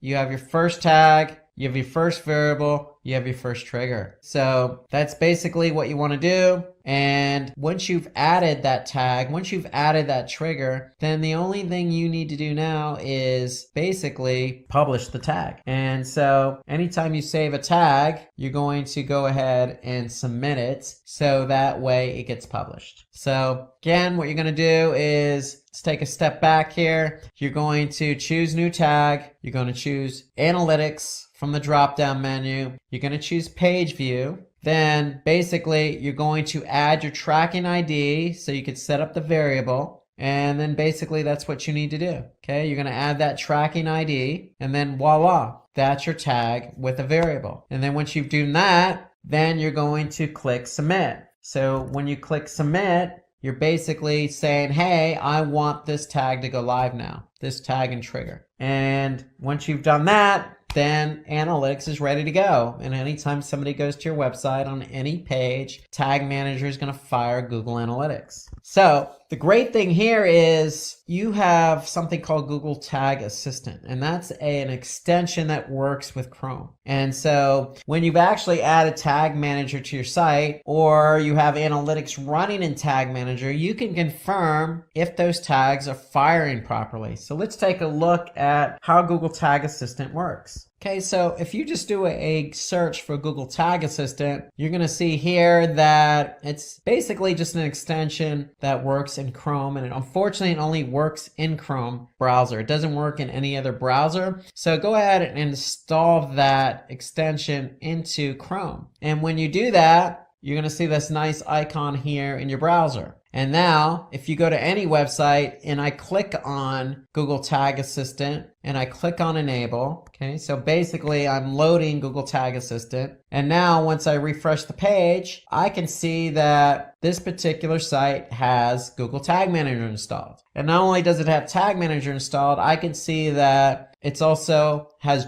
Google Analytics running. I have also Google Optimize running, and I have Google Ads Remarketing Tag running in Tag Manager. So that's what Tag Assistant does. It allows you to see if one, Tag Manager is on the site, and if it is, great, what other tags are firing on this particular site. So Tag Assistant's telling me I have these particular tags firing on that site, and they're firing within Tag Manager. So Tag Assistant is a great way to confirm if one, Tag Manager is on the site, and two, what other tags are firing on the site. Now, another way you could confirm if Tag Manager is firing on the site is you can go into preview mode. So even before you submit and publish your tag and trigger, you can click on the preview mode. So if I click preview in Tag Manager, so basically that's going to put me in preview mode. And so what does that mean? Well, that means that now I'm free to go to my website and see if those tags are firing. And so let's take a look at what that looks like. So if I go to the website and just click refresh, then what's going to happen is Tag Manager is going to load in preview mode, just as you see here. Okay, so that's going to take a couple seconds to load up. And now what can I see in preview mode? I could see that I have GTM firing, but I also have some other tags firing on this page. Remarketing, I have Google Analytics, I have Google Optimize. I have some other tags firing as well. And so the preview mode shows me what tags are firing on any given page. And I can also see what tags did not fire. Okay, so here I have a number of tags already in GTM, but they didn't fire on this particular page. So let's just say I clicked on the Donate Now button. I'm still in preview mode. So I'm going to be able to see what tags fired. Now I could see I have a couple of tags that have fired on this particular page. And then I could see what tags did not fire on this page. Okay.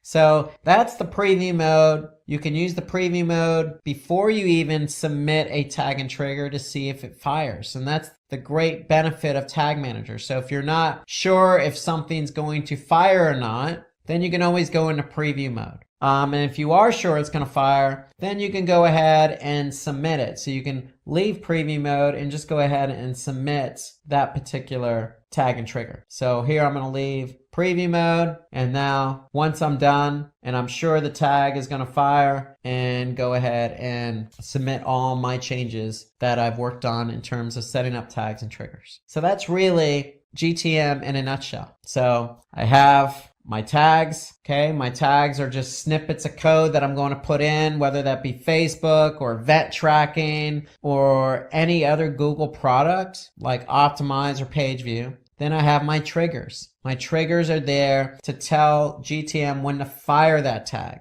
And the variables are there to help those tags and triggers work together. So remember that particular variable we set up for Google Analytics. Okay, so here it is right here, because we want to tell GTM what property to specifically fire in Google Analytics. So that's why we set up that variable. But there are all sorts of variables. Google Tag Manager has built in, or variables already created for you, or you can specifically define a variable. So variables are there to help the tags and triggers work together. So when you set up a tag, you set up a trigger, you use a variable, you can always go into preview mode, preview it by going to the website, seeing if it fires. If it fires, then voila, you can go ahead and click submit, and that will publish the tag and trigger, and you're good to go. That's pretty much how Tag Manager works. And again, I can't stress that there's an unlimited number of tags you can add to Tag Manager. There's no limit. So you got anything from Google to non-Google to event tracking, okay? To Facebook, to anything that you want to track, you want to be able to put into Tag Manager. And again, there's versioning. That's one of the great benefits of Tag Manager. So if I want to go back to an older version, I can simply do that. So here you can see I'm on version 32. That's how Tag Manager works. And I can't stress that, Tag Manager is there to help you track interactivity on the site. Because if you have a site that's interactive, that has a video, that has a download button, let's just say, you have all sorts of newsletter signups, Facebook, YouTube buttons on your website, just like this website does, and you want to be able to track how many people click on that particular button, well, you're going to need Tag Manager. And when you have Tag Manager, you're going to be able to track all of these button clicks and interactivity on your website. Choose from over 300 in-demand skills and get access to 1,000 plus hours of video content for free. Visit SkillUp by Simplilearn. Click on the link in the description to know more. We're going to talk about how to rank #1 on Google. So let's get started, and let's go with the scenario that you have a friend named Sam, and he has a website where he sells shoes. But Sam doesn't understand why his website's not ranking #1 on Google. And so typically, to rank #1 on Google, there are some factors involved. And those are factors that are going to help Sam get his website rank #1 on Google so he can sell his shoes, get traffic, and convert that traffic to conversions. So there are factors involved. And so what are those factors? Well, it always starts with keyword research. So in order to rank for a website where you sell shoes or you sell products, other products like clothing or food, or you're an automobile website, you're a mechanic, it doesn't matter whether you're selling to customers or selling to other businesses. You have to start with the keyword research. And so we're going to go into really explicit detail on how to conduct a proper keyword research. And then the second factor involved is high quality content. So in order to rank high on Google search, you need to have high quality content. So we're going to go over what's involved with creating high quality content. Then we're going to take that content, we're going to optimize it using on-page elements and website level factors. So we're going to take into account what's involved with your website and what's involved with specific pages on your website in order to rank number 1 on Google. Then we're going to get into the off-site engagement. So when it comes to ranking on Google, you need to optimize your website and you need to do some elements off your website. You need to be engaging off your website, meaning on other websites. And so we're going to talk about what's involved with off-site engagement. So SEO being a major channel for most companies and websites where the opportunity to drive a lot of traffic is there. But you have to earn that reward. The reward is a lot of traffic, but you have to earn the reward, and there's a lot of work involved. And so ideally, what we want to do is follow what we call the 80-20 rule when it comes to search engine optimization and ranking on Google. And what do we mean by the 80-20 rule? Well, 80-20 means we're investing 20% of our effort and 80% of the results are obtained. So we want to invest 20 and get back 80. That's basically what we mean by 80-20. So, for example, if 20% of our targeted keywords bring in 80% of the traffic, then that's following the 80-20 rule. Or 20% of our landing pages drive 80% of the overall traffic, that's following the 80-20 rule. Or 20% of our backlinks pass 80% of our link juice. That's the 80-20 rule. Meaning these targeted keywords, these targeted landing pages, these trying to target backlinks using off-site engagement. We want to put in 20% of our effort on those keywords, landing pages, and backlinks in return for 80% of the results. So without further ado, let's get started with the keyword research. Let's talk about that keyword research for a website with shoes. And it doesn't really matter what particular product you have. If you need to rank number 1 on Google, it all starts with the keywords as I mentioned before. And so in this example, if you have a website where you sell shoes for kids, you're going to want to be found for certain keywords. So the obvious keyword here would be shoes for kids. Well, every keyword that you target has search volume associated with it. So that means when we talk about search volume, we're talking about how many people on average type in that keyword or related keyword on Google.com or Google search. And there's always an average number of searches associated with every keyword, and we call that search volume. How much search volume? So obviously if we're going to target a keyword, we want to have as much volume as possible. However, there's always going to be competition for those keywords, meaning there's always going to be other websites who want to rank number 1 on Google for the same keywords. And we call that competition or difficulty.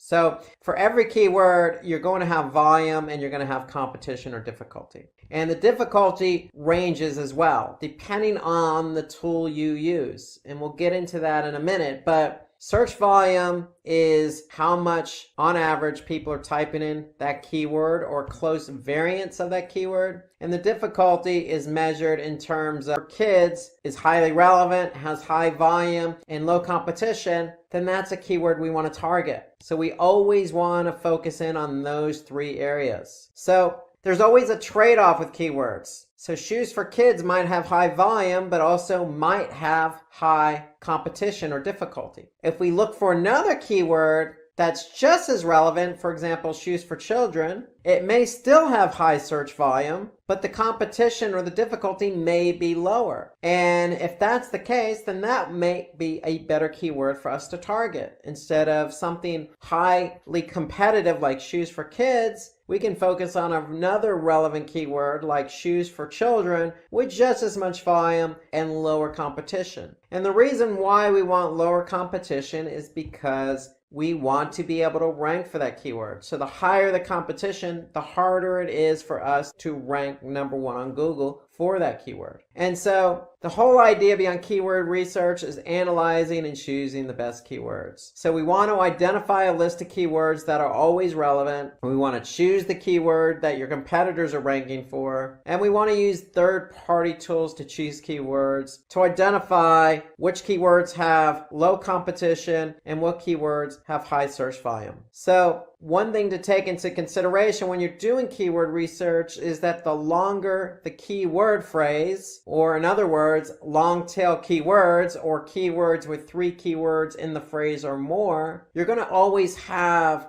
less competition. But there's always a trade-off. With long tail keywords, meaning the longer the keyword phrase, there's going to be less volume, but the trade-off is less competition. And so what we want to do is we want to brainstorm some ideas and find those relevant keywords. So let's look at an example here. So if we go to Google Ads, so Google Ads has a tool called Keyword Planner. And let's just say I have a website where I'm selling dried figs. And if I'm selling dried figs, I want people to buy these dried figs. However, in order to attract them, I want to be able to show them that, hey, we have a bunch of recipes. And if I show you a bunch of recipes where you can use dried figs, maybe you'll buy these dried figs to use in these recipes. And so we're going to look for keywords related to bread recipes, because if we can optimize for our recipes page for bread, then that will attract an audience who wants to make bread and use dried figs with those bread recipes. So that's the example I'm going to give here. And so if I look at the keyword planner in Google Ads, if I just type in bread recipes, what Google is going to do is they're going to give me an average monthly search volume. So I can see the average monthly search volume here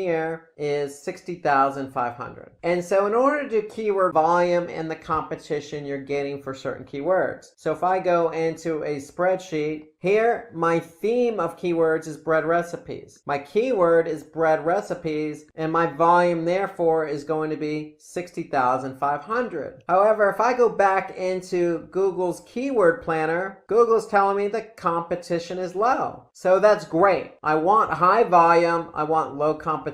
But how low is low? So we want to be careful. So if we're going to put in numbers into a spreadsheet, we want to figure out what that competition really is for the keyword bread recipes. So if I go to Google and just type in bread recipes, I'm going to be able to see 771 billion results for the keyword bread recipes. Now, is 771 billion our real competition? Maybe, maybe not. What we want to do is put in a syntax, and we want to put in the syntax all in title and then colon, space, and then our keyword. And the reason why we do that in search is because we want to be able to identify the true competitive number, or the true number of websites who are trying to rank for bread recipes. And if we put in the syntax all in title, colon, and then our keyword bread recipes, we'll be able to see that there are 998,000 results. That's a lot lower than 771 billion. So that means that 998,000 sites or listings have the keyword bread recipes in the title tag. And the title tag is what shows up in the search engine results. And so if I look down and scroll down here, I can see bread recipes are in every one of these title tags. So title tag is an important element to rank #1 on Google, and we'll talk about that in a few minutes. But if we understand that there are 998,000 results with bread recipes in the title tag, then this tells us that those are the websites who are trying to rank #1 on Google for that keyword, and therefore those are the websites we need to jump over in order for our website to rank #1 on Google. And so therefore I'm going to put in 998,000 in my spreadsheet as the competitive number. And so now I could see for the keyword bread recipes, I have 60,500, and if my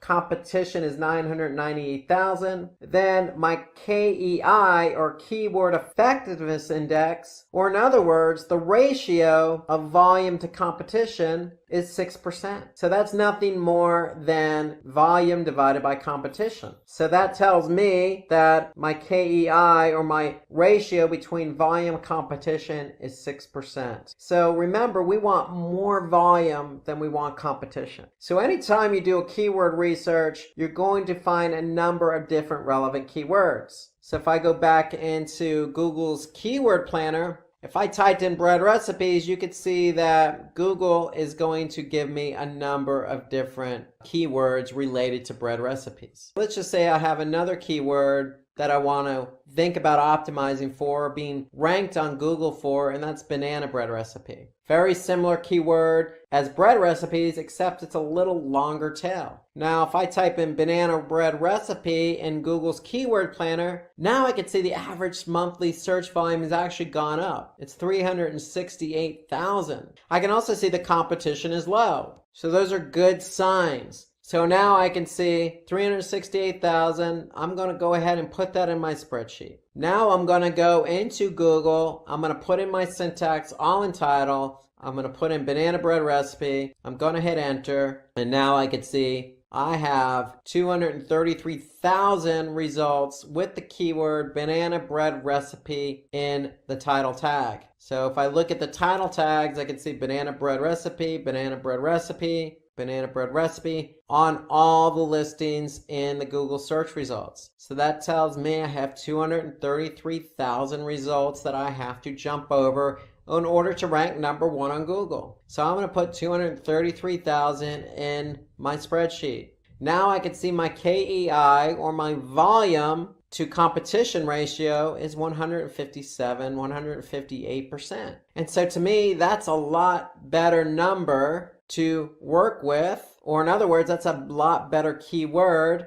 because it's just as relevant and it has a higher ratio of volume to competition. So therefore, banana bread recipe is going to be a better keyword to optimize for in order to rank number 1 on Google. So that's the whole idea behind keyword research. You want to brainstorm ideas. There are plenty of tools out there. So the tool I recommend is Google Ads Keyword Planner. Google's going to give you how much search volume. They're going to tell you the competition, but then you're going to go into Google search. You're going to use the syntax all in title to get a more accurate read on the actual competitive number. And so to find out how keywords that your competitors are ranking for, you can use those keyword tools that I mentioned. Another tool that I use is Moz. So Moz, if you go to moz.com, they have a tool called Keyword Explorer. So if we just type in the keyword, for example, bread recipes,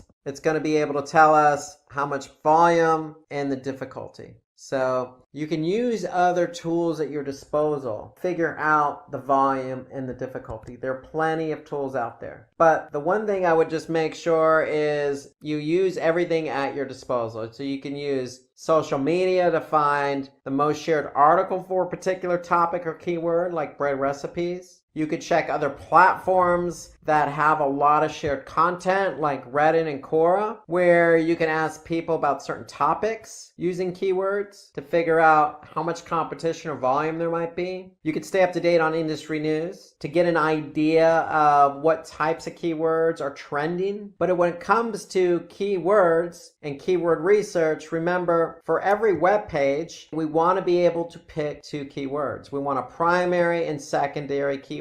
So when we do keyword research and we enter all our keywords into our spreadsheet, we want to be able to have a number of different keywords. In this case, we're focusing on the theme bread recipes. We want to have different keywords because we want to be able to choose a primary keyword and a secondary keyword, because we want to be able to focus on multiple keywords for each page, because we don't want to put necessarily all our eggs in one basket, meaning we won't want to put all our emphasis just on one keyword to rank for. We want multiple keywords to try and rank for. So the primary keyword can define the nature of our business. The secondary keyword could be just highly relevant to our keyword. At the end of the day, we want to choose multiple keywords to try and rank on Google for that page. So for example, if we have a blog and we're using ice cream recipes and we're blogging about ice cream recipes, we can have a primary keyword that is about ice cream recipes or homemade ice cream recipes. We're going to always want to find out what the volume and the competition is. Our secondary keyword could be built around other similar keywords like low-fat ice cream recipes or fat-free ice cream recipes or low-fat homemade ice cream recipes. Those are complementary keywords, just like our bread recipes and banana bread recipe. So one thing we want to do when we do keyword research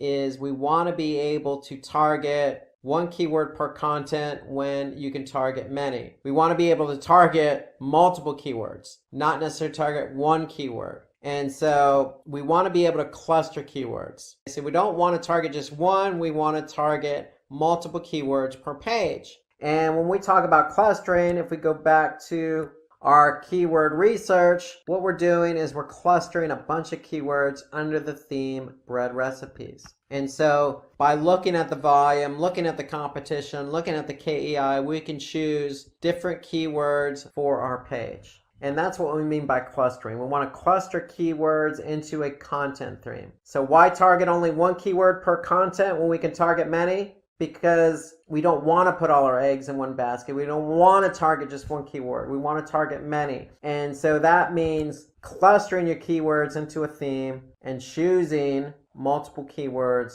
for that particular page. And when we do that, we have a better opportunity to rank high on Google search. And the whole idea behind ranking high on Google search is we can get the volume.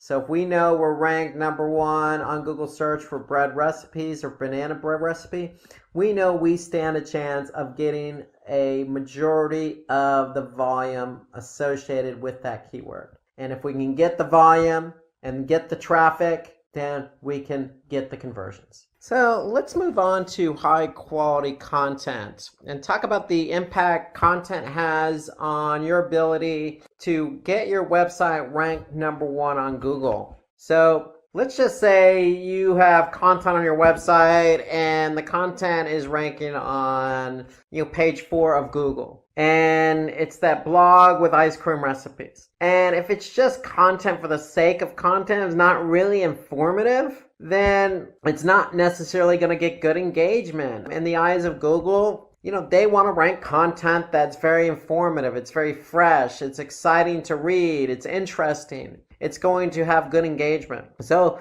if it's a recipe or an article about any topic, if the content is just not informative, then you're not going to get good engagement. And when you don't get good engagement, if people don't stay on the site to engage in the content and they just leave the website after landing on the page, causing a bounce, then the content's just going to continue to fall down the rankings. And we want to prevent that. We want to move up the rankings. We want to be number 1 on Google. We don't necessarily want to fall in the rankings for our content. So content is a key driver in being able to rank number 1 on Google. So if the content is on page 9, what can we do? Well, we want to be able to, take that content and do something with it. We feel like we did write engaging content, so let's go ahead and share it on social media. And to me, social media is a good platform to share your content because on social media platforms like Facebook, for example, you're building a community on that platform. That community is already interested in your content. So if you're sharing an ice cream recipe, especially in the summertime, and you're engaging with your community on that platform, then the likelihood of that community on that platform is going to increase engagement. Increased engagement will send social signals to the search engine that says, hey, this content is good quality. Likewise for any other platform. Most social media platforms have engagement metrics. And those engagement metrics pass signals. Is it good? Is it not good? Do we like this content? Are we giving it a thumbs up? Are we going to want to follow it? Are we going to want to share it?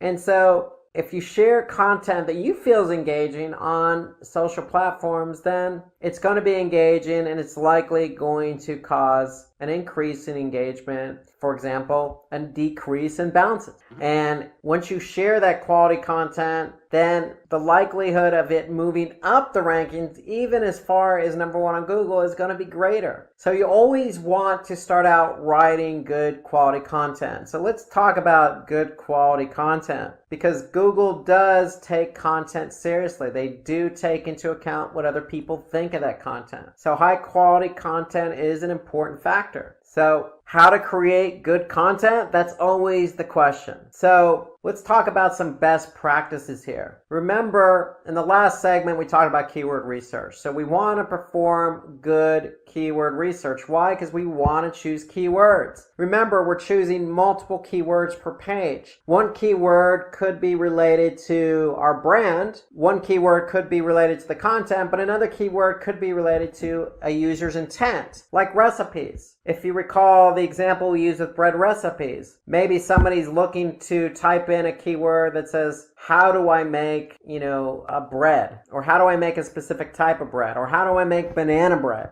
Or what's the best recipe for banana bread? They're question related, and we want to be able to answer those questions. So that's where choosing those right keywords that's going to respond to a user's intent. So starts with choosing the right keywords. So remember, we talked about a number of different tools when we talked about keyword research. So there's a research tool that you can use called Phrase.io, and that will help you do quick research on, keywords and trends and whatnot. So if you know a better research tool that you use for keyword research, then drop us a comment below. I'd be interested in getting your comments about keyword research and what research tools are out there. So if you know something better than Phrase.io, drop a comment below and we'd be interested in getting your perspective. So keyword research is key, but creating content that fulfills users' requirements. So answering those questions. If it's a recipe, we want to answer that question. If it's directions, we want to answer that question. If they don't know how to do something, we want to answer that question. And that's the whole idea behind content. Content is not just to fill a page, it's to really fulfill users' requirements. That's when you get good engagement. So if somebody's typing in something on Google and they're looking for an answer, your content should answer that question. But we also want to make the content readable. So in other words, write for your audience. Don't impress anybody with very high vocabulary type words that somebody doesn't necessarily know the meaning of. Don't use jargon. Don't use a street language, for example. Use everyday common language that's just easily digestible when your audience is reading. And then we want to keep that content organized. And so when we mean organized, we want to use headers and subheaders. Break your content into paragraphs. Keep the flow organized. If we can keep the flow organized, then it's going to be easier for somebody to read. And then it's okay to add resources, especially resources from credible sites. So if you can incorporate those resources in there, then it's just going to add the credibility to your content and let the audience know that, hey, I've done my research on this topic, and this is what this person has to say about it. This person who seems to be credible. Okay, so it only adds value to your content. So these are all tips to remember when creating content. And then the one important tip here is we want to use white hat techniques. And when we say white hat techniques, that means, if we've chosen keywords that are going to answer somebody's question, we don't want to stuff those keywords into the content. We want the content to be naturally written. So when we say opt for white hat techniques, that's what we mean. Write the content naturally. Keep it organized, keep it readable,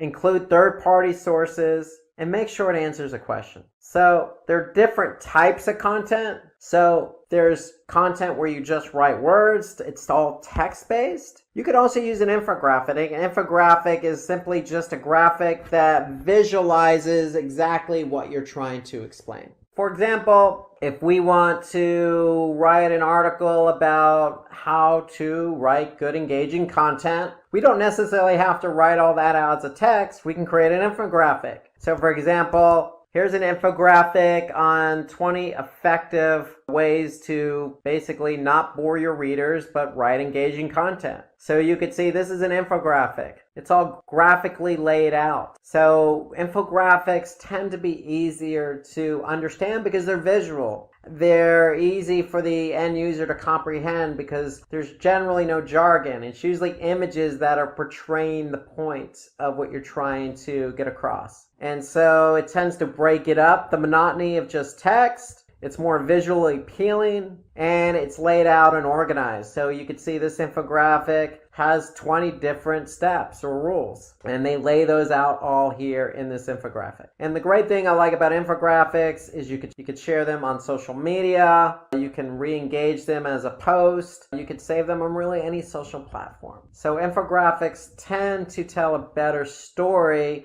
versus, say, just writing text. You can use video and images, so you don't necessarily have to lay it all out in an infographic. You can certainly insert a video or an image into your content, especially if it's a blog post. If it's a blog post, then sometimes video and images on its own tell the story.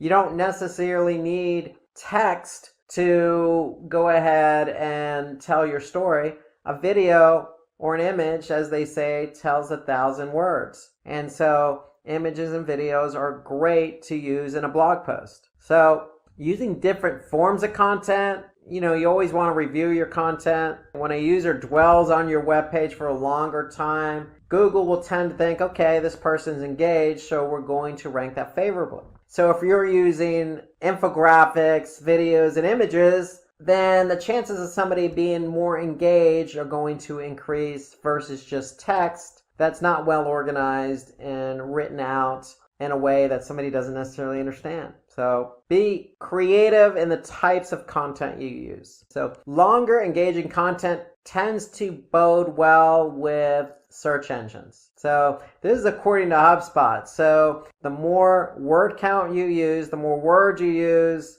the chances of you ranking higher are going to be better. Just take into account best practices. You want to maybe break up the content with an image, organize it, make it engaging, use headers. So it's not necessarily just words, it's the words and how those words are written, how they're structured, the types of keywords you're using, how you're engaging with your audience. There's a lot of factors, again, those best practices we just went over. But the key is, if you have longer, more engaging content, then it's going to bode better for you on search engines. So a couple of steps to create high quality content. So you want to begin with a comprehensive introduction. So always introduce your content. Remember, the content should be relevant to the keywords. So if you're choosing keywords in your keyword research, think about answering that question. If somebody's typing in bread recipes, maybe they're looking for banana bread recipes. How to make the best banana bread, or how to make banana bread using dried figs. We want to be able to align our content with that keyword naturally.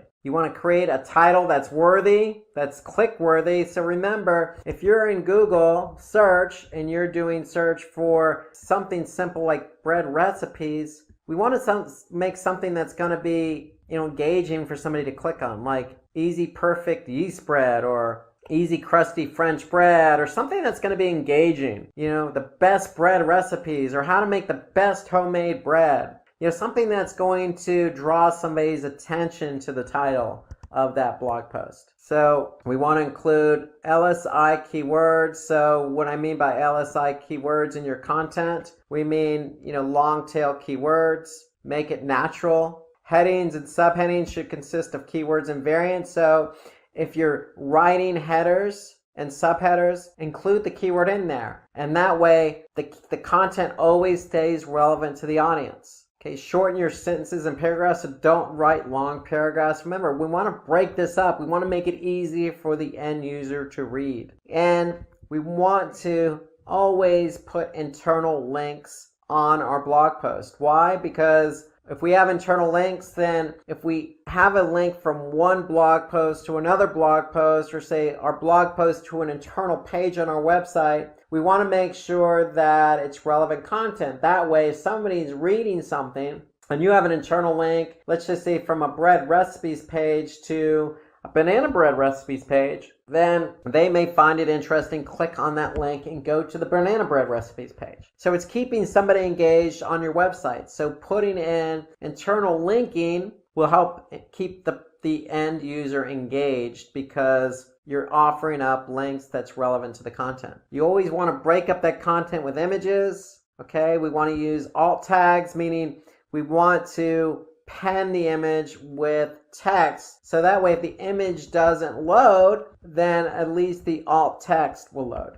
So we can incorporate call out boxes, and more importantly, we want to update our content regularly. So we always want to get the best recipe out there if it's banana bread, or different ways to create banana bread, or always just coming up with ways to update the content. So we want to keep our content, our blog post fresh. And then we want to include a CTA, call to action. If we include a call to action, then that's going to keep somebody engaged and have them act on your content. So these are steps to creating high quality content. And so let's look at an example here. And this is a 3-month-old post on BuzzFeed. And it's 21 pictures that restore your faith in humanity. So it has a lot of likes, a lot of tweaks, and that means it's engaged. People are engaged when reading that. And so if we go and look at it as an example, we could see it on BuzzFeed here, 21 pictures that will restore your faith in humanity. So this was written back in 2012. Again, a lot of engagement. But if we look at it, we can see immediately that it's taking into account third-party sources. It's got some content, it's got images, it's being broken up by images. We could see there's call to actions on there in the form of social, so people can go ahead and share it if they like it. Okay. It includes videos, it includes images, third-party sources. So it's a good post because, listen, it's engaging content. It's probably answering somebody's question about humanity. And we could see clearly that, look, there's a lot of different examples here from a lot of different sources, and we could take action on this content. So not just video, not just images, but text as well. And so it's very engaging, answers questions, takes into account the different types of content available. So this is a good post in that regard. So content's updated regularly, it's engaging, and it includes sources from high authority websites. Some do's and don'ts on the content. So take into account the best practices I mentioned about creating high quality content. Okay. Answer those questions that the end user wants to hear, because that likely is going to be their search. And so you want to be able to respond to the end user. That's part of creating high quality content. Different types of content, i.e. in the form of infographics or videos or text or images. You can add images from public domain sites. You can be relatable and use examples to clarify points, just like the BuzzFeed article. Simplify complex words. Don't use sophisticated language. Talk to your audience as if they were standing right in front of you. And use bullet points to exemplify your examples, your points. So some do's, the don'ts. Obviously, don't lift content. We don't want to lift content from another website. So that's plagiarism. So we want to have our own unique content. We also don't want to take images from other websites. And so if you do happen to find an image that works for your post and it's on somebody else's website, ideally that's not a good situation. But if you do happen to do that, then always give credit to the website. Okay, so if you took it from xyz.com, credit xyz.com for the image. And even put a link back. But ideally, you don't want to take images from other websites. Just as much as you don't want to take copy, you don't want to take images. Use your own imagery and content. But if you don't have imagery, then you can always go to stock photography. There are plenty of websites out there where you can sign up for a subscription,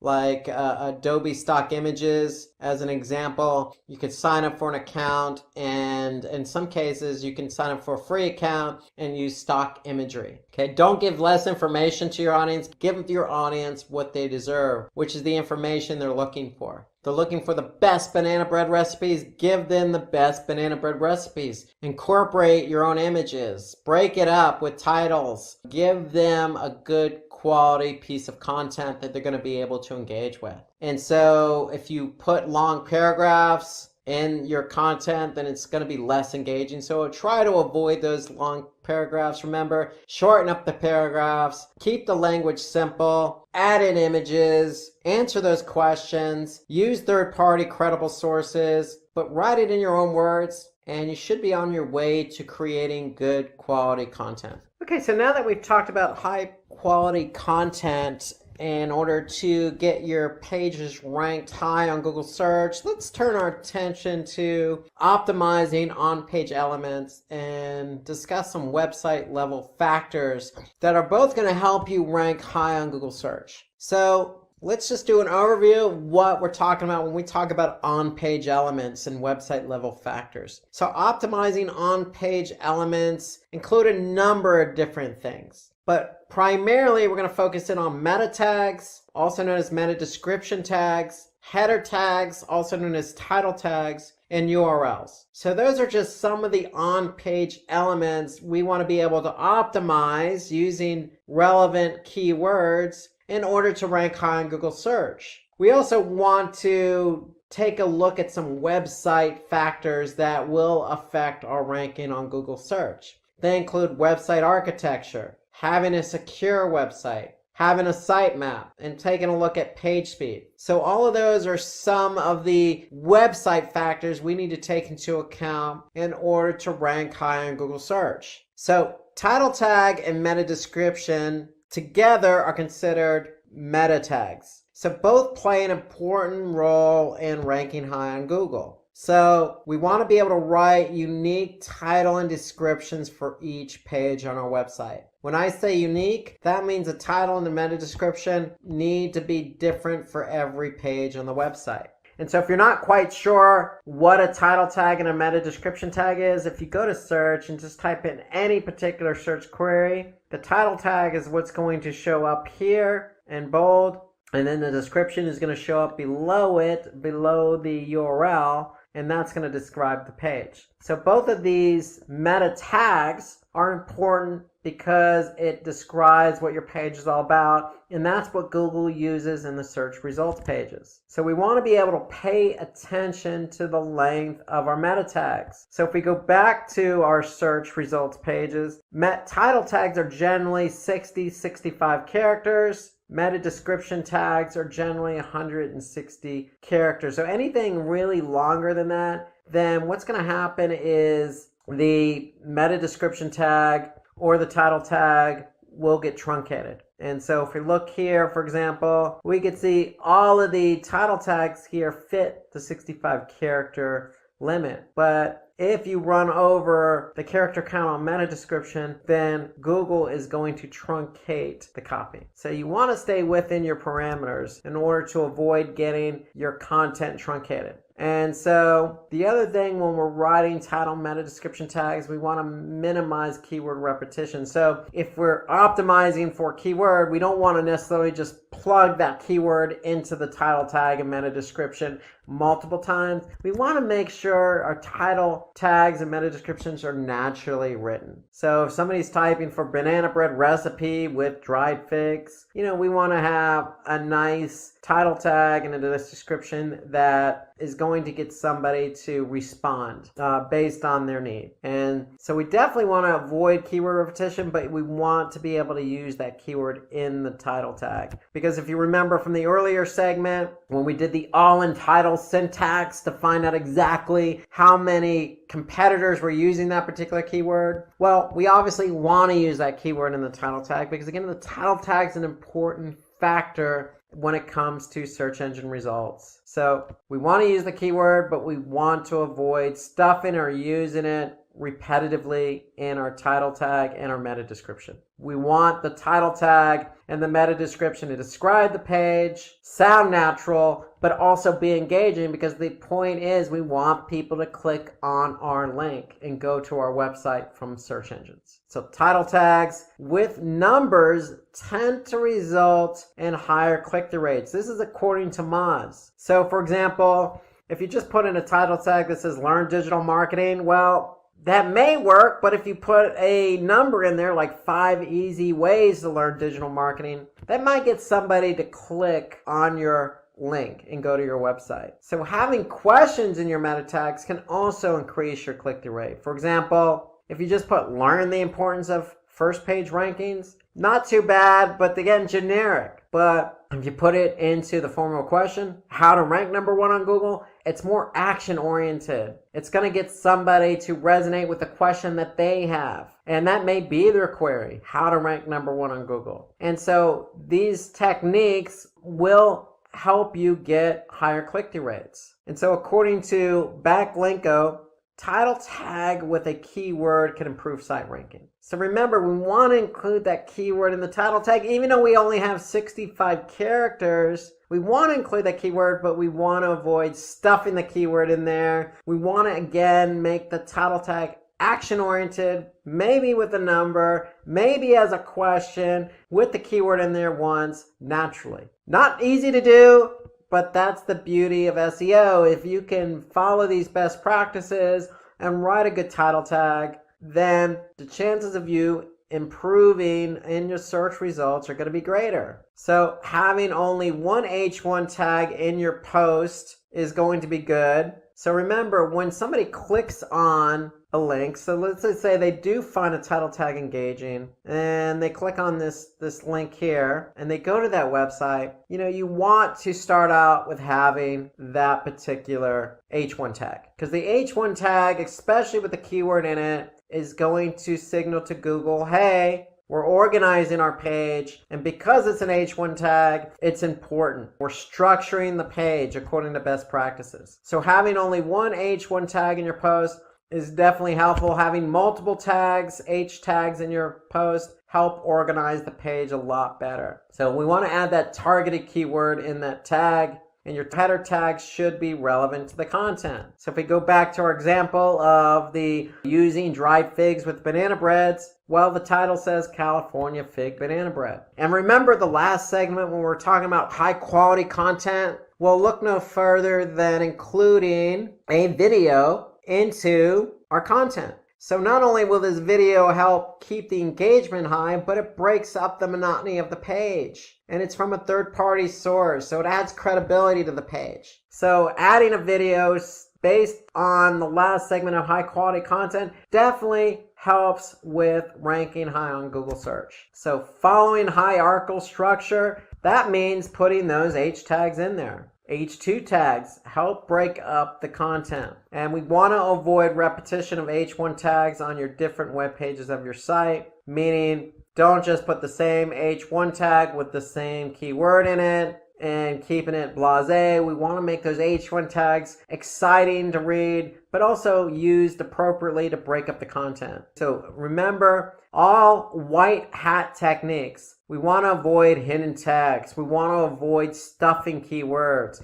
We want things to be natural. We don't want things to be forced. And your H1 tag should be 20 to 70 characters. Don't make long H1 tags. So if we go back to our page example, a short, sweet tag here, California Fig Banana Bread. It's relevant to the content. It's short, sweet, and breaks up the monotony of the content. And more importantly, and again, any content you have on the page should always answer the user's intent. Remember, people are using search to answer questions, find information. Our content should be able to answer that for them. So, according to John Mueller, Senior Webmaster Trends Analyst at Google, header tags would definitely help Google for rankings in the search results. So we want to use header tags. So when it comes to URLs, we want to use hyphens and avoid underscores. So if we look at this URL here, this uses hyphens, fig and banana bread. So it's all broken up with hyphens. That's a best practice. Remember, canonical URLs. A canonical URL signals to Google this is the original content. So we want to use original content. And if you have multiple sources of content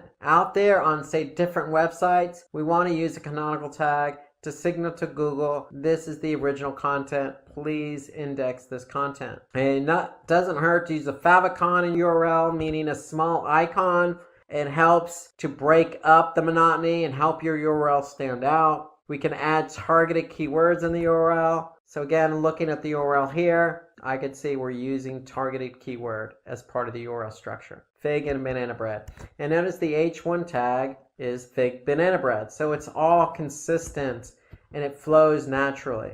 URLs that are no longer existing, then we want to be able to set up a redirect for those URLs, meaning a 301 redirect is a server response for Google that says, hey, Google, this page is no longer available, but we permanently redirected it to this page, which is now available. So that's what a 301 redirect does. It helps signal to Google and all the other search engines that if the page is no longer there, that's fine. You're just going to go to this page. This is the page that's permanently there now. And another thing we want to do here is if you have mobile URLs, you want to include those in the sitemap. And we're going to hit on that in just a minute. But all URLs should be mobile friendly as well as desktop friendly, meaning take into account those best practices. Keep your URLs short, use hyphens, put the keyword in that URL, and make it easy to understand. Want to avoid capital letters in the URLs. The URLs are case sensitive,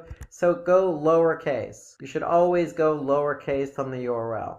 Readable URLs, again, the rule of thumb here is if you understand what the URL is, then Google's going to understand what the URL is. So the shorter the URL, the easier it is to read. The easier it is to read, the better chance you have to rank high on Google search. So according to backlink 2, URLs that are shorter definitely help you rank. So we want to be able to shorten those URLs. Keep them short and sweet. Don't make them long and unreadable. So those are some optimized ways or on-page elements that help you optimize. Now we want to look at some website level factors that will help you optimize and rank high on Google search. So good site structure provides better crawling for search engine bots. And what do we mean by that? Well, we mean having your site organized in a fashion that Google's going to be able to find all the pages. So what do we mean by that? Create a logical hierarchy structure. So if you're selling shoes, you're going to have a home page, break the structure up into men's shoes, women's shoes, children's shoes. Then under men's shoes, you could have it by brand. It could be Nike, Puma, Adidas. On the women's side, it could be Nike, Puma, Adidas. On the child side, it could be Nike, Puma, Adidas. And so you want to keep the structure, flow, in a hierarchy. So we want to balance the amount of subcategories within each category. So the men's, if it has Nike, Puma, Adidas, the women should have Nike, Puma, Adidas. And so you want to code your site navigation in CSS or HTML, meaning we want to be able to use something that Google is going to be able to index. So most sites are built in HTML, and that's what Google likes to index. They like to index something that they could take back to their servers. And then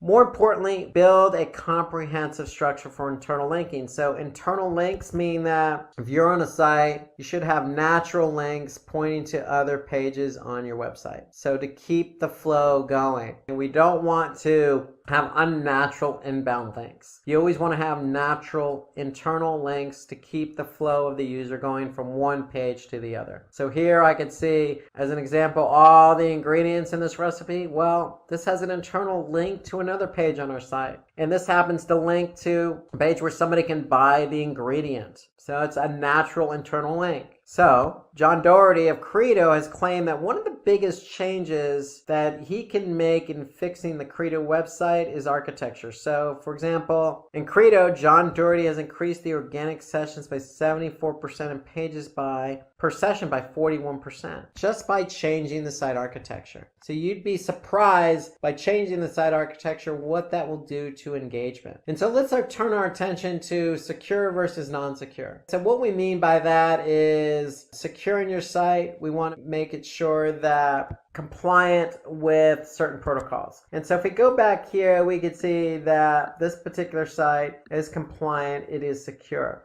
HTTPS means it has a secure license, meaning the site is secure. So Google likes secure versus non-secure. So non-secure would be HTTP. So we want HTTPS as our protocol. And what that means is just enabling SSL certificates. And that means when you enable an SSL certificate, that means your domain or your protocol is going to be turned to HTTPS. So Google prefers sites that are secure. versus non-secure. So if you use HSTS as a protocol, that adds an extra layer of security over the HTTPS. And HSTS prevents cookie hijacking. So adding multiple layers of security always helps. In my opinion, if you have an HTTP website, a non-secure website, you should look into buying an SSL certificate, getting your sites flipped over to HTTPS, because what's going to happen is your URL structure is going to change.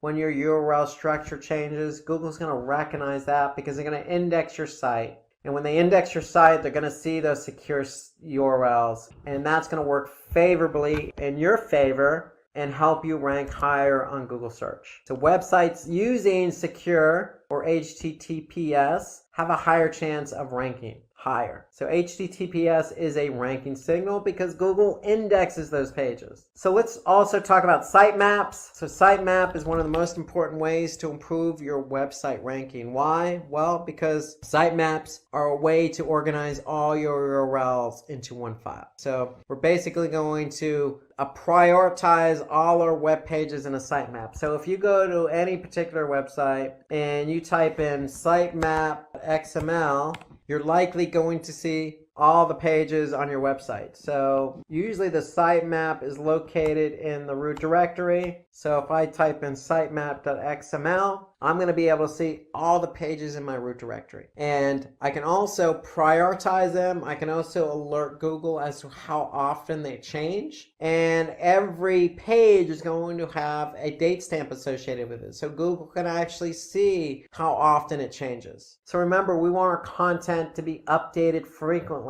So if content's not updated frequently or it's not fresh, then Google's going to see that date stamp, that last modification date. So we want to be able to make sure our content's updated frequently. We want to let Google know that we changed it frequently. And we want to be able to prioritize our pages, let Google know, hey, these pages are important to us. So all that can be set up in a sitemap. We want to be able to add canonical versions of URLs in the sitemap. So we want to be able to add all our original URLs in our sitemap. And so we always want to build dynamic URL sitemaps for larger websites. And what I mean by dynamic URLs, that means that if I look at this sitemap and we're always adding content, let's just say in the form of a blog, well, guess what? We want those pages to be added to the sitemap as they're published. So as we add pages to the blog or to the site, then they should automatically be added to the sitemap. And so in effect, what's going to happen is we're going to be able to see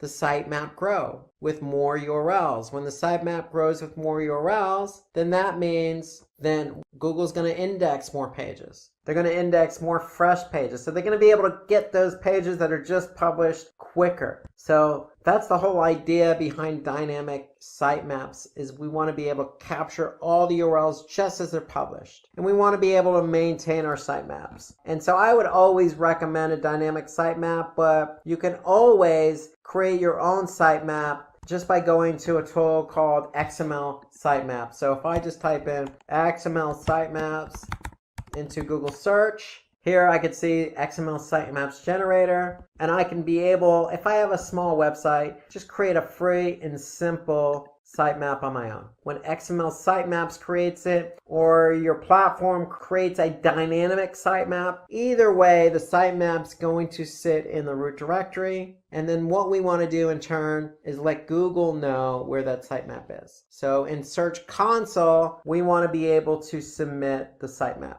So you're going to add the sitemap, you're going to let Google know where it is. It should be in the root directory, and it should be called sitemap.xml.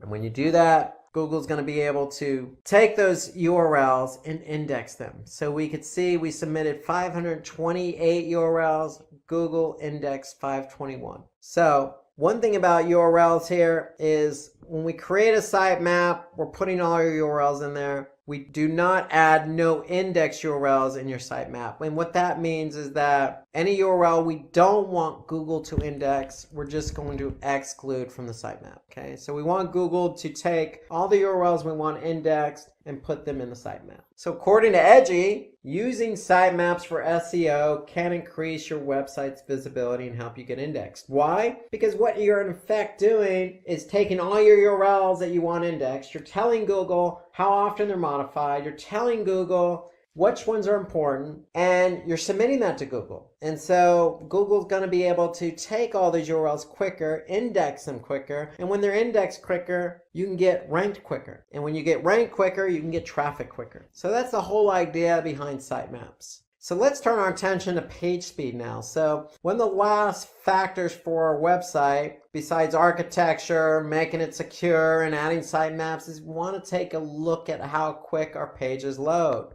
Here are some tips in order to optimize page speed, because ideally the quicker a page loads, the more engaged the user is going to be. If it takes a longer time for the page to load all the elements of that page, then what's going to happen is the user is going to get impatient, maybe leave the website altogether or go to another page. And so we want to be able to optimize images. So any image that's of large size in terms of megabytes, we want to be able to optimize that, compress the image. So that's one way to speed up page speed. We want to use a simple website design. HTML with CSS or cascading style sheets. Just a simple design with simple hierarchy and website navigation structure. So nothing fancy, nothing complex, just a simple website design with optimized images. We want to leverage browser caching, and we want to upgrade the server response time, meaning all your files are sitting on the server. So when somebody goes to a web page,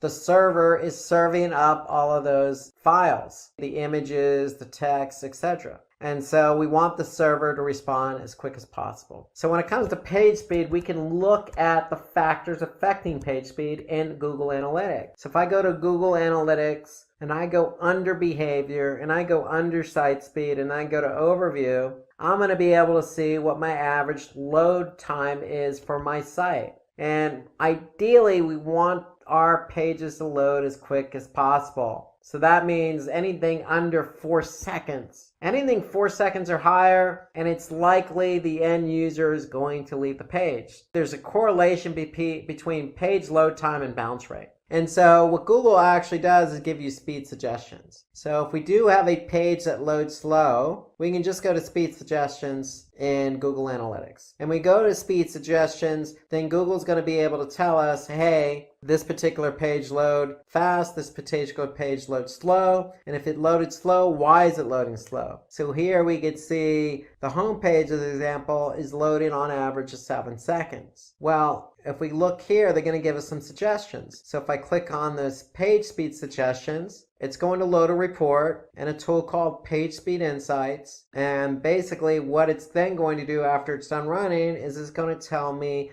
all the ways in which I can optimize my pages. Not only for desktop, but also for mobile. So here I can see for desktop or for mobile, I can look at some ways in which I can optimize it to increase page speed. For example, sizing my images properly, server response time, reducing my server response time, avoiding multiple page redirects. So there's a lot of opportunities that we can do to speed up page load time. And all that's found in Page Speed Insights, and all that's found within Google Analytics. So remember, optimizing code, minimizing redirects, optimizing your images, upgrading your server response time, all of those are factors. And so again, you can go into Analytics, Page Speed Insights, and you can see exactly what Google is recognizing as what's lowering or slowing down your page load time. So Google takes site speed as one of the most important ranking factors. Why? Because they're going to rank pages not only with high quality content that are relevant to the keyword queries, but they want those pages to have a good user experience. So if somebody clicks on the page, then the user should be able to see that content fairly quickly. And so that's why it's such an important factor.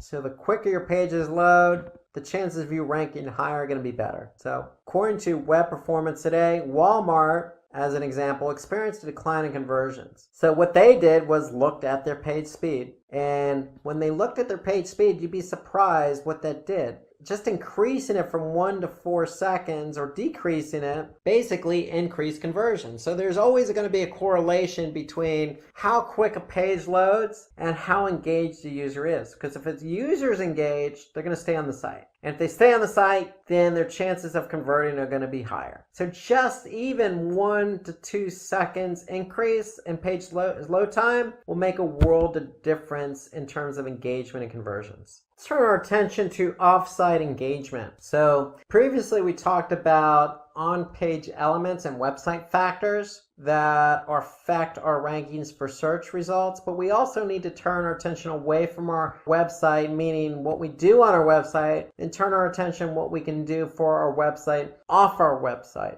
and onto other websites. So that's off-site engagement. And so let's look at an example. So that ice cream recipes blog, I'm going to talk about how to rank YouTube videos today. So at Simplilearn, we take our videos on YouTube very seriously, meaning that when we create videos, we want people to see them because we know we make good videos and we know we have good content and we know that our audience is going to enjoy it. And so we want our audience to see the videos that we're creating. And so we're going to give you some tips and tricks and methodology and ideas on how to get your videos to rank on YouTube. So at Simplilearn, if I go to YouTube and I just type in machine learning, you can see we're right here is the first organic video on YouTube for machine learning. If I jump over to Google and I type in machine learning basics, you can see we're number 1 for machine learning basics under videos. If I click on all, we're also ranked here as well under the video section on organic search results. Another example, data science for beginners.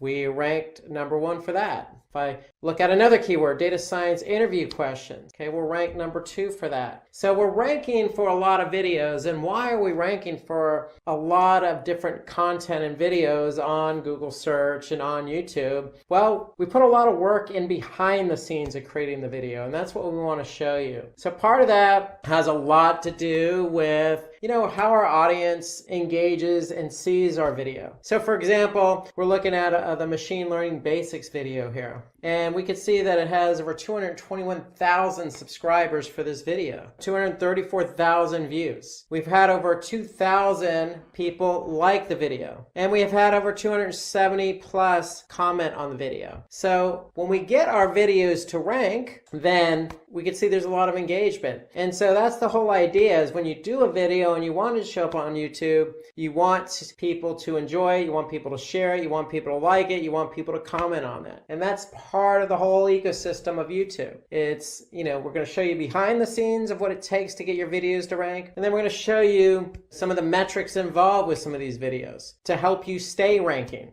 Imagine giving your website a boost with the power of AI, helping it climb higher in search results and attract more visitors. Exciting, right? That's exactly what an SEO audit does. It's like a health check for your site where AI tools can quickly find the little things that might be showing you down, from page speed to broken links, and suggest smart ways to fix them.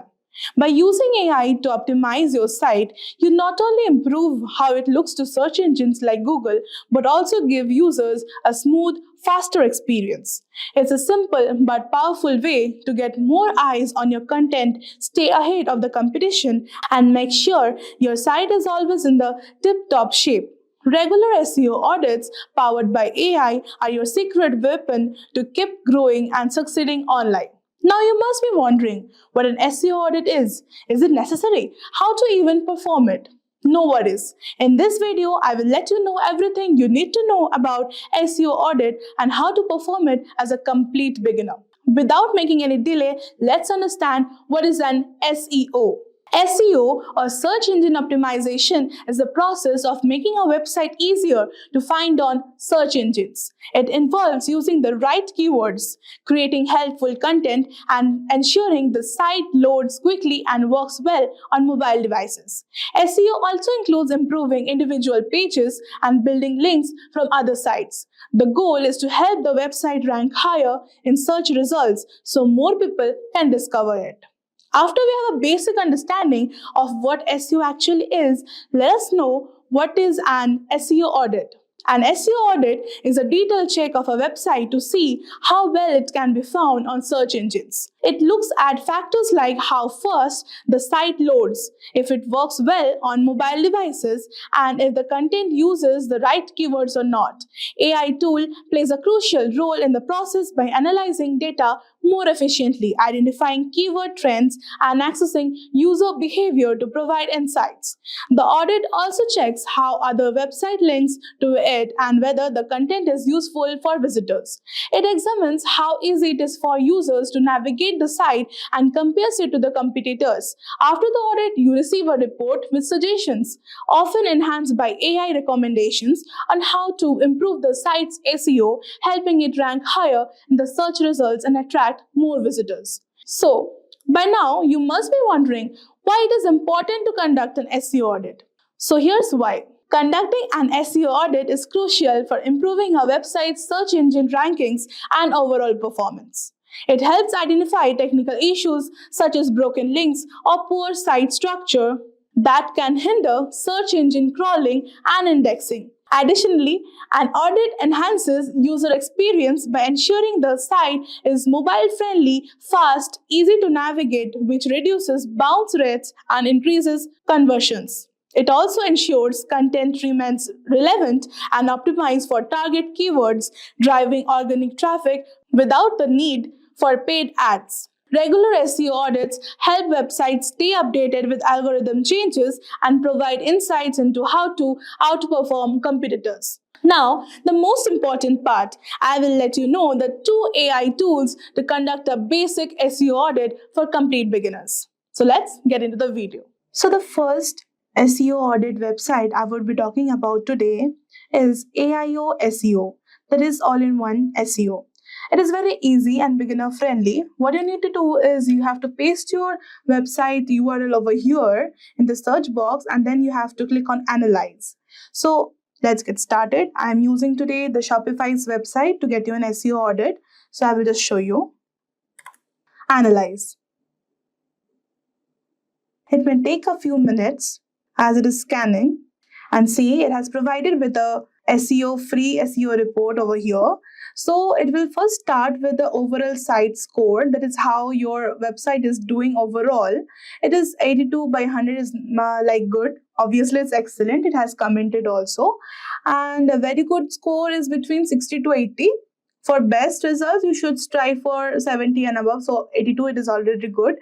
It has now further broken down in the audit into 5 critical issues, 0 recommendations, and good results.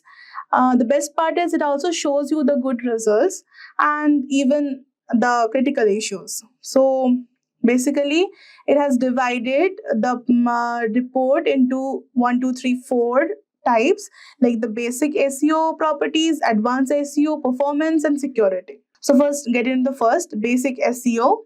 So it is good. It is good. Like the correct symbols are for those that are working well on your website, and the cross red mark is basically you need to fix this issue. So some images on the page have no alt attribute. So like there are 51 links. You can even see the URLs over here. And this is working good. Moving on to the next, advanced SEO. The page is using the canonical link tag. All this is fine. You don't have to fix over the advanced SEO part. Performance. The server is not using expires headers for the images, and you can click over here and see basically what is the problem. The page makes 43 requests. More than 20 requests can result in slow page loading. The performance would be less because it makes 43 requests. More than 20 requests can actually hamper the page loading. So it is necessary. You need to focus on this. And the size of the HTML document is 73 KB. You need to also focus over here. So this is over our recommendation of 50 KB. So they will provide you the recommendations too. And basically, this is nice, I would say. Moving on to the security part, everything looks nice. Directly listing seems to be disabled on the server. That is nice. And see, it is very beginner friendly. And the best part is you can even download the report from here. Like you can click on download and get the whole report into your own device, and you can see and make the free changes. So it is very beginner friendly, and I would suggest that use it and have a for all the beginners, I would say use it, and it would like help you to get a free SEO report. The next website I would be talking about is rankmath.com. It is also an SEO analyzer, and this is nothing different. You will just need to paste your website URL over here and then click on analyze. And after that, you will get the free report. Your free SEO audit report is ready.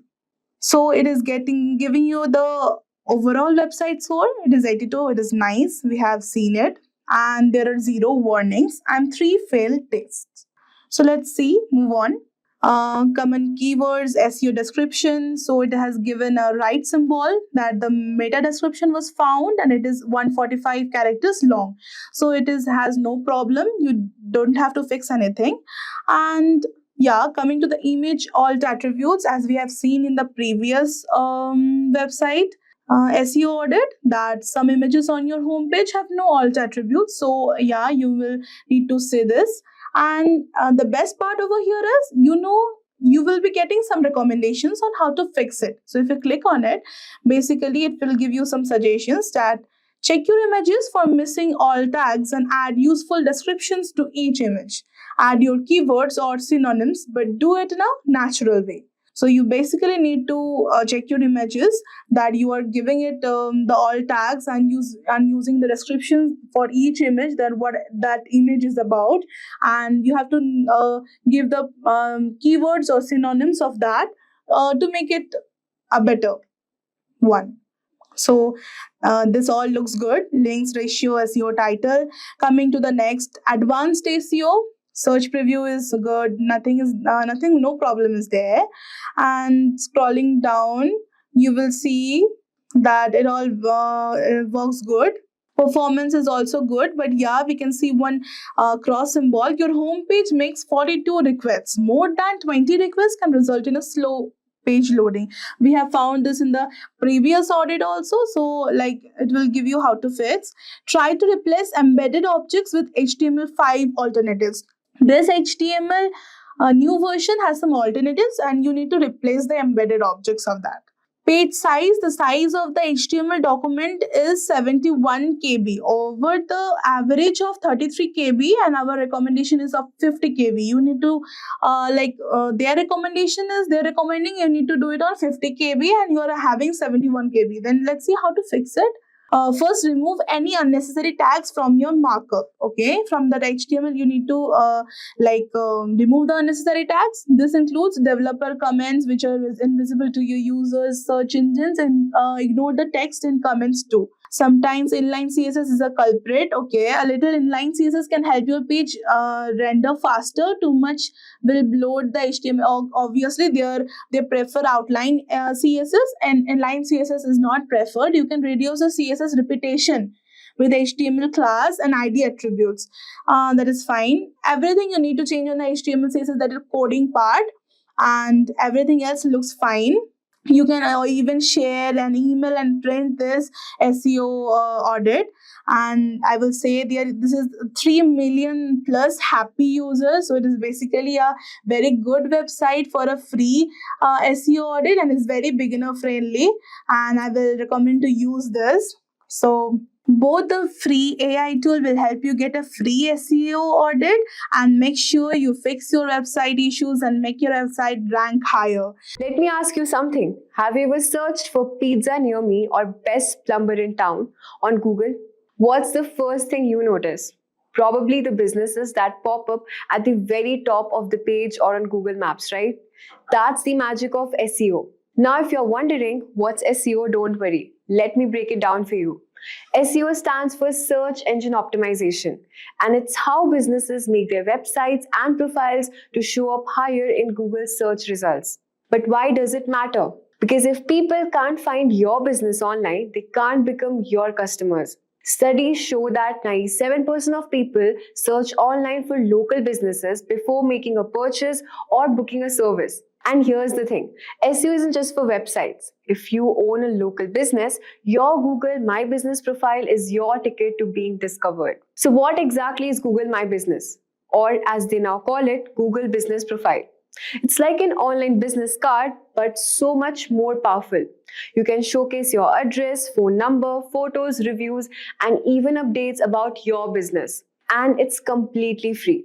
Let's say you run a bakery. When someone nearby searches for best chocolate cake shop near me, your Google business profile can make your bakery pop up right at the top on Google Maps and in local search results. That's why optimizing your Google business profile is so important.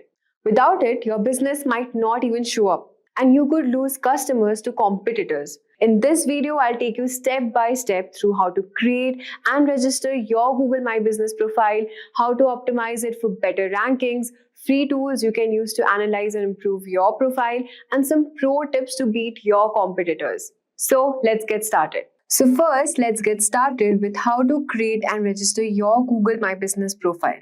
So first, let's talk about how to create your profile. It's very super simple and it only takes a few minutes. Just simply go to Google and just search Google My Business sign in. And from here, you have to just sign into this account. If you don't have one, you just have to create your account. It's free to use. So the next step is you can enter your business name. Make sure that it matches with your brand. So the name of my business is The Baker's Corner. Just simply click on continue. Now this third step is to choose your business type. It's very important because it tells Google what kind of business you are. For example, if you run a coffee shop, you can choose coffee shop as your primary category. So from here, you can just select your category if it's an online retail or a local store. In my case, it's a local store, so I'll just click on this. Now you have to enter a business category. It's cake shop, okay? Now click on next. Now you have to enter your business address. It's in micro layout, let's suppose, Bangalore South, and your state is. So we have entered our address also over here, and then we'll click next.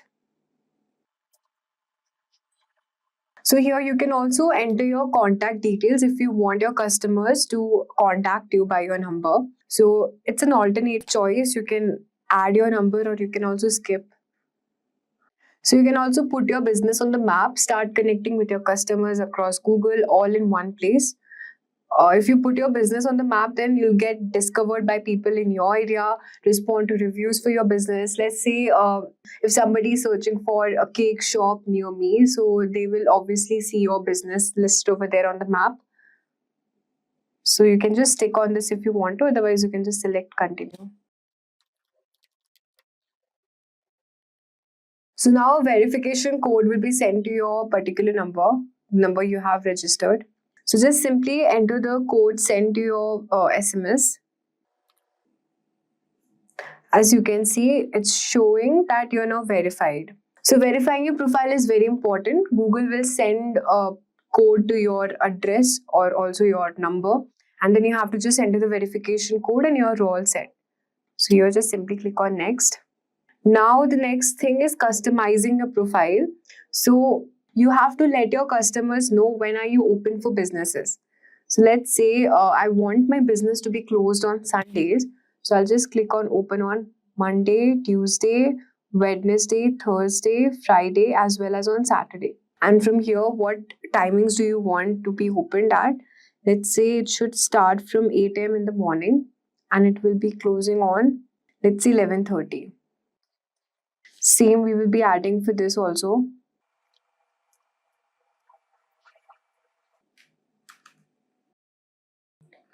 So now you can just simply click on next after entering your timings. And now an important step is to add your business description. You have to let your customers learn about your business by adding a particular description about your business profile. So if when somebody is searching about your shop, it should describe that what your bakery shop or your cake shop is about and what items are available there. So here I'm adding my description. So my description says about where is it located, the Baker's Corner, known for its cozy ambience and what it's offering like pastries, crunchy breads. And now just click on next. Make sure that your description consists of good SEO keywords so that it will rank in your Google map. Now an important step is to adding photos of your store. So make sure that you upload a high quality picture. So just click on pictures over here.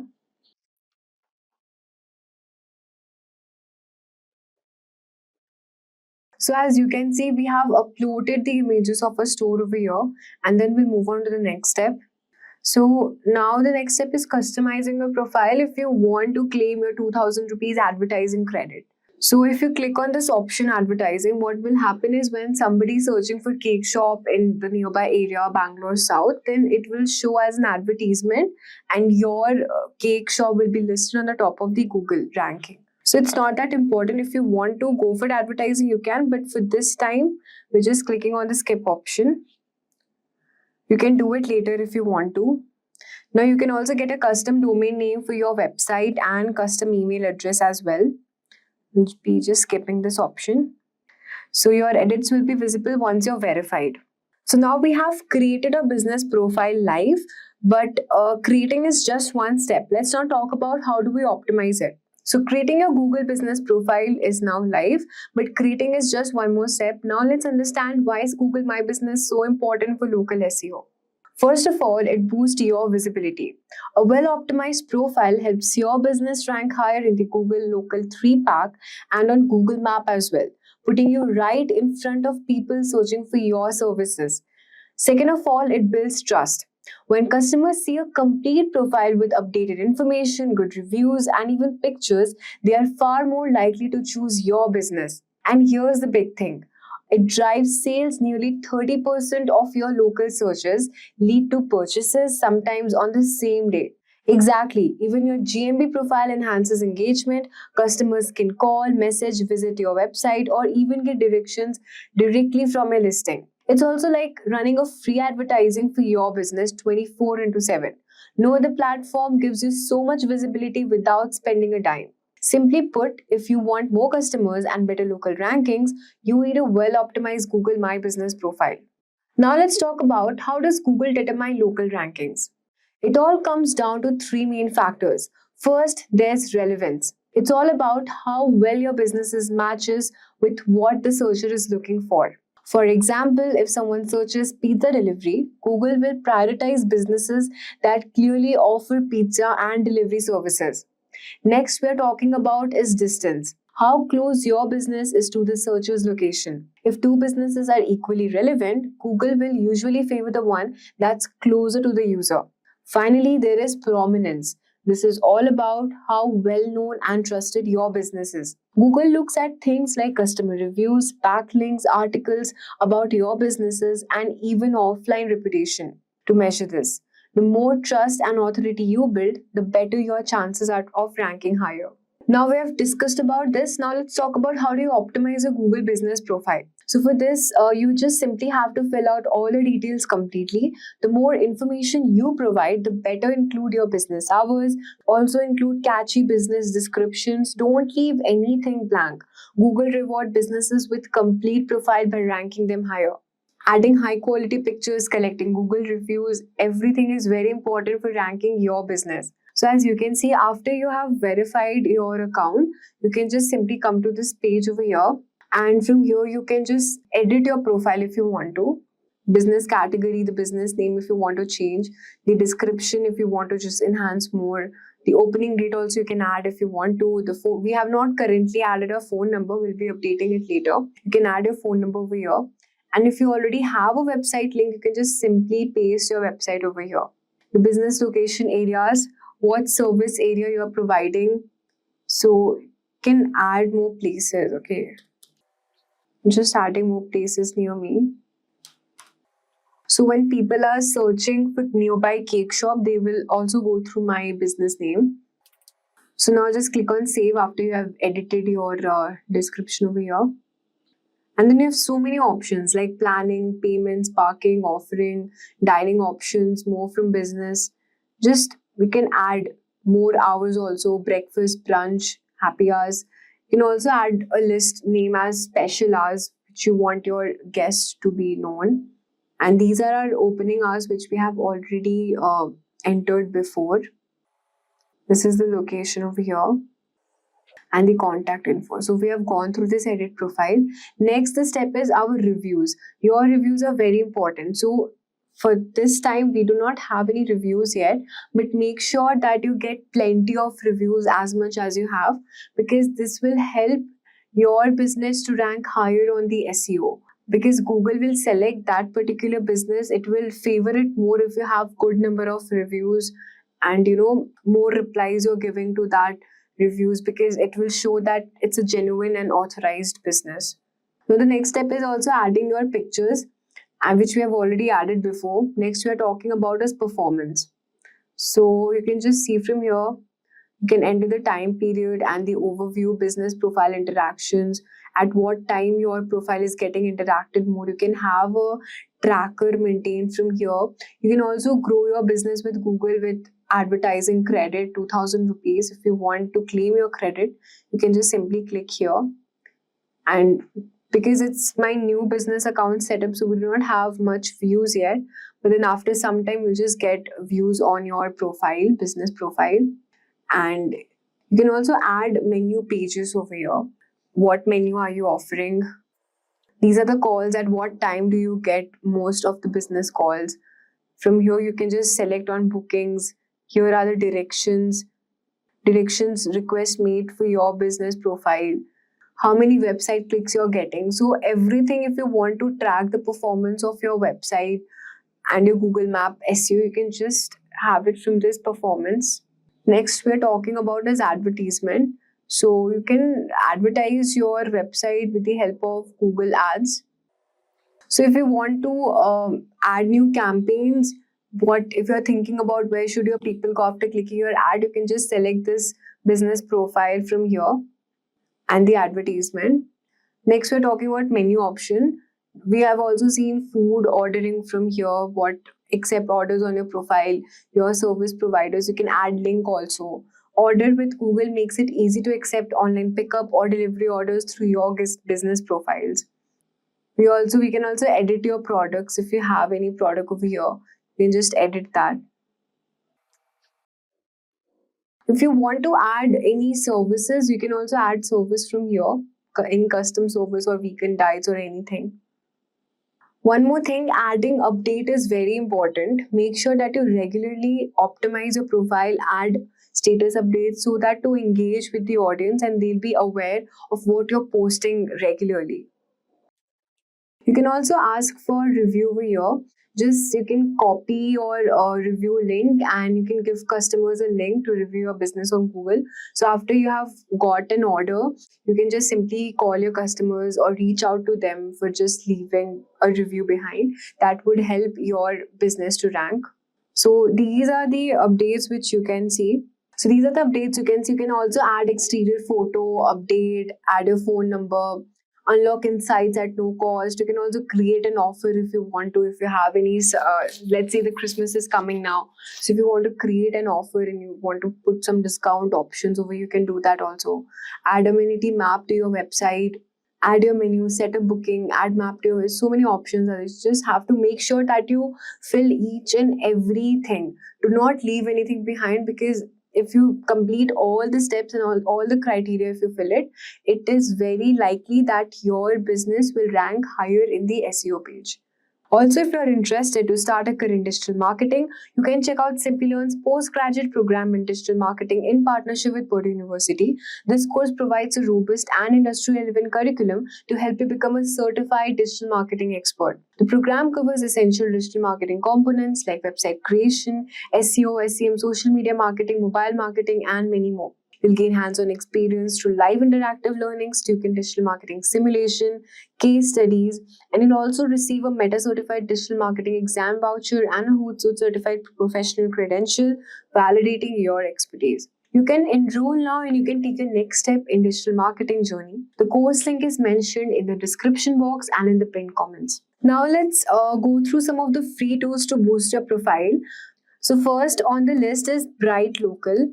Just simply search for Bright Local on a Google search engine. So basically, this Bright Local is an SEO tool which is designed to specifically serve for your local businesses. It helps you monitor, manage, and improve your local search rankings. Bright Local offers basically a 14-day free trial period, after which there's a paid service with affordable plans. So this will help you to basically track your local rankings, audit citations and listings, monitor competitors, reputation management, performance reporting, and many more. So if you want to track rankings, fix listing errors, and get data-driven insights for improving your local SEO, Bright Local is one-stop solution for small businesses. Next on the list is GMB Everywhere. GMB Everywhere is basically a Chrome extension designed specifically for Google My Business Optimization. So you can just simply add this extension. GMB Everywhere has a free version, and it also offers premium plan for advanced insights if you want to, but the free version is sufficient for most small businesses. So it will help your business SEO, competitor analysis, it will help in keywords insight, review metrics, profile comparison, and many more. Make sure that you use the keywords from Keyword Planner so that you can keep a track on what this is this keyword ranking or not, and what is the volume of this particular keyword, and what are the keywords people are searching more. Next on the list is Plepper. So Plepper is also an advanced local SEO tool that will provide in-depth insights about businesses listed on Google Maps and Google My Business. It will help you to uncover hidden details, analyze your competitors, and optimize your GMB profile very effectively. That is Google My Business profile. And so basically, Plepper offers a free version with basic insights. It will help your business provide a good SEO, detailed competitor insights, category finder, location data, review analysis, and again, keyword and content optimization. Plepper gives you detailed GMB competitor analysis like no other tool. If you are serious about ranking higher in Google Maps, Plepper's insight will help you make data-driven improvements to Google My Business profile. So these tools can save your time and help you to stay ahead of the competition. So now at last, we'll be talking about the pro tips to beat your competitors. Now that you have set up your profile and optimized your Google My Business profile, let's talk about the pro tips that will help you stay one step ahead of your competitors. So you can start by analyzing your competitors using tools like GMB Everywhere. Check the categories, keywords, and reviews. For example, if a top competitor uses emergency plumbing services as a secondary category, add it to your profile if relevant. Next, focus on long, detailed reviews. Google values reviews with 200 plus characters. You should encourage the customers to write specific feedback, something like the team arrived on time, fixed my leaky pipes quickly, and charged with a fair price. Now the next thing is posting updates regularly using Google Post. Share offers, events, or business changes like special discounts this week. Regular activity keeps your profile relevant and boosts engagement. Optimize for local keywords such as bakery or plumbing services in Bangalore, let's suppose. You can use tools like Google Keyword Planner to find the right terms and include them in the descriptions, photo captions, and the post you're generating. Another overlooked feature we're going to talk about is the QA section, which is preemptively answer common question about pricing services or hours. This will improve user experience and it will boost relevance in Google's eyes. Finally, you can keep a track of your performance with tools like Google My Business Insights or Databox. Monitor metrics like profile views, customer actions, calls, click direction, and where searchers are coming from. If performance drops, reanalyze competitors, adjust your keywords, and collect more reviews. Consistency is the key. Optimizing your Google My Business profile is not a set it and forget it process. Stay active, adapt to trends, and continuously improve your profile. These small efforts will help you outrank competitors, attract more customers, and grow your business. And there you have it, folks. Everything you need to beat your competitors and dominate local search with your Google My Business profile. Did you know that 93% of online experiences begin with a search engine? That's a massive audience you are missing out on if your website isn't ranking high on search result pages, that is SERPs.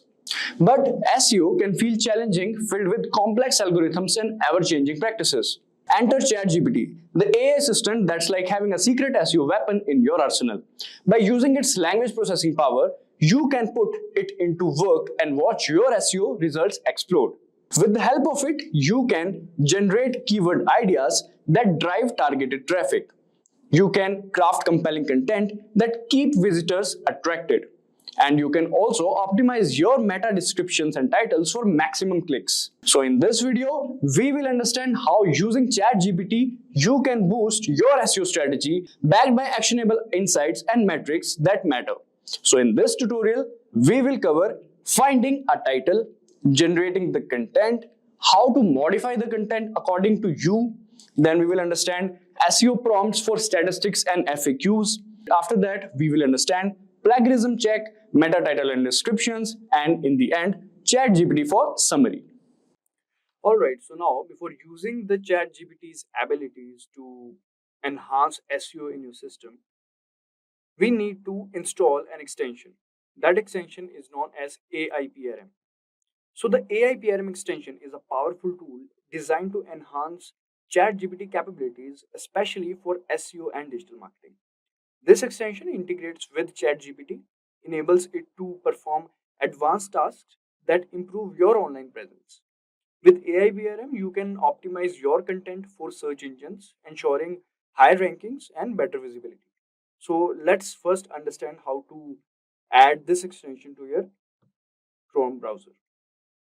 So this is our Chrome browser. Here we'll go and we'll type AIPRM extension. Click on enter. So this is the first link basically. We'll click on it. And this is AIPRM for ChatGPT. Don't get confused with any other extension. This looks like this. And now we'll click on add to Chrome. And then add extension. And that's it. Now let's just click on allow. And it is integrated, I believe. Yes. So as you can see, it is also showing a quick start tutorial.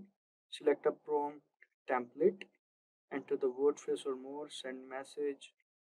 So we'll click on get. If you want to view tutorials, you can click on this. Otherwise, you can get started with AIPRM. So as you can see, the whole layout, the whole interface is changed. There are a lot of things over here. Let me explain to you guys what all these things are. Alright, so there are various options under public and on, from which you can filter prompts by topic, as you can see, or activity.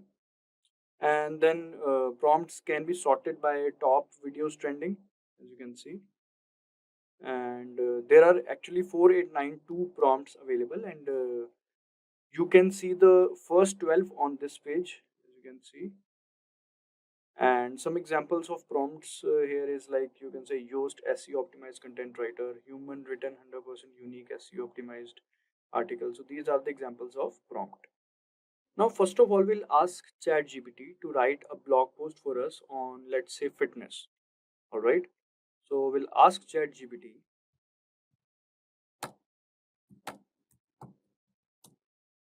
fitness in everyday lifestyle. Alright, let's click on this. So we haven't used any prompt till yet. So let's just first put this input and let's see what ChatGPT gives us. Alright.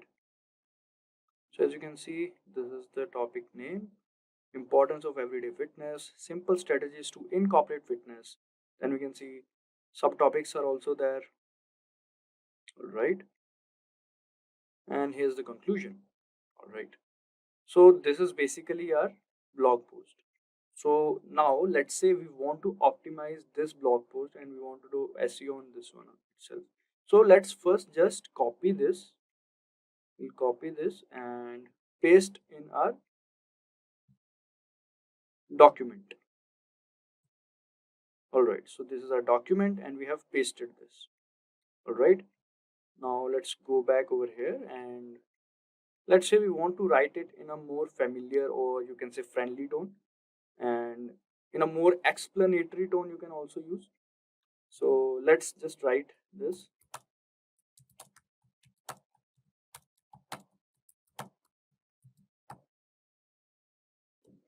Don't worry about the spelling, guys. ChatGPT take care of this. All right, so let's see what are the changes in both of these blog posts. Let's just wait to finish it. And here's the conclusion. So this is the second blog post. So let's understand the difference in between these two first. We'll first check out for this one. Start small, begin with manageable changes. All right. As you can see, here it is begin with manageable changes. Take the stairs instead of elevator. Walk or bike to nearby destinations or stand and stretch during work breaks. These small efforts can add up over time. Alright, let's just see what is written over here in the second blog post. In the second blog post, it is written begin with manageable changes that fit seamlessly into your daily routine. For example, or for instance, choose to take the stairs instead of elevator, walk or bike to nearby destination instead of driving, or stand and stretch during work breaks. These small efforts can accumulate over time and contribute to your overall fitness. So if you want to take the second one, which is a few changes, it is more bit explanatory compared to the first one. We can just copy paste this one as well. So you can write a second prompt as well, in which if you want to write in a friendly tone or in a formal tone, you can write like that. All you have to do is to just write the prompt in ChatGPT. Let's just copy paste it. We'll replace it with the second one. All right, so now we are back in ChatGPT. So now basically we have the blog post content. Basically we have the content of it. Now we want to polish it. We want to select the best title out of it and many more things. So for that, let's just make use of prompts. Instead of writing all these prompts by yourself, you can make use of the prompts that comes with AI PRM ChatGPT prompts. All right. So let's just say we want to write about the title. We want to select a perfect title for this blog post. So what we can do is we'll go over here and first of all we'll select in topics, we'll go and we'll select copywriting because we want to write about the SEO optimized title. We want the best title. We'll select copywriting, confirm. All right. Now after this you can just go for prompts, but whichever you like. I'm gonna go for this one, blog post title generator, as you can see. Also, if you didn't get what you wanted, then you can go for the search engine over here. You can just type. Let's just say if you if you're writing a script basically and you want a perfect title for it, then you can write a script generator or something like that over here. Automatically, whichever prompt that are relevant to it will come. All right. So we have selected this one, blog post title generator, because we have to create a title for our blog post. We'll click on this. And now all we have to do is to write the name of our blog post. The name of our blog post is, we'll select everyday lifestyle, fitness in everyday lifestyle. Let's just select this one. All right. Now, as you can see, you can select the titles to write. It is 5. Let's just select 10. All right. Now, the language you can select English, and many more languages are there. We'll keep it in English itself. Tone, emotional or default. Let's just be default itself. Poetic, default itself. We'll keep it like this. All right. Now, click on this. Let's just see. So according to ChatGPT APRM prompt, these are the 10 best titles that we can implement in our blog post. Now what we want to do is select one best title out of it. Alright, so these are 10. We have to select one out of it. So for that, we'll go to Google Keyword Planner.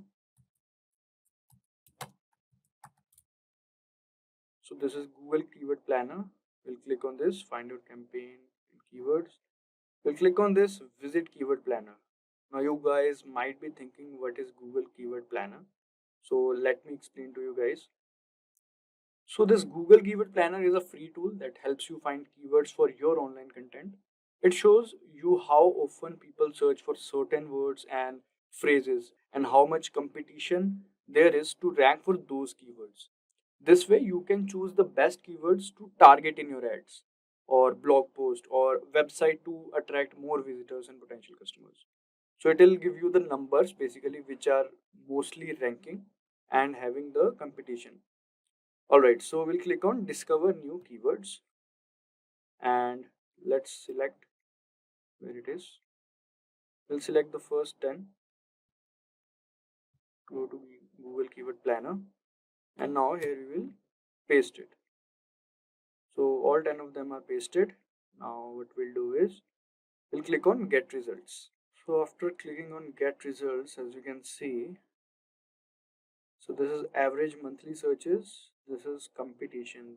We want the maximum monthly searches, fitness, healthy lifestyle and low in competition.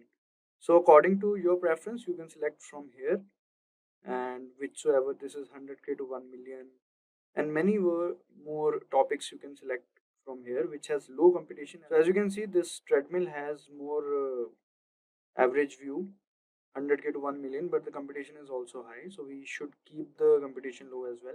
So we should keep in mind, so we can select our best title from it, so whichever suits. All right, after selecting the best title we can go to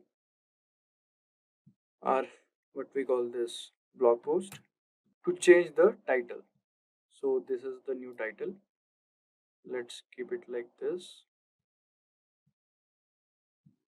Alright, so now our title is done. Now let's go back to ChatGPT. And here is our ChatGPT. And now let's go to its layout. Now here we want to write the content regarding that title. So what we'll do is basically we'll go over here and we'll select SEO.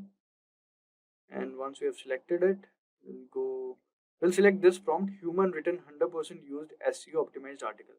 Now based on that title that we have generated, we'll write a complete content on it. We'll use the help of this prompt. So as you can see, GPT 3.5 Turbo, GPT-4, GPT-4o. We'll select this and paste our title. So this is our title, transform your life, how everyday fitness can boost your health. So now this prompt will generate the content based on this title. Alright, now let's see. So as you can see, transform your life, how everyday fitness can boost your health. This is the content outline, the article outline you can say.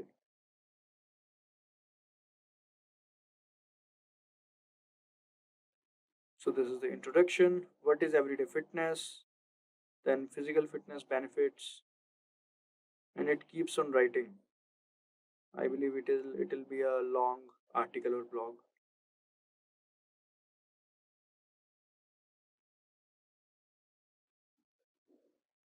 So you don't have to write too many prompts for this. You can just do this and the whole thing will take care of it on. As you can see, FAQs are also being generated by this prompt. Otherwise, we would have wrote another prompt for the FAQ. And many things are there that should be in there in the article or blog. So yeah, now we can select our article or blog, we can say. So we have the title, we don't want the outline, let's say. We'll take it from here, from the introduction. It's a long article, I believe. As you can see, this last question is not completed, but you can click on continue generating and it will complete that. We don't want the last question. I think 3 questions or 4 questions are sufficient for us. So now as we have copied it, first of all, we need to make sure that our content is unique. It is not plagiarized, because we can't publish or use the plagiarized content. So we have to be sure that we are using the unique content. For that, we'll have to go to this site known as Dupli Checker. We'll click on this first link, and now as you can see here, we can copy and paste it. We can just exclude this last question as I told you. Alright, now our content, our article is pasted. Now we will check the plagiarism.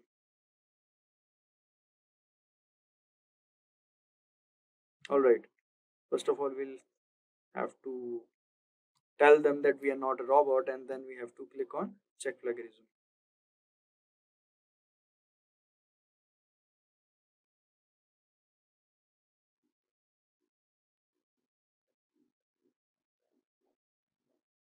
Alright, so it is showing maximum 1000 words allowed per search. Alright, so let's just do one thing. We'll do it because if you want to do 1000 words, you'll have to go for their pro version or the premium version. So we now have to use some part of it, not the complete part.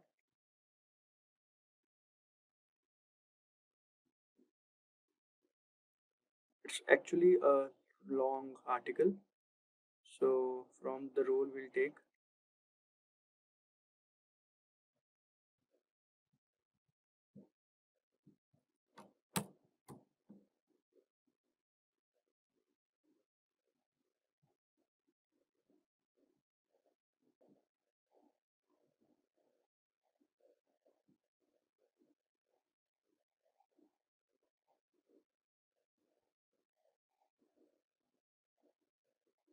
As you can see, number of words is 505 and result found 0, 0% plagiarism, 12% unique. Alright, so plagiarism is 3%. I think that can be, we can neglect it.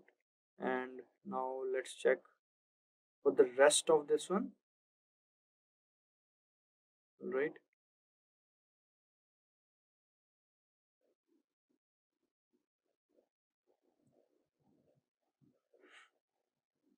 Alright, here we'll copy and paste it.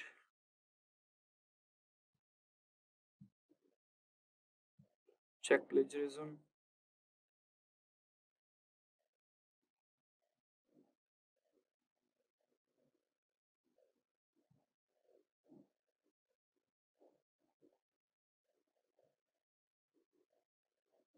As you can see, number of words 671, 0% plagiarism, 12% unique. So I don't think it will be a problem. So it is good to go, I believe. And now we just copy and paste it. So let's take it from here till here.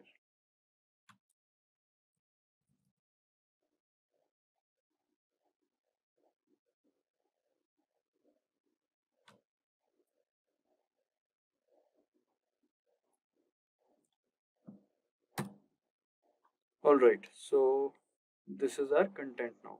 So our content was not plagiarized, but let's just say if it is plagiarized and is not unique. So what should we do? Then we can simply put a prompt in ChatGPT that make it non-plagiarized or make it unique or rephrase it. But let's say that plagiarized checker, the duplicate checker, mentions the particular lines or where there is plagiarism. So you can select that line, put into ChatGPT, and ask them to rephrase or make it plagiarism free. By doing this, you can make the complete content plagiarism free. It is very easy. Or else you can use a prompt from AIPRM. As I told you, all you have to do is to just type plagiarism free content writer and a particular prompt will come. You can just put your content in that prompt and the rest ChatGPT will take care of. All right. Now to boost your SEO strategy, you must focus on EEAT, that is expertise, authoritativeness, and trustworthiness, and keep that human element strong. Use ChatGPT to improve your content with interesting verified facts and relevant examples. Create a FAQ section to answer common questions and look for any missing information to fill in. These steps will help you make high quality content that connects with your audience and ranks better in search engines. So, for that, we'll write a prompt to ChatGPT to include the what we call FAQs and the statistics. If you want to make use of statistics and FAQs and include it in our content. So how should we do that? Let's just understand it. Let's come to our chat GPT again. Now here what we'll do is we'll write a simple prompt saying no. First we'll go to the new topic. now here, because otherwise it will keep on writing in that prompt itself. Alright, we'll write please add to what we call stats, or you can write statistics, and one analogy and a FAQ section with answers to this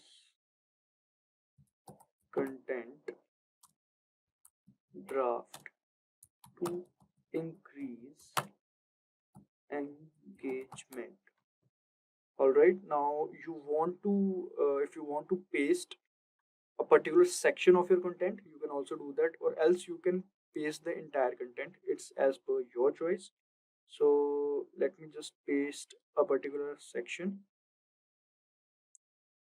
Let's just paste this one, and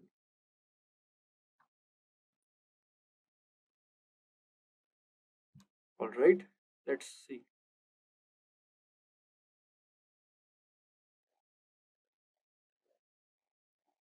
All right, so as you can see, statistics. Studies show that engaging in just 30 minutes of moderate physical activity each day can reduce the risk of chronic disease like heart disease. So these are the statistics, and these are the analogies, and this is the FAQ section that you can include in your content or a particular section of the content. Usually these statistics are included in the introduction part to make it more interesting, so you can make use of it and do that. Alright, moving forward, let's understand the ChatGPT prompts for meta titles and descriptions. So, crafting meta titles and descriptions is essential for drawing readers' attention. So, it is necessary that we should use that. Alright, so now we'll be writing a particular prompt for it. For that, for the content part, I'll be leaving the space content here and create a meta description and title for this content. Here this means this one. Alright, including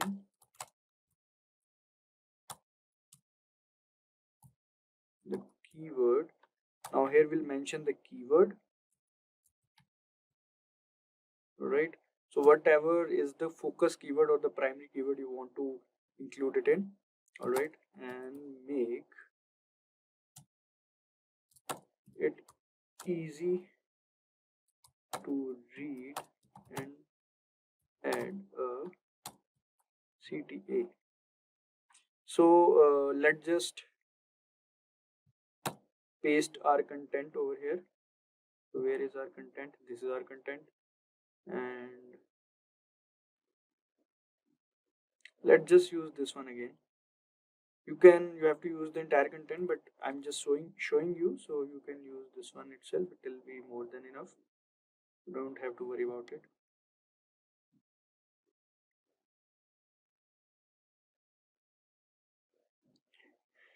And the focus keyword is healthy lifestyle. Alright, so this is it. Now all we have to do is to wait, we've done something wrong.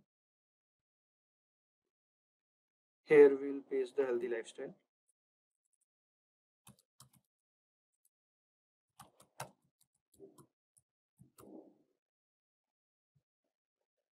And as we can see, title, transform your health with everyday fitness. This is meta description, discover how incorporating everyday fitness into your routine can transform your health. This is meta description. This is CTA, ready to transform your life.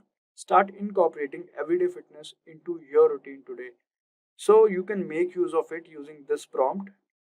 And yes, now let's understand the ChatGPT prompt for writing summaries. So now, like, writing blog summaries and posting them on LinkedIn and Twitter helps you reach a wider audience. By sharing engaging snippets, you can attract more visitors to your blog, increasing traffic to your website. This practice also establishes you as an expert in your field, building your brand and reputation. So social media platforms facilitate interaction through likes, shares, and comments, boosting engagement with your content. So posting a blog summary in your social media like Twitter, LinkedIn, etc. will be helpful for you. So now let's just write a particular prompt in ChatGPT for creating that blog summary for us. All right. So let's make use of it. We'll write, please create 100-word summary of this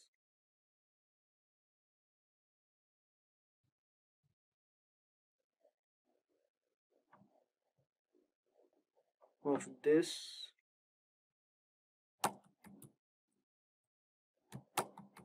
post optimized for Twitter. So as ChatGPT already have your content, so you don't have to worry about repasting it.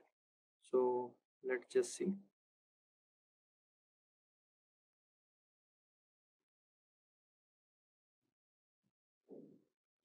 Alright, as we can see, looking to improve your health without spending hours at gym, everyday fitness is the key. Incorporate physical activity into your daily routine for profound effects on your physical and mental well-being. Just 30 minutes of daily activity can reduce chronic disease risk by 30% and boost mental health. So yeah, it has included all the things that we wanted from our content or blog to this. And it also has mentioned the hashtags, hashtag lifestyle, hashtag everyday fitness, hashtag wellness. You can easily post this on Twitter and drive traffic from there. And you can also post this on other social media handles as well. Alright, guys. Imagine you started a small business, but it feels like no one knows it's there.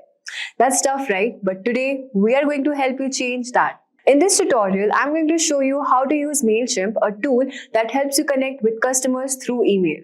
So, what is MailChimp? It's a popular platform that helps you send emails to your customers, make simple web pages, and even set up automatic replies, all without needing any tech skills. MailChimp is used by many businesses around the world because it's easy to use and help you reach more customers. Today, I'll take you step by step through how to use MailChimp, how to get customer contacts, create an email campaign, and set up automatic emails to keep your customers interested. And by the end of this video, you'll know how to use MailChimp to grow your business and make sure your customers always remember you. So, let's dive in. You'll find the link to get started with MailChimp in the description below. So let's get started with our MailChimp tutorial. First, just go to the Google and type MailChimp.com login and just simply click on login from here. If you have an account, it's good. If you don't, then you have to sign up. Since I already have an account, I just need to log in here. Enter your username and password as well. And just click on login from here. So as you can see, we are directed to our MailChimp's dashboard here. So this is our dashboard and we have opted for the free plan. So I'm using the free plan here. So this is the navigation bar as you can see. So after we have logged into this website, we'll go to the audience section here and just select sign up forms from here. And we'll start this tutorial first by creating a sign up form. So you can also change the audience settings from here. So this is our audience dashboard here. So you can import the contacts. So we'll start this first by looking at the audience section here, where you can manage all your contacts. You can import them, manually add them, or integrate them from another service as well. So if someone emails you to update their profile, like suppose changing a birthday or promotions, you can also do that here. So if you want to add your contact here, you can just simply click on add your contacts and you can set up your audience just by adding your contacts here. So this is how you can add your contact. You can do it from your SMS also, or you can import contacts using a CSV, this TXT file. So just skip this option for now. You can do it if you want to. So the next step is creating a sign up form. So we'll just simply click on sign up forms here and then we will select this option, create new form. So we want a landing page here to be created. So we'll just simply, you have all these options here. You can use form builder, embedded forms on your website and share them on social media. So I'll walk you through setting up a simple sign-up form, collecting essential information like email, name, birthday, business, etc. So we'll just simply go to this create sign-up landing page name, and here you can just, page name is like Tasty Bakes is my landing page name. Okay, and I'll just select begin here. From here you can select a template also. So I'll just simply click on the lead generation template. So this is my template here, and from here you can alter the style and the blocks also. So as you can see, if you want buttons, product, promo code, you can also add them. So if you want to add logo, just simply click on edit block. You can replace it with some file if you have. Just select upload here. And since I want a bakery store, I'll just insert this logo. So this is my logo here. And if you want an image to be added at the back of your form, just select image from here. And then you can just simply go on to this upload option. So as you can see, I have uploaded this image here at the back of my page, and I just want to make it small, so I'll just select again image display size, just make it a bit small.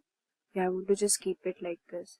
Alright, and now if you want to just edit this content here, stay connected with our customers, you can just add whatever you want to be displayed here. Subscribe button is also there, and this is the about us option. So here you can just simply click on this thing.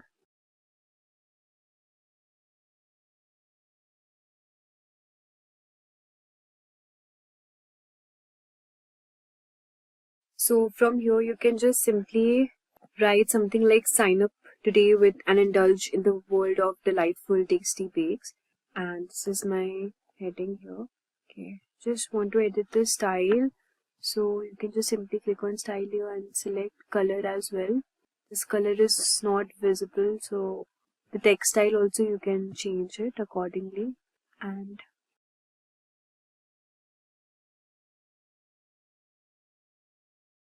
so I've just edited the text here. As you can see, sign up today for tasty delightful cakes, and this is my content here, and this is the form page. So if you click this here, you have the sign up form, and from here whatever fields you want the audience to enter, like suppose I want the email address, the first name and the last name as well, you can just simply select from here. If you want birthday, company, phone number, address, you can select that also, but I just want to keep it minimal, so I'll just select all these options, and then I'll add the button text is here, subscribe.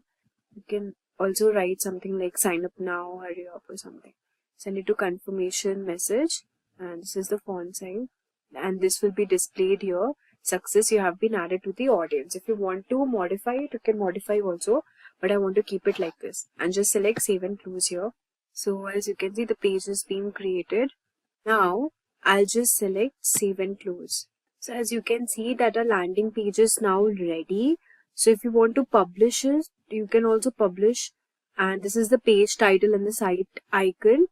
And if you want to edit the social share preview, you can edit here also, and this is the URL for our page, and the audience and the tag also. If you want to edit the audience, you can keep it the audience bakery store, or if you want whatever audience.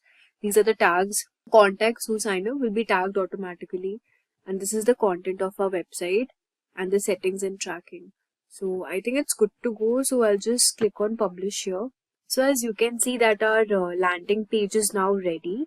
So we'll just simply, we can share a page also. We can just simply click here to our page, and we will be redirected to our page. So as you can see, this is the page we have created. You have to enter your email address, first name and the last name, and just click on subscribe. So this is the page we have created here. Like let's suppose you are entering your email address name, and just you click on subscribe. So this thing will be shown here, success, you have been added to the audience.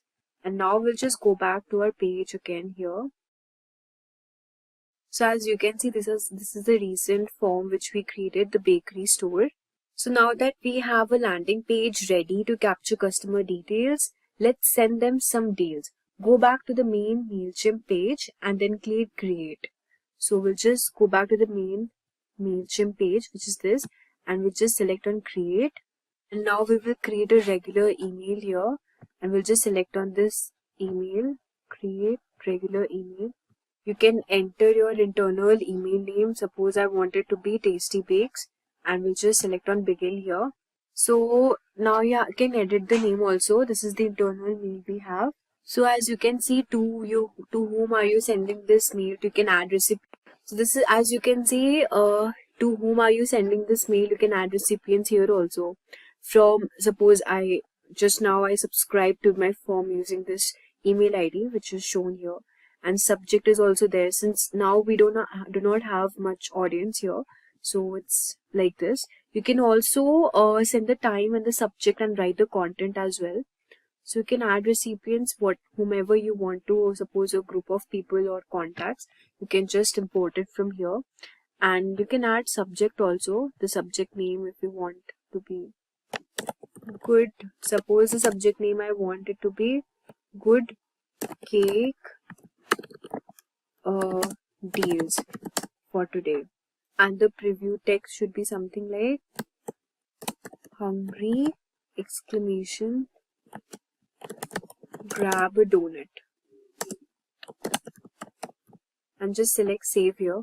So this is how our subject would look like. You can also send time. You can edit the time here. You can schedule it actually whenever you want your email to be with your audience.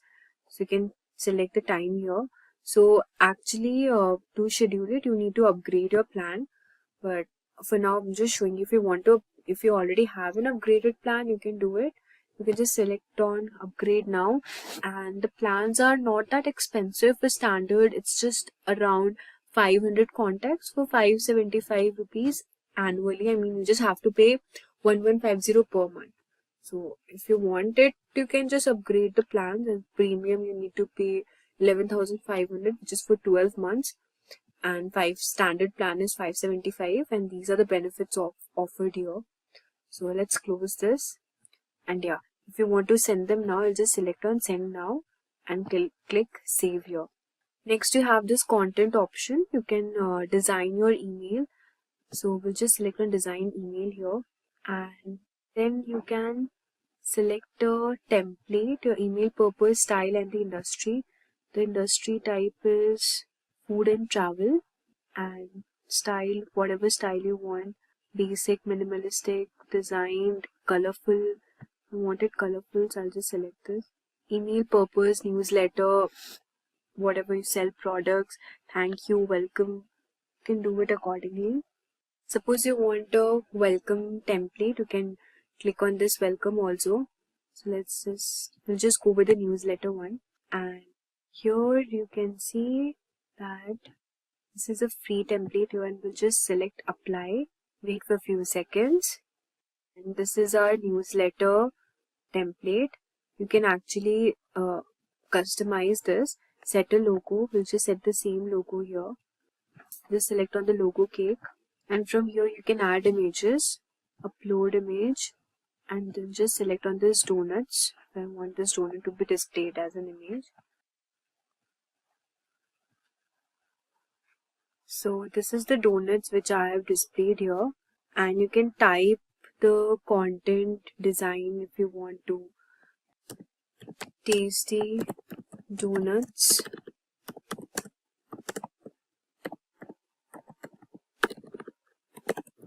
subscribe and check out the check out for more discounts.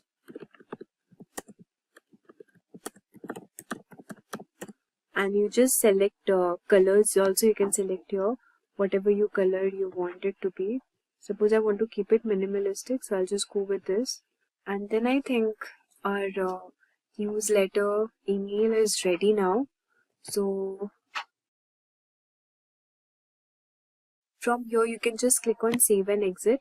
So this is how we have designed our first email here.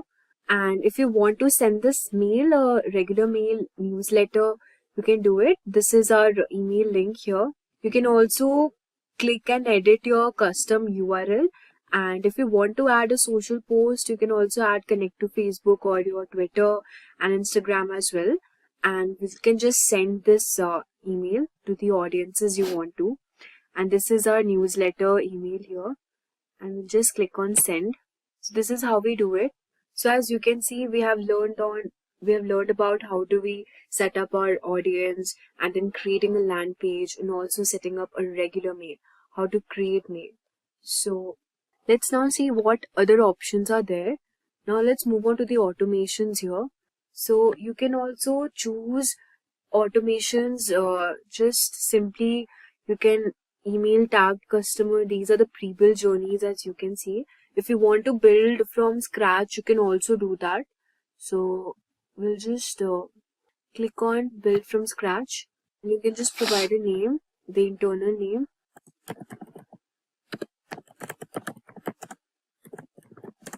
Good donuts. And just click on start building. So we are creating a map of our contacts journey. So this is how we will automate it. We can just choose a starting point here. So as you can see, these are the starting points which are popular with other MailChimp customers. The tag added, sent a mail, sign up for emails, birthday. So if you want to send a special discount, offer a gift, just say happy birthday. We can do that also. We'll just select on this. And as you can see, number of days before the date is reached. Suppose I want it to be 30 days. And the field is birthday. You can save the starting point from how you want to automate your page. And you can add a journey point here. You can send a mail and you can also send an SMS here. And survey also. These are the options. Unsubscribe, update contact. So we'll just select on send mail here. So this is our journey. And yeah, if we want, we can just do for test, send test emails for now. Now if you want to upgrade your plan, you can do it and then you can send this mails.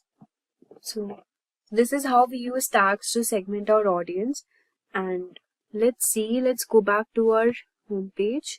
We have learned on how to start a campaign, automate a page, learn how to create a mail and send it to your audience. Also, we have learned how to create a landing page. Now, this is the audience dashboard. You can see we have also created a sign up form as well. And this is the analytics. Let's move on to the analytics option and check what is there. So this is the analytics option here. And this is the date range. This is the marketing dashboard basically. So you can see the performance and you can also compare the message performance here. This is the performance all over the time, how your web page is performing, and the conversions as well. The delivery, total number of deliveries. So it's pretty good. But if you want to access this dashboard, you need to upgrade to standard plans. Let's move on and see how we can create reports also. So just select on report here. So see, this is the report here, and the bakery store, 1 total contact, 1 email subscriber. Since we do not have much number of subscribers and contacts here, it's just showing this much.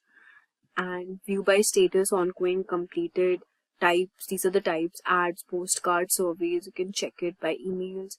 You haven't sent an email. We haven't sent an email yet, so this is how it's showing. So this is our landing page. As you can see, we can check and view the report also of our page. So as you can see, this is the page, this is the URL, it was published on this much, the audience and the tags here. So 1 visit, 1 click, 1 subscribe. Since we just made this website now, we won't be getting much audience here. So let's go back again. You can also send emails here. Let's see if we haven't sure we can create an email. Tasty Bakes, and just click on begin here. So we had already learned about this. Let's go back to the main page. How do we send an email? I think I already told you before. I think that's it for this. We have this audience. We have already gone through this audience section here. Analytics as well. Let's check on the website. What do we have in website? So you can also create your website or you can connect existing Wix website as well. So if you want to create your website, you can set up your site here. You can also start selling products and offering services, but for this you need to connect it to your store. So let's see what do we have if we want to set up a site. Just simply click on this option. So this is the name I would like to use for my website here, and just click on edit my site. As you can see, this is a logo for our website, and you can just simply edit from here. You can add pages also. So let's look at the number of pages here. If you want to add page, you can also add link as well, website address and the name.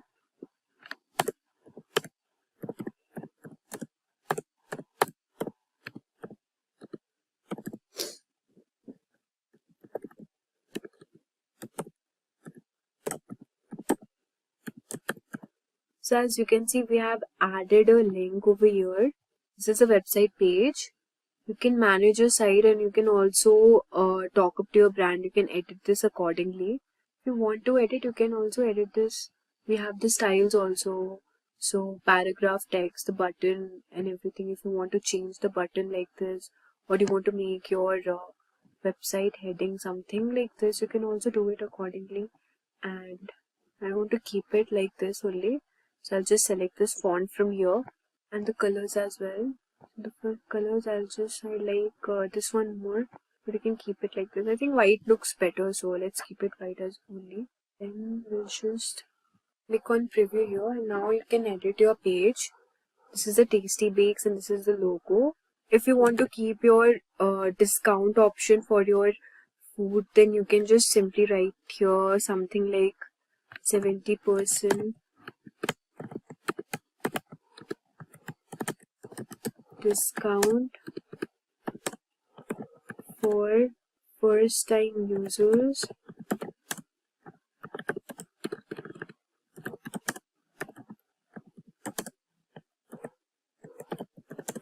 Grab a donut. Delicious cakes. So whatever you wanted your content to be displayed, you can just write here. I think the spelling is wrong. So. And you can just edit this also if you want it to be like this color. You can, if you want to apply a link, you can also apply a link here. If you want to add a link, you can also do that. So this is how we can make a website using MailChimp as well. Like, I think it's really amazing. You can do a lot of stuff using this tool. And now we'll just click on done, and we'll just select publish here, accept the terms and condition. So as you can see, we have our website ready. You can edit your site whenever you want to. And this is our website address, web address, and this is the traffic highlights you get. So we have learned everything now, how to create a page, write an email, organize campaigns, automations, audience, surveys, analytics, website as well.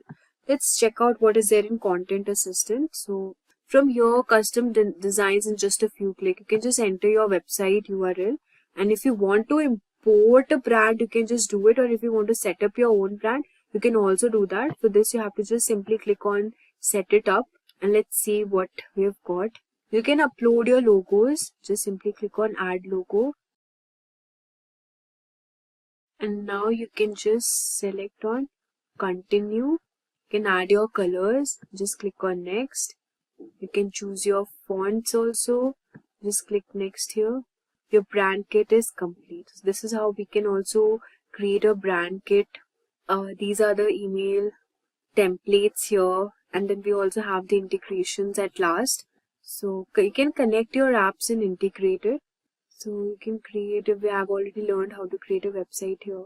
Also, you can do a lot of stuff using this, and you can also import your site by using the Shopify store if you want to sync Shopify customers' products to MailChimp and create highly targeted campaigns. You can also do this. You can connect your store with MailChimp as well. Just simply you have to click on get started, and if you want to do it, you can just do it accordingly. So yeah. So we have covered a lot today, from setting up email campaigns, creating automation, building a website, and also scheduling appointments. But for that, you need to have an upgraded plan. Just a quick question for you guys. What do you think is the main purpose of MailChimp? Is it designing websites? Or number B, managing social media accounts? Number C, email marketing and automation? Or number D, creating video content? If you want to answer this question, drop your answers in the comments below, and I can't wait to see what you all think. Let me know if you have any tweaks. And have you ever wondered why some YouTube videos go viral while others get lost in the crowd? The secret lies in the YouTube SEO. SEO or search engine optimization helps your content appear in search results. Think of it as a treasure map guiding viewers to your videos. Without good SEO, even great videos might not reach their audience. In the early days of YouTube, simply uploading a video was enough. Now, with millions of videos out there, finding yours can feel like searching for treasure in a jungle. That's where SEO tools like TubeBuddy, vidIQ, and Google Keyword Planner comes in. They help you boost your visibility and attract more views. We'll cover the basics of YouTube's algorithm, crafting keyword-rich descriptions, and using tools for keyword research. You'll learn to create eye-catching titles and thumbnails to increase your click-through rates and understand how to use tags effectively. We'll also discuss strategies to engage your audience and leverage comments and likes to enhance your SEO. Finally, we'll explore advanced tools and best practices to keep your channel fresh and growing. So let's dive in. At first, let us understand what is YouTube SEO. YouTube SEO goes beyond using keywords. It's about creating content that resonates with viewers. It's the second largest search engine in the world. Think of YouTube as a massive digital library where an algorithm acts like a librarian, recommending videos based on viewer preferences, engagement levels, and watch duration. Understanding these factors is key to optimizing your content for the right audience. Start by knowing the audience. Consider the demographics, interests, and challenges. For instance, if you're creating tech tutorials, your audience might be tech enthusiasts seeking DIY solutions. Tailoring your content to their needs will make it more engaging. Next, you should focus on creating engaging content. Answer viewers' questions clearly and use entertaining methods like humor and storytelling. Ensure your videos have good production quality, clear visuals, and crisp audio matter. Finally, use relevant keywords to help the algorithm understand the video. Integrate them naturally into titles, descriptions, and tags. For example, a video titled Beginner Yoga Poses should include phrases like yoga for beginners. Make sure your titles are clear and your description provides a summary with key terms and your tags reflect the video's content. By following all these steps, you can enhance your video's visibility and engagement. Effective YouTube SEO is all about crafting strategic, audience-focused content that keeps viewers coming back for more. So let's dive into our first super important method, which is on how you can rank your video on YouTube using keyword research technique. Keyword research is essential for making your content discoverable on YouTube. Keywords help the algorithm understand what your video is about and ensure it reaches the right audience. To get the most out of your keyword strategy, you can use tools like YouTube's autocomplete, Google Trends, and Google Keyword Planner. Let me show you how you can use all of these tools. So first, we will start by generating ideas using YouTube's autocomplete feature. Let me show you how. You can just simply search in the search bar any keywords, like suppose I'll search artificial intelligence. So as you can see, these are the YouTube suggestions it's giving. So these topics are basically based on what people are actively searching for, giving you real-time insights into the trending topics. You can type any keyword you want to and you can take suggestions from here and search it, because these will give you the top videos, what the users are usually searching for at this moment. Next, we will talk about Google Trends. So just simply search in the Google search bar Google Trends and just click here. Now, why did we select Google Trends? Because Google Trends helps us to validate the popularity of the keywords. Google Trends shows us how often a term is searched over time, allowing you to identify seasonal trends on growing topics. For example, you can just simply click on the Explore option from here, and so these are the topics it's showing right now which are trending, and it's also showing the interest by the sub-region. Okay, so what are the popular topics trending at this moment? For example, we'll just select here YouTube search as we want our YouTube search results, and then we will select 30 minute workout and just click enter. So as you can see, it's giving us the statistics and the data of the interest over time on all the dates. So this was on October 14 and this was for at 8:18 p.m. Okay. So I've selected here the past day, that's why it's showing this out. You can also select for the past 90 days or the past 12 months also. It will give you the graph, something like this. And okay, so these are the related topics and the related queries, as you can see from here. So yeah, you can just simply search your keyword here and just look at the popular keywords and what people are actually searching on the YouTube. Now we also have a second feature, which is the compare option. Now if you want to compare any keyword with this keyword, for example, lose weight, suppose I want to search, and just simply click on enter. So as you can see, it will give you the comparison of the past 12 months between these two keywords on YouTube. Okay, and from here you can just look at the data and also the interest. For example, in Goa, people are searching for 30 minutes workout routine. I mean, not 30 minutes workout routine, they're searching more for losing weight. So as you can see, we have the keyword for lose weight more. Okay. And also we can look into the popular topics and the trending topics for this, how to lose weight as a teenager. So if you want to create videos, you can use keywords from here. It's really helpful. Next on the list is the Google Keyword Planner. So just simply search Google Keyword Planner from here and click enter. You can sign in with your Google account, and I'm just directly visiting on the Keyword Planner. So we're using Google Keyword Planner because this is a free tool which can help you search all the trending keywords that people are searching on the Google. It basically provides data to access competition, and it also gives us monthly search volume. It shows how often people search for your keywords and how competitive they are. So from here, you can just simply click on either discover new keywords or get search volumes and forecast. So I'll be going on discovering new keywords and just select, suppose I'm selecting generative AI, select enter. You can list up to 3 to 4 or 10 keywords to get results based on your keyword. Okay, the next keyword can be something Gen AI, artificial intelligence, machine learning. Okay, so I've searched for the keywords over here and I'll just simply click on get results. You'll see a list of keywords related to what you have entered. Now it will give you the monthly average searches as well. So as we can see that generative AI has got monthly average searches for 10K to 100K, AI, artificial intelligence, machine learning. You have the keyword ideas also, AI chatbot, Midjourney AI.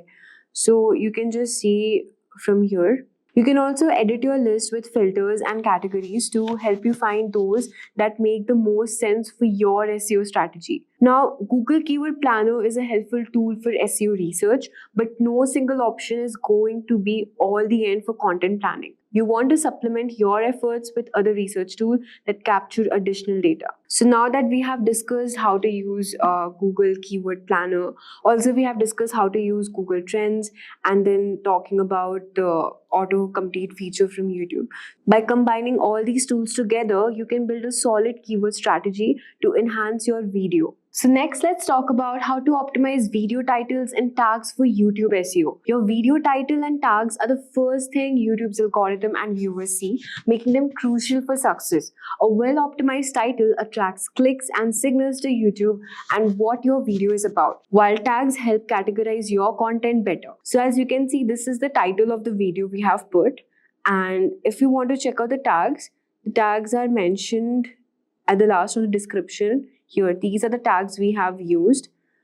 I'm just showing you an example on how we edit the description and how to insert the YouTube title and the tags. So if you want to craft your title, you should aim for clarity, engagement, and keyword richness. You should place primary keywords early to boost searchability. For example, if you're searching for a generic title, for example, you're searching for baking tips, for perfect cake. Now let's see what other YouTube titles people are using here. Baking tips for beginners, baking tips, tricks and tricks, tips to make a perfect cake. So these are how people are using their titles and optimizing it so that the video is ranking above. Now let's talk about increasing click-through rates. Your click-through rate, CTR, is a key metric for YouTube SEO. A higher CTR means more viewers are clicking on your video in search results or recommendations, signaling to YouTube that your content is relevant and interesting. So what should you do in order to boost your CTR? Well, you have to create an engaging thumbnail that are eye-catching with bright colors, clear images, and minimal bold text. So as you can see, if you want to search any topic, for example, if I'm searching for artificial, or so for example, I'm searching for AI generated art.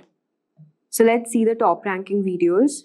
Okay. So as you can see, these are the top ranking videos and how they have, optimized their YouTube title and what thumbnails they are using so that the video is ranking here. So you can just compare the thumbnails from here and what type of titles they are using it. So with this, you will understand how your video title also plays a crucial role, how to craft compelling titles that speak curiosity and offer clear value, that spark curiosity and offer clear value. Next, let's talk about leveraging tags and metadata for YouTube SEO. Tags are no longer the primary ranking factor that once were. They still help YouTube understand your video's content and context. Tags function like keywords, providing additional information about the topic covered and aiding the algorithm in categorizing your content, which can increase its chances of appearing in relevant searches and recommendations.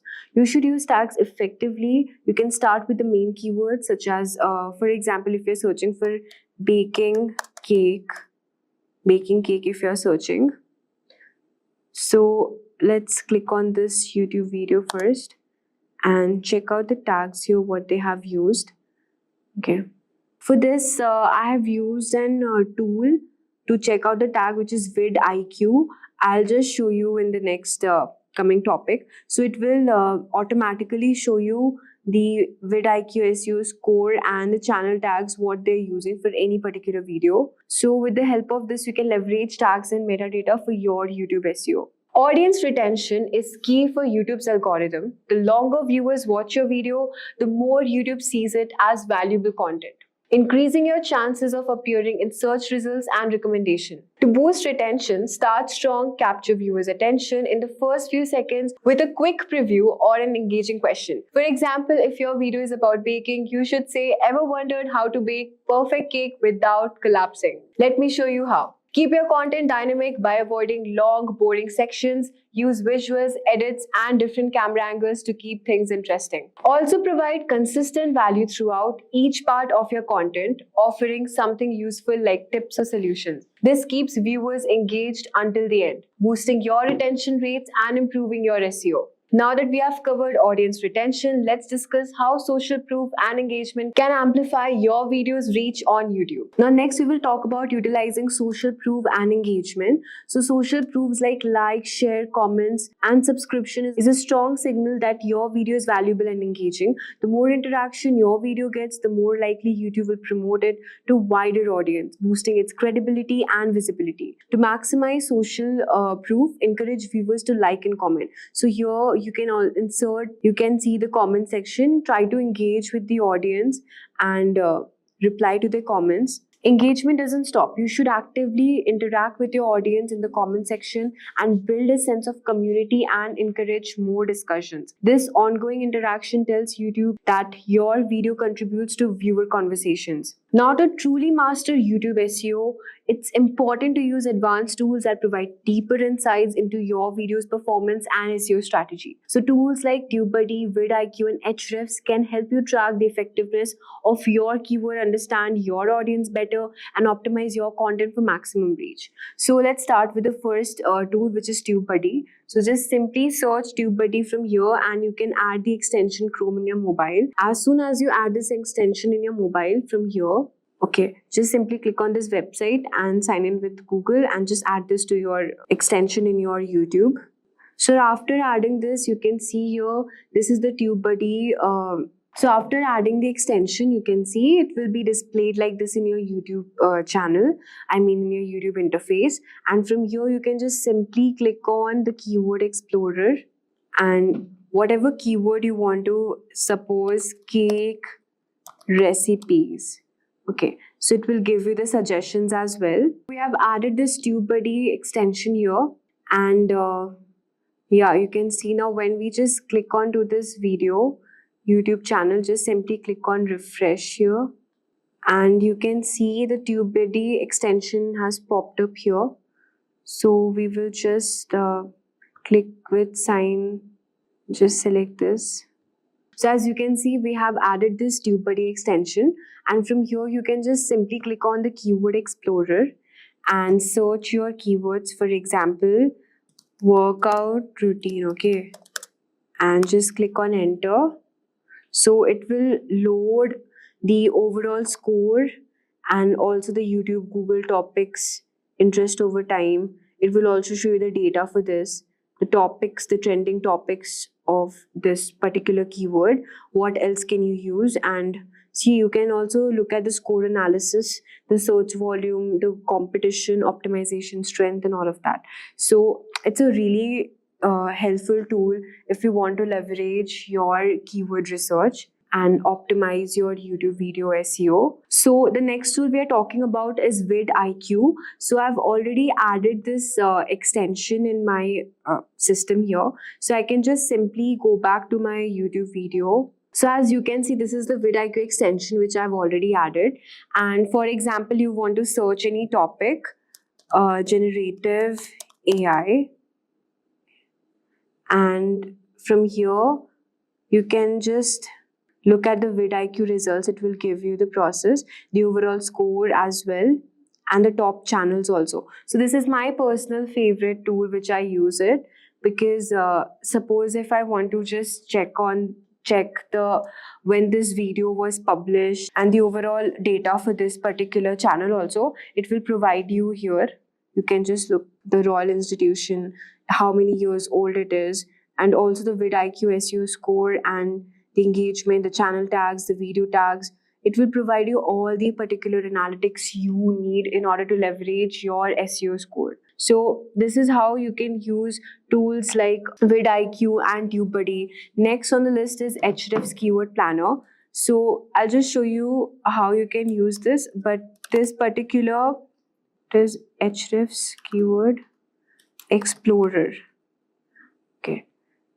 So Ahrefs has got some same features for keywords and tags as other tools we have covered, but it is considered to have the strongest data mining out of all of them because it's not a free service. It comes with robust set of features to analyze competitors' website and optimize your own website as well. So your goal is only YouTube SEO. The other tools may be valued. So if you want a paid version for this particular keyword, you can just simply click on sign up for Ahrefs and you can go for the paid version as well. So this was all for the tools, the advanced tools we are using for SEO optimization.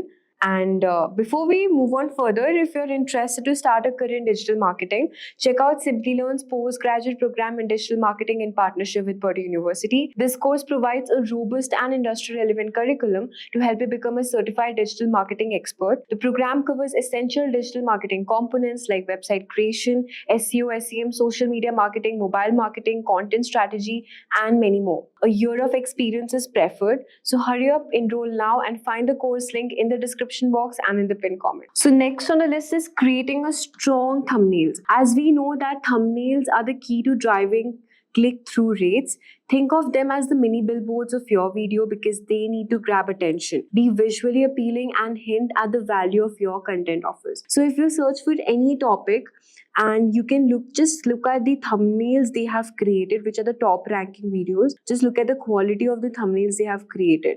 So they have made it really engaging for the YouTube audience, and that is one of the reasons why their video is ranking. You should also focus on the contrasting colors to make your thumbnail stand out.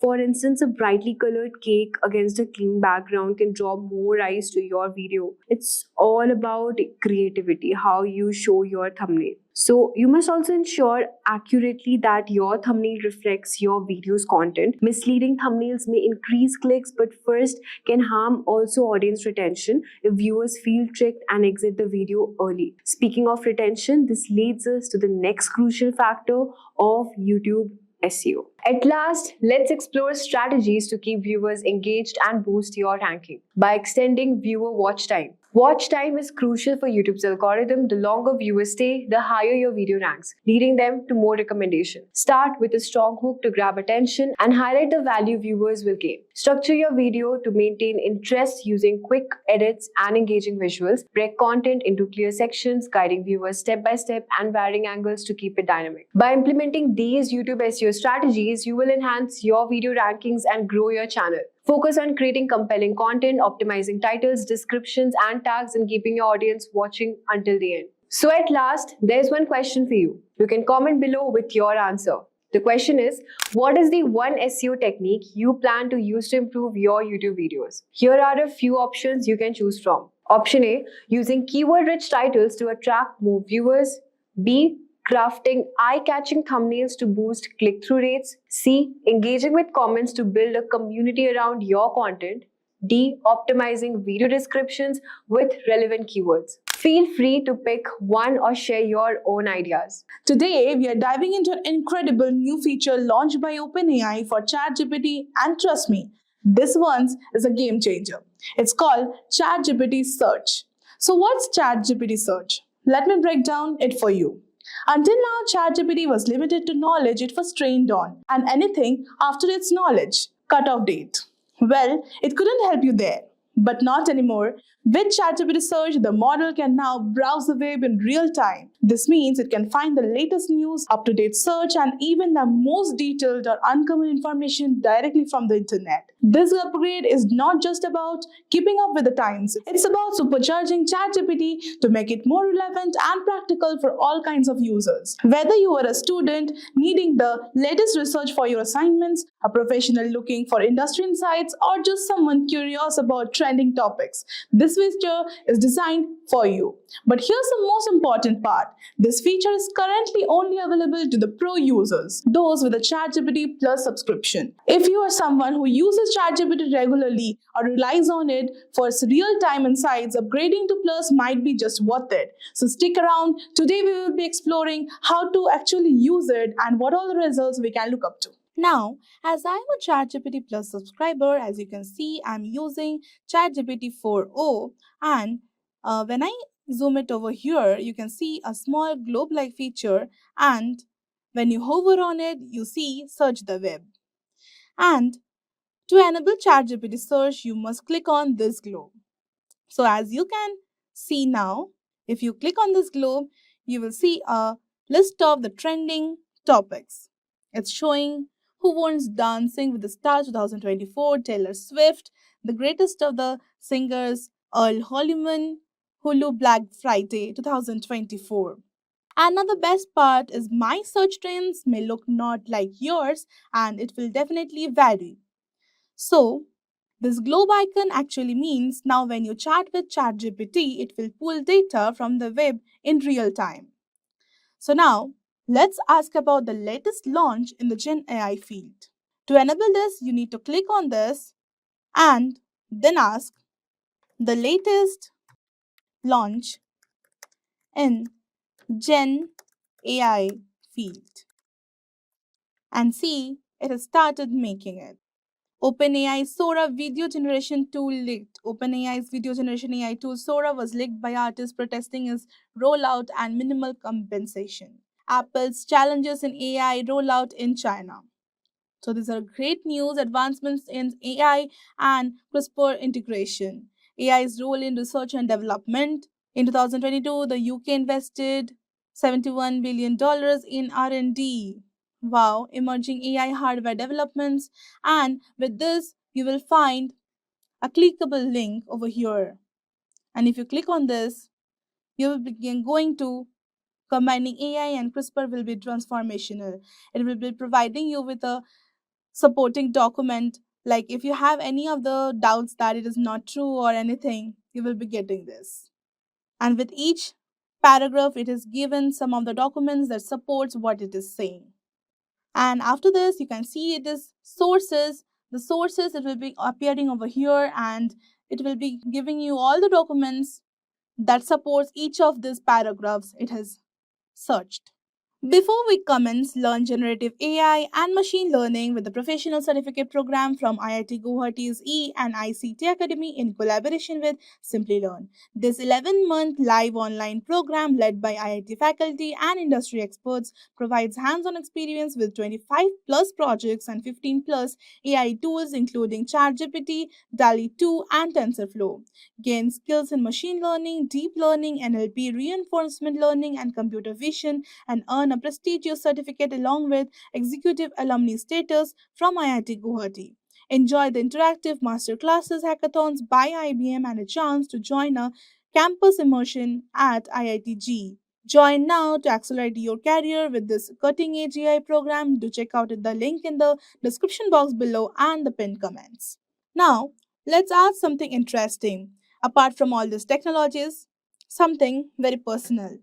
I want to plan an outing with my family in Kerala. It will be a 4 day trip.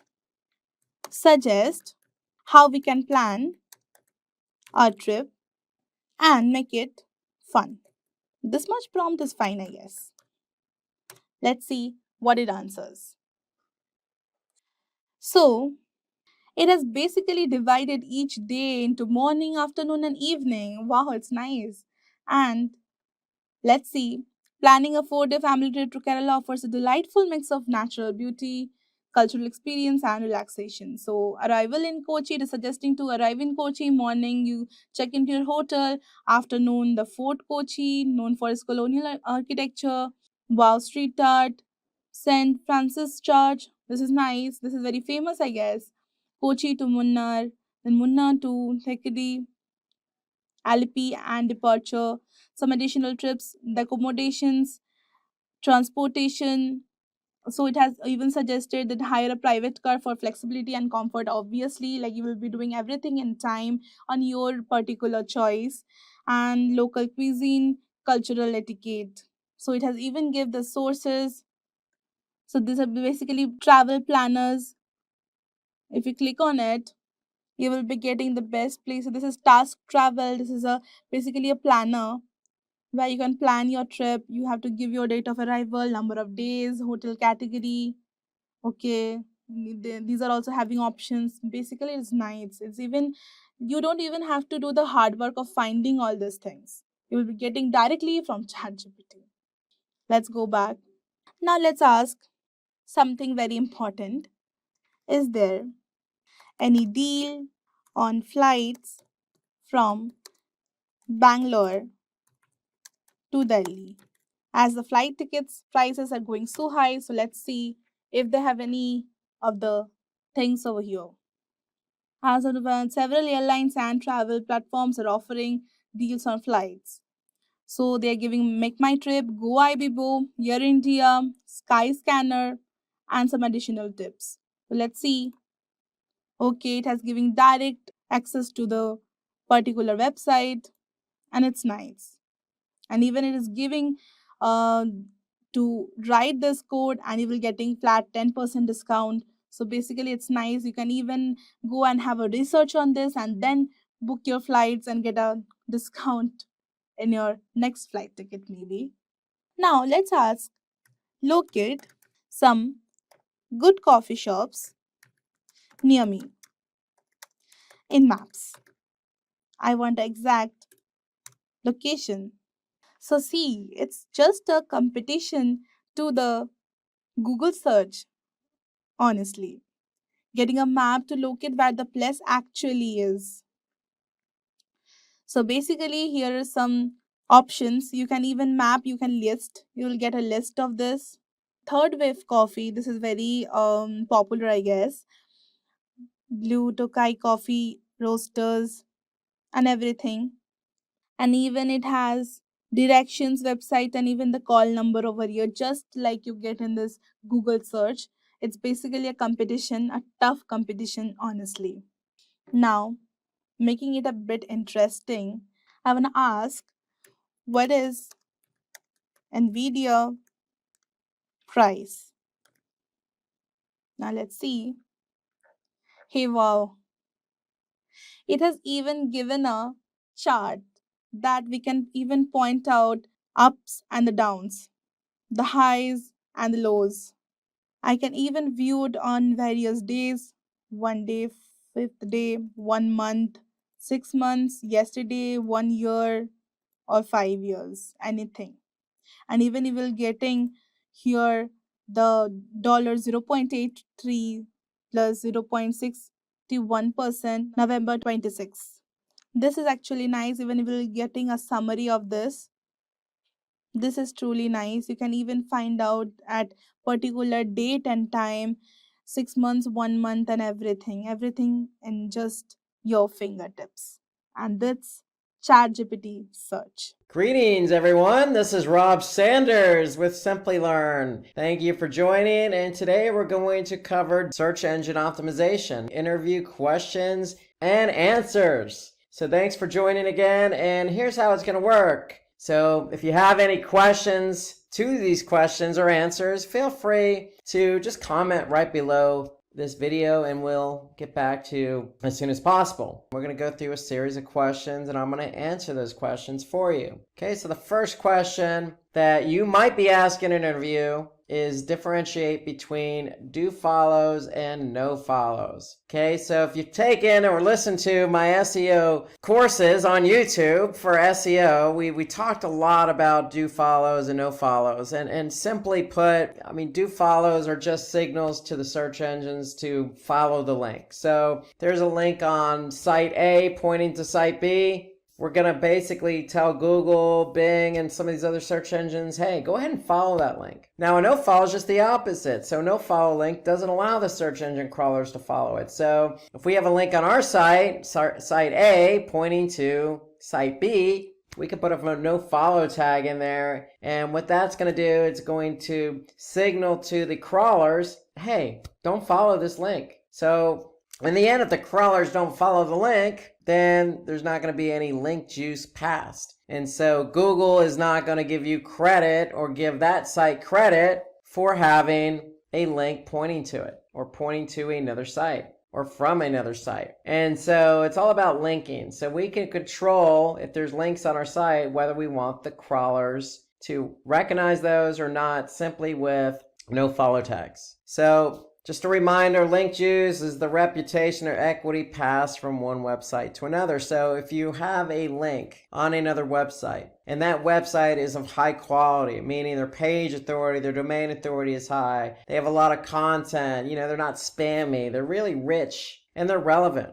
then you may want to make sure that the link pointing from that site to your site is a no follow. So that way that Google can recognize the link from that site to your site. And basically that reputation is going to be passed on to you. Okay, so that's a do follow versus a no follow. And why would we do a no follow? Well, it depends. It really depends. A lot of social media platforms like Facebook have no follows. If you have a lot of content, you may not want to be pushing out a lot of do follows. It could actually look bad from an external linking standpoint. And so a lot of sites are really particular about who they want to pass link juice onto and give credit for the link. So it's a business decision at the end of the day. There's really no hard, fast rule here, except from an SEO perspective, if I have a site and I have a lot of external links pointing outward to other sites, I'm going to be particular about who I allow the search engine to follow and what links I allow not to follow. Okay. So here's an example of what they look like. So do follow is simply just the href. Notice the no follow has the tag appended to it, the href tag with a no follow. So if the search engine's crawling your site and they see that no follow there, they're not going to follow that link, and vice versa. If there's a link on another site pointing to yours and there's a no follow there, you're not going to get credit. The search engines aren't going to pick up that link. Okay, so question 2, what is 301 redirect and how is it different from a 302 redirect? So 301 redirects tell users in the search engine specifically that an original page has been moved, and this is the key word here, permanently. So permanently moved. We're going to explain that in a minute. So it's just moved from one page to another. And so if we don't have a page anymore, but we have a new page, let's just say you built a new website with new URLs, you want to make sure the old page is pointing to the new page with a 301 redirect. So if a 301 redirect is permanent, then a 302 is temporary. So we want the search engines to recognize that we have 301 permanent redirects in place. Why? Because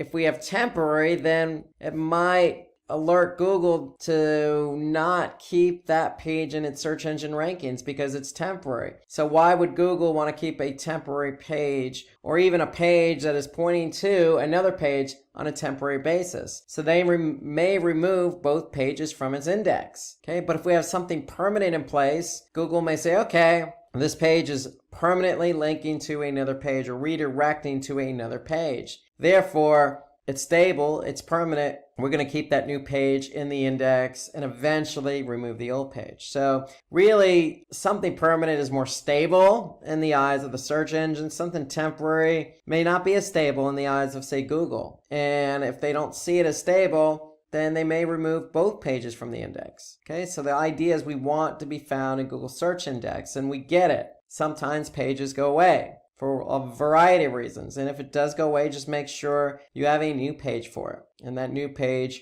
is a 301 permanent redirect. Okay, so question 3. Why are backlinks important in SEO? Well, we kind of hinted on that a bit with the nofollow. Because if we have a link from another website pointing to ours, and that link from that other website is really relevant, and it has a high page and domain authority, then it's going to benefit us. And so backlinks are important because if we have backlinks from high quality sites, it's going to improve the credibility of our site, especially if it's a do follow tag. So the search engines are going to recognize the relationship between the site that has a link pointing to us. Okay, so it's just going to build our credibility. It's going to increase our domain authority. And then the net effect of that is if we're credible and we have high domain authority, then that's going to increase the rankings of our pages. And when the pages increase in ranking, then we're going to get more of a lion's share of the traffic for certain keywords that our pages are found for. And if our pages are found and getting traffic, then because we have increased rankings, we're likely going to have increased traffic. And then it's just a snowball effect.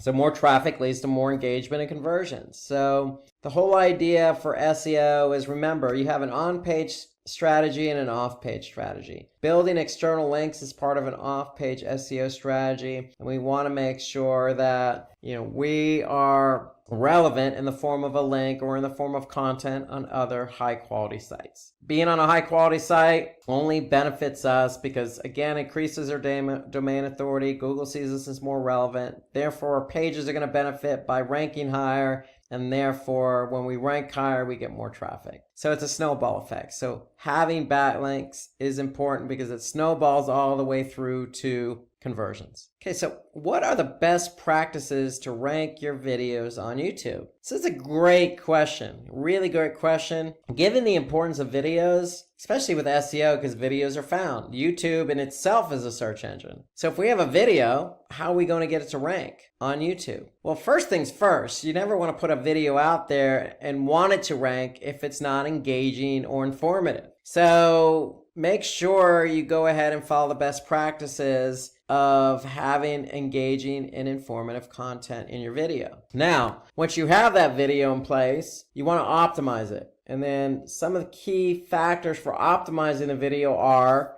you want to choose a title that has high search volume and low difficulty. Just as you would keyword, for example, for a web page, you want to choose a title with a keyword in it that has high volume and low difficulty, i.e. low competition. Okay, so you want a nice ratio there. And you want to choose a title that's going to get people to watch the video too. So it's not all about just choosing a title just for the sake of high volume. you also have to choose something that's relevant, that's going to be catchy as well. And then with that title goes the description. So you want a description that's very relevant to your title, okay? Because most people aren't going to click on a video just for the sake of the title. They're going to want to probably get a sneak peek via the description of what it is. So again, you want to optimize that description, but make sure the description is just as snazzy as the title. Okay, you also want to use accurate and relevant video tags, just as you would on Twitter or Facebook. Tag these videos. Okay, so make sure your title tag length doesn't exceed 100 characters because it will get chopped off.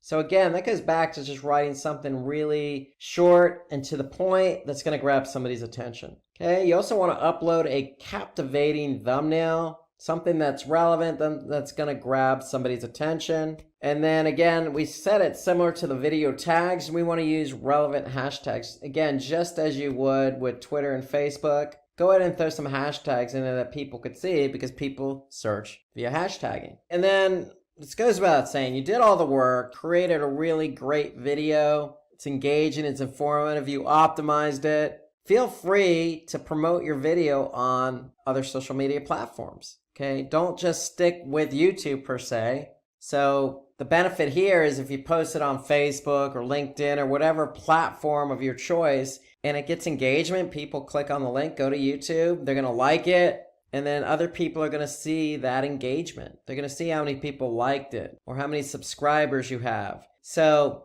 promote your videos to help you with the ranking of the video on YouTube. So that does play into it. So go ahead and promote it so other people can watch it, like it, comment, etc. And that's going to engage other people to want to do the same. So what is mobile first indexing? This is a really important and timely question. Mobile first indexing means Google's just using mobile friendly content for indexing and ranking websites. So in other words, Google, for example, has two bots. They have the traditional desktop bot and they have a smartphone bot. And eventually everybody that has a website is going to be migrated over to the smartphone bot. And so if that smartphone bot goes to your website and starts crawling, what do you think they're looking for? Their smartphone bot, they're looking for mobile friendly content. If it's not mobile friendly, meaning the page isn't designed for a smartphone browser, or let's just say the images are way too large, or you have to expand the text just to read it.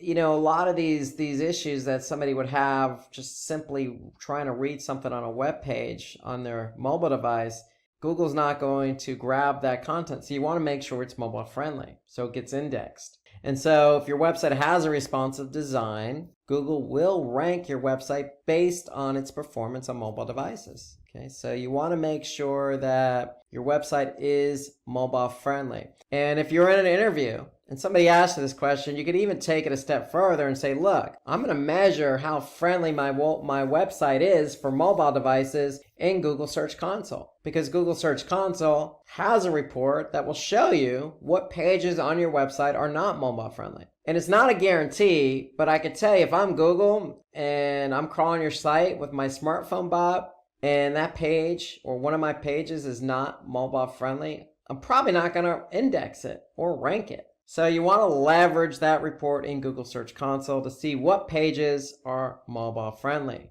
So that's a little bonus for you to really impress the interviewer who asked you this question. Because how are you going to know if one of your pages is mobile friendly or not if you don't look at a report? So keep an eye on Google Search Console's mobile usability report. Okay, number 6. List down the most important local SEO ranking factors. Okay, so organic local ranking is just as important as anything else in organic search. Because if you have a local business, you want to use the likes of, say, Google My Business to show up when somebody types in, looking for a florist or looking for a coffee shop. So what you want to do is you want to create a web page for every product and service. Okay, you also want to opt for your business listings on Google My Business. And there are plenty of other local business directories out there like Yelp, for example, or Bing even has one. So go ahead and also make sure you have a business listing as well. But since Google in the United States has a huge market share, you want to start with Google first. You want to update your NAP citations on your website, maintain consistency of your NAP.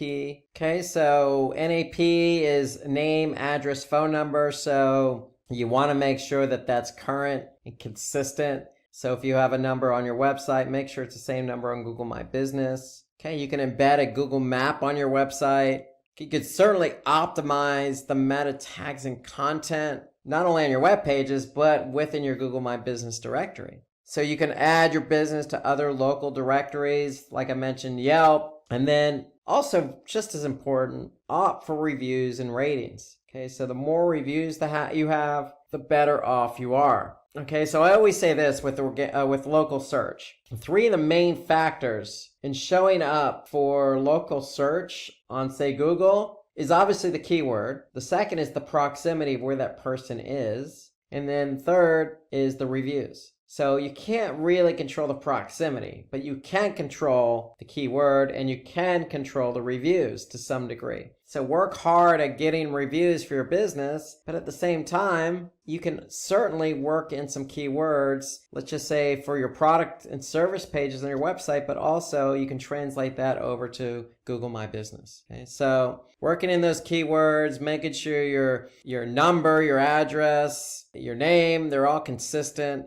And really just spreading the business out on other directories. That's really, all these are really key factors for local SEO. Okay, so question number 7, how to avoid duplicate content, getting penalized for duplicate content. So for example, if you have 2 different versions of a web page, you may result in a duplicate content issue. So it's just SEO 101. You never want to have two or more pages with the same content. So what do? Well, we can avoid this in having Google penalize us by, again, setting up a 301 redirect. Remember, 301s are permanent. We can also use what they call a canonical tag.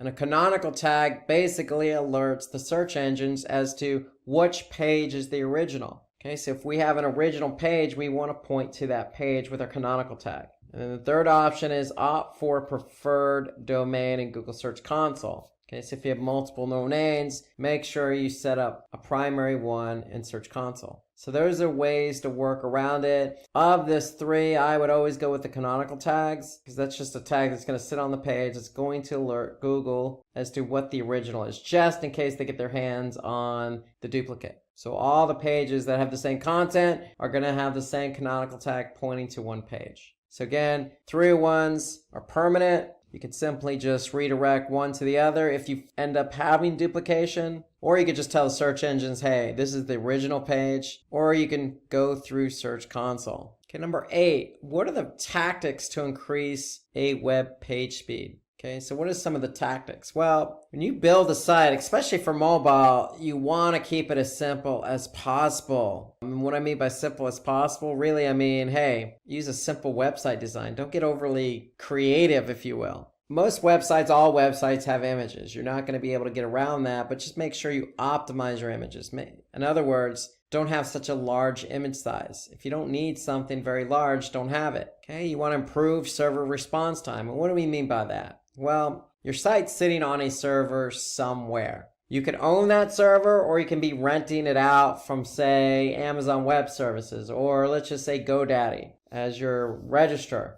They also have web hosting. Well, if you have it on, say, GoDaddy's server, you may be sharing that server with other businesses. And at certain times of the day, other businesses may get a lot of traffic and suck up a lot of bandwidth. What is that going to do? That's going to reduce the server response time for your site. And so you want to make sure you have an idea of, what server your web page or website is on. And you want to be able to have some control over that. Because if your server response is slow, that's going to slow down everything else in terms of loading in the browser, and that's not going to be good for SEO. Okay, optimize your code. We mean by optimize, minifying. When we say minifying, we mean get rid of some of the redundant code. If you have CSS, get rid of the JavaScript you're not using. So that's what we mean by optimizing code. Reduce redirects. Okay, ideally, you just want to have one redirect in place. You don't want to create a daisy chain, so to speak, of redirecting and redirecting after that. That's never going to bode well, and it's going to slow things down as well. Enable browser caching. So if you enable browser caching, basically, if somebody comes back to the page they've been on, say, 2 days ago,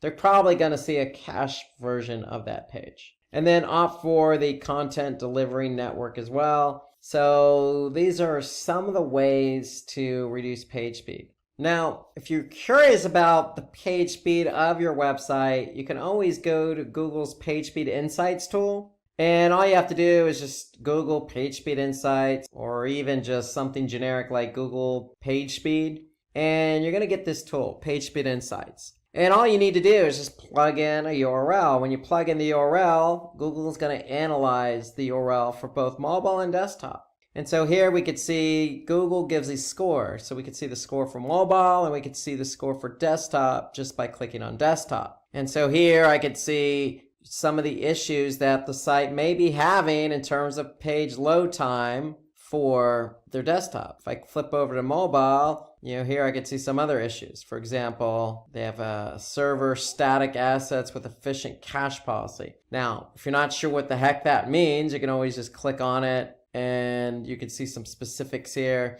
Or you can just always Google it as well. Here you got to reduce the impact of third-party code. Okay, so that's another thing. Reduce JavaScript execution time. So again, going back to some of the comments we made about coding. Okay, sometimes too much code or code not functioning as well as it should will tend to slow down the site. Okay, so you can use Page Speed Insights. You can always get a glimpse of how pages are loading simply by also going to, for example, Google Analytics. Under Behavior, okay, you can go to Site Speed. And if you click on Overview, okay, what Google does is they do a sampling of pages over time. And in this case, based on 89 page views, they have an average page load time. And so you can get a sense of how quick specific pages load or your site overall simply by looking at the Site Speed Overview report in Google Analytics to get a sense of how quick your pages are loading. Now, there are certain factors that do affect load time. So obviously the way the page is built with the code, the images, etc., but also the browser. Each browser loads differently. Okay, so you want to take a look at it by browser, also by country. Every country has a different network. Okay, you can be in the United States and have worse network service than you do, say, in Ivory Coast in Africa. Okay, so it really depends on the network you're on. So, and also the page. Every page is built differently. So you want to get a sense of what pages are loading quicker and which pages are not. You can simply just go to page timings in Google Analytics and you get a sense of what pages do not load fast and which ones do. And maybe hone in on the pages that aren't loading fast and address those pages first. Okay, so you have two tools at your disposal, one Google Analytics and one Page Speed Insights. Okay, so let's look at question number 9 here. So when should an individual target short tail and long tail keywords? Okay, so remember, short tail are usually 1 to 2 keywords, very broad in nature. Long tail keywords are maybe 3, 4 keywords in a query, or maybe an entire sentence. Those are considered long tail keywords. So usually short tail keywords have higher volume, but also higher competition. Longer tail keywords usually have lower volume, but also lower competition. But the great thing about long tail keywords, the conversion rate will tend to be a little bit higher than, say, a short tail because it's less vague and more specific. So you can use short tail keywords if you're trying to drive a lot of visitors because those keywords are going to be vague or broad in nature. Long tail keywords are used for targeted pages such as product pages and articles. So if you have a specific product with a long name, you can certainly optimize that page for that product name.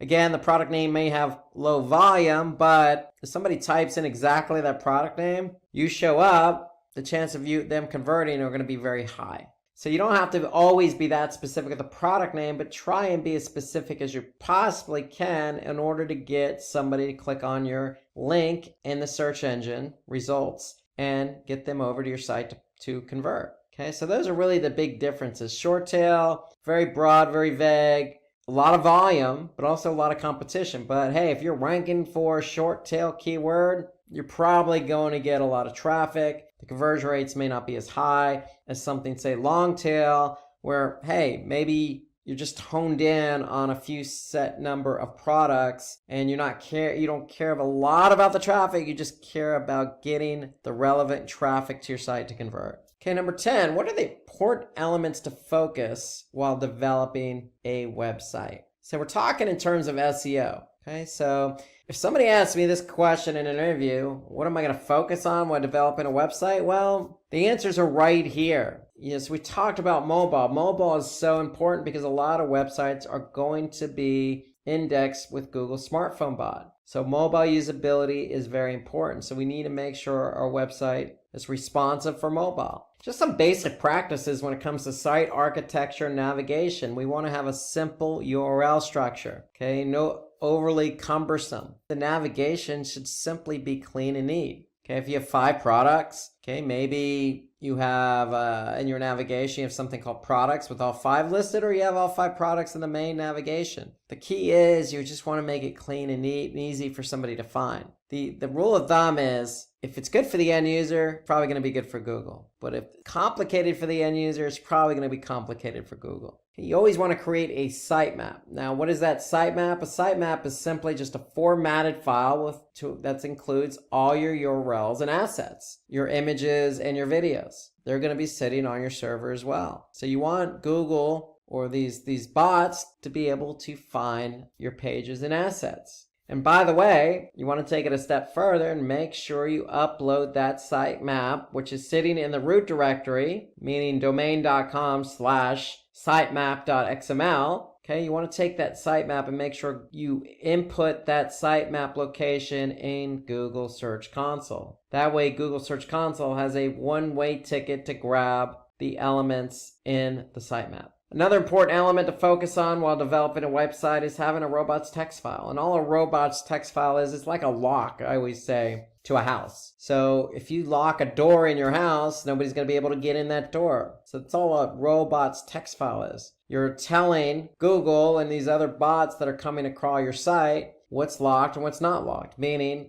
what they have access to and what they don't have access to. So you want to be able to make sure you have a robots text file if you're trying to non-index specific pages of your website. Because if you tell Google, don't crawl these pages or this directory, they're not going to get crawled. And if they don't get crawled, they're not going to get indexed. So robots text file is an important element to focus on while you're developing your website. And while you're developing your website, it could be on in a directory just called new website. So you probably want to have new website as the directory in the robots text file, and just to let Google know, don't go into this directory because it's my new website and I'm not ready to go live yet. So you don't want it indexed. So there are a lot of reasons to have robots text files. That's the main reason. Sitemap, you want Google to get these pages and assets quickly. Okay, you want to make sure that your site architecture navigation is in order. You want to make sure your site is mobile friendly. And you also want to make sure you have content on your website.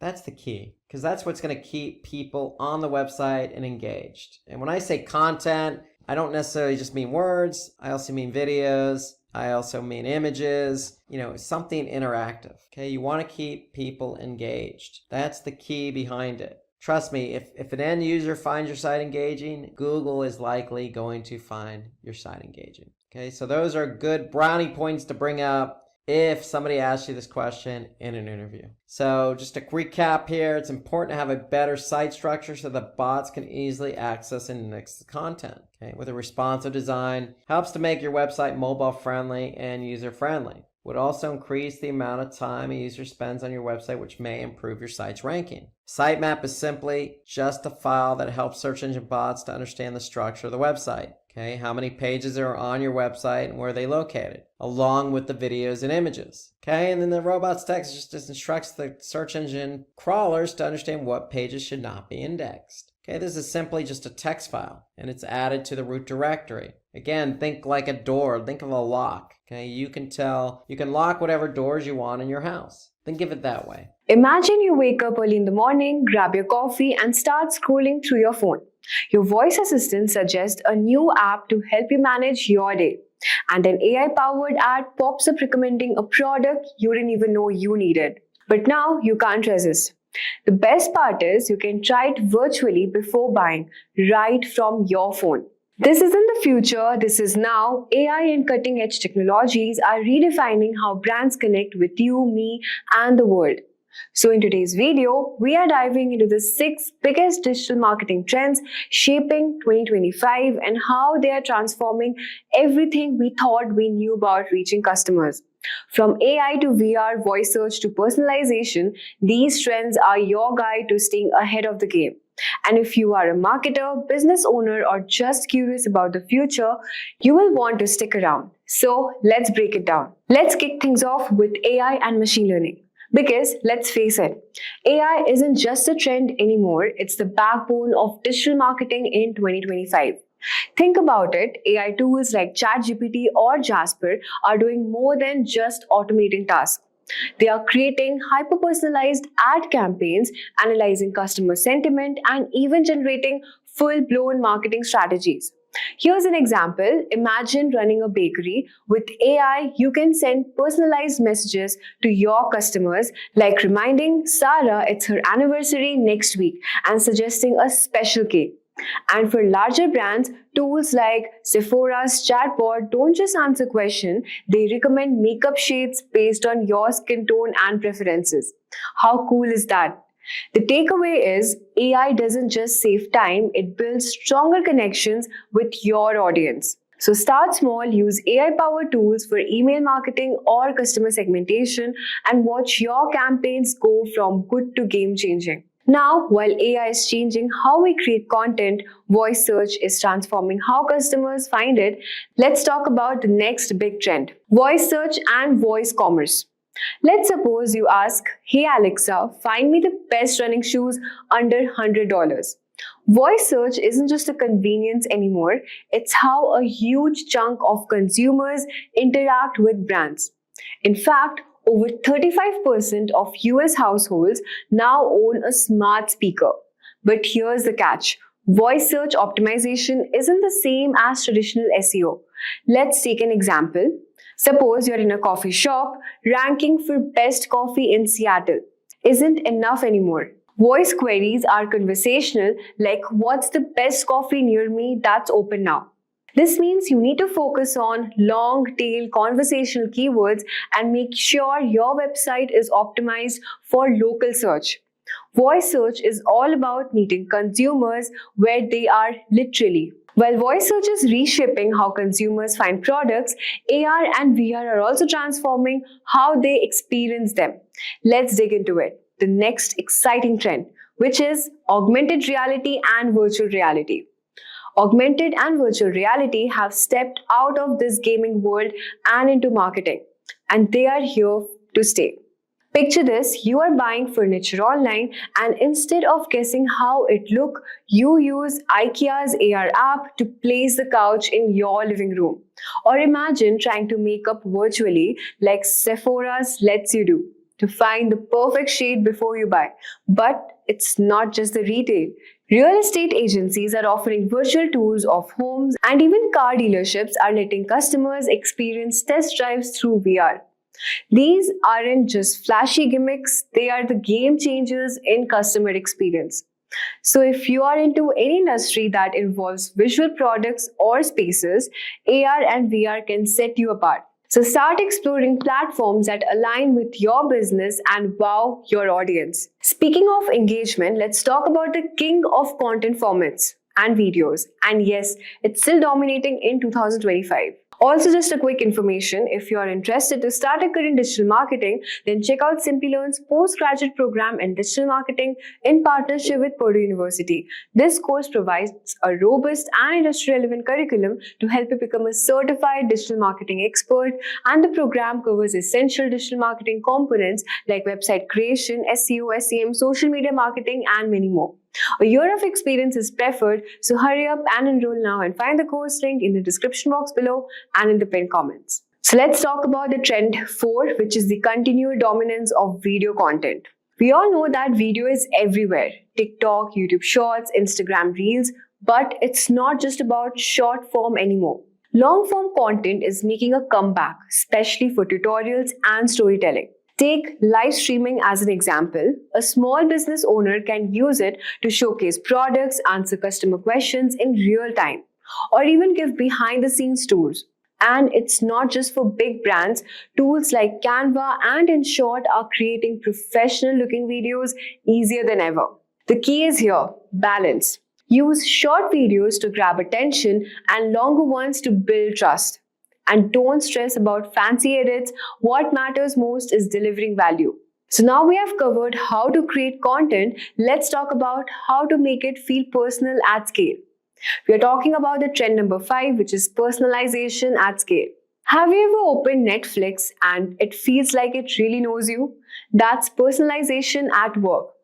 By 2025, consumers expect this level of relevance from every brand they interact with. Let's say you have an online clothing store. With tools like HubSpot or Marketo, you can create dynamic emails that recommend outfits based on past purchases, browsing history, or even local weather.